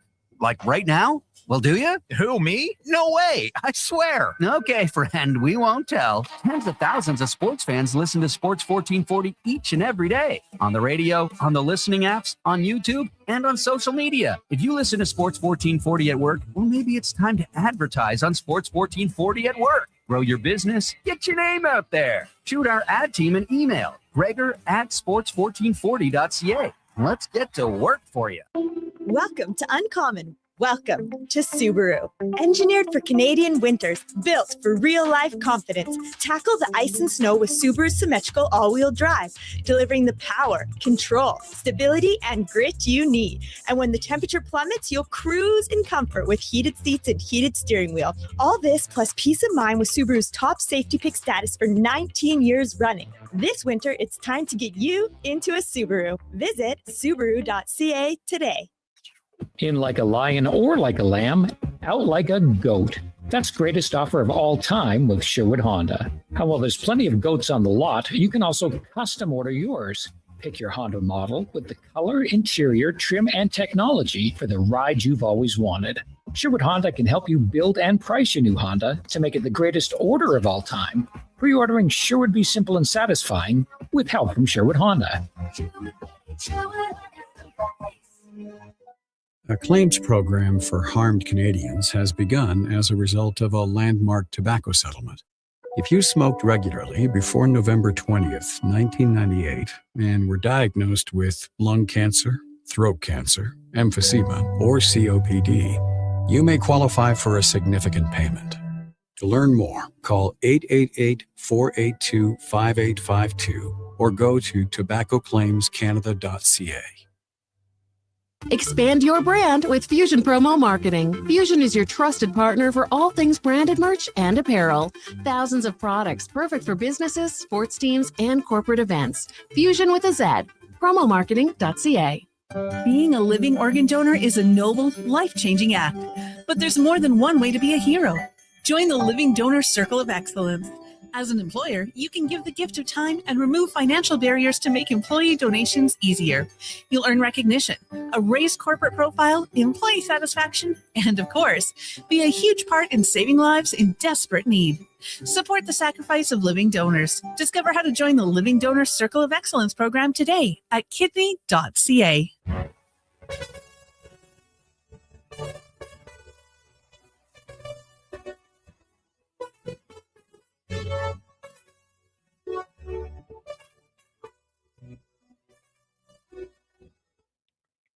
Portions of this hour brought to you by CanTorque, made in Canada, made for Canada, where extreme isn't theoretical. Find your solution at CanTorque.com. This is Sports 1440, where Edmonton talks sports. On YouTube, Facebook, and X. Here's Jason Gregor. Brought to you by PlayAlberta.ca.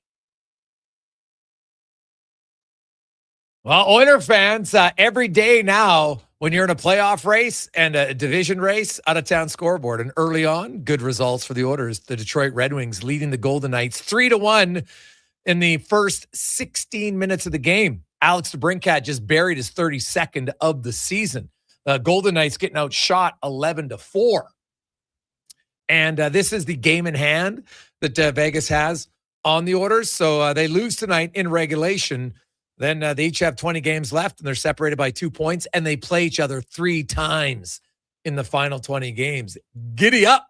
Should be a good race. Not to mention the Anaheim Ducks are lurking right in between with 69 points, and they have 2 games in hand on both teams. So could be a great race. Even Seattle is 1 point back at the Oilers, and they have 2 games in hand. So should be a fun race in the Pacific Division. If you want to see all of the scenarios, check out my article today at OilersNation.com. It has the your comprehensive guide to the playoff race in the Pacific Division. Now, let's get to the 2-minute warning with Cam Tate, brought to you by Legacy Heating and Cooling, home of the no payments, no interest for 1 year on your furnace. Stay warm all winter at Legacy Heating. Here is Cam Tate. Part 1 of a 10-part series entitled Steel and Spirit, the Milan Sledge Sessions. They call it a bucket, but it's so much more. It's a throne, a weapon, a machine built for speed and precision. In para hockey, the bucket is where the magic begins. Carbon fiber, Kevlar, molded to the exact shape of the player's body. The exact shape. Every curve, every contour, designed for one purpose: control. A twitch of the hip becomes a sharp turn. A shift of weight sends the sledge slicing through the ice like a blade through silk. The rules are strict. The bucket must hug the torso, no wider than the player's armpits. The sledge itself? A sleek missile of engineering, between 0.6 meters and 1.2 meters long. Beneath it, the frame is calibrated to leave a puck gap of just 8.5 centimeters to 9.5 centimeters. Just enough for the biscuit to scream through at impossible angles. And the blades? Twin strips of tempered steel, razor sharp, set mere centimeters apart. Balancing on them is a feat of pure mastery. One wrong move and you're down. But when it's right, it's poetry in motion. The ice becomes a canvas, and the players paint with speed, power, and precision. As the 2026 Paralympics approach, this isn't just hockey. It's a revolution. The bucket isn't just a seat. It's a cockpit, a weapon, a portal to a new dimension of the game. For the next week and a half, we're going to have a look inside the Canadian para sledge hockey team as they aim for a gold medal in Milan. We'll preview the 3-round robin games, which start Saturday against Slovakia. We'll talk to the head coach, who made a name for himself in the Alberta Junior Hockey League. We'll tell you the 5-minute penalty in the Paralympics called teeing. So buckle up, my friend. Over the next 10 2-minute warning segments, you're going to meet a bucket list like none other. 2-minute warning. Gregor, Hallie, Kruger, I think we should put him in a bucket every day. And me, Cam Tate, Sports 1440. I look forward to that, Tater. I love it. Paralympics getting going. Can't wait, man. Really skilled athletes, very determined athletes involved in that. It is the Gregor Show, as always, brought to you by PlayAlberta.ca. We got a few quick texts. Hey, guys, I'd rather have O'Reilly, but Dickinson should help the penalty kill. Well, Jordan, if you're getting O'Reilly, he's going to cost you way more. Way more. I agree with you. He's the better player. There's no doubt in my mind. But the cost for O'Reilly is significant, and I heard Nashville isn't overly interested in wanting to retain salary, which makes it much harder to do. Because the orders right now, I know everyone's texting, Mangiapane's 3.6. No, he isn't. He's in the minors. He's 2.4 on the cap right now. When you're in the minors, you can bury 1.15. So the orders only have $200,000 in cap space, and Mangiapane's only a 2.5 cap hit right now. So that's why if he's involved in this trade and Dickinson's 4.25, even if you put Lazar on LTIR, it's not enough. They're going to have to retain unless you're moving a few different guys off of the main roster to make that deal happen. So we'll see where it goes. We'll follow it. Of course, we got wall-to-wall coverage tomorrow. Then we have the trade deadline day on Friday. So have yourselves a wonderful Wednesday night. On behalf of Connor Hallie, Declan Kruger, Ritch Winter, and everybody else involved in the show today, I'm Jason Gregor. Have yourselves a great night. Let's get to the Con Man and a Sports 1440 update brought to you by Northgate Chevrolet Buick GMC, where March Madness is here. No joke, no giveaways, no phony prizes. Just a good old-fashioned deal. You don't want to miss it. NorthgateGM.com. This is the Sports 1440 update.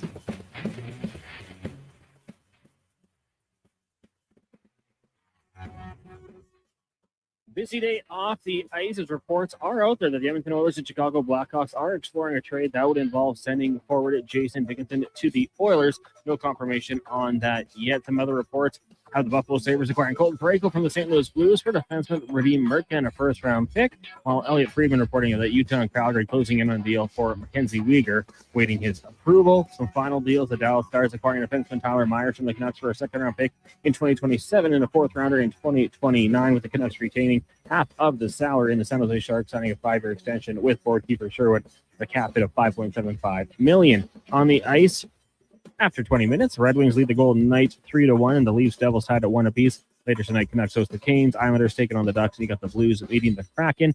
In the association, Thunder lead the Knicks 44-33 in the second, and early in the first, Hornets up on the Celtics 20-13. Later tonight, Grizz host the Blazers, Hawks meet the Bucks, and the Pacers taking on the Clippers. In the AJ today, whose Camera is coming back to beat Calgary 4-3 in a shootout, and one game in the PWHL this evening. After 20 minutes, Seattle and Ottawa scoreless. That'll do it for us here on the Jason Gregor Show. Coming up next, it's Fox Sports Radio all night long. Live local coverage resumes tomorrow morning, 7 a.m. with Kevin Carius here on Sports 1440 and streaming on our YouTube channel, Sports 1440 AM. I'm Connor Halley. This has been a Sports 1440 update.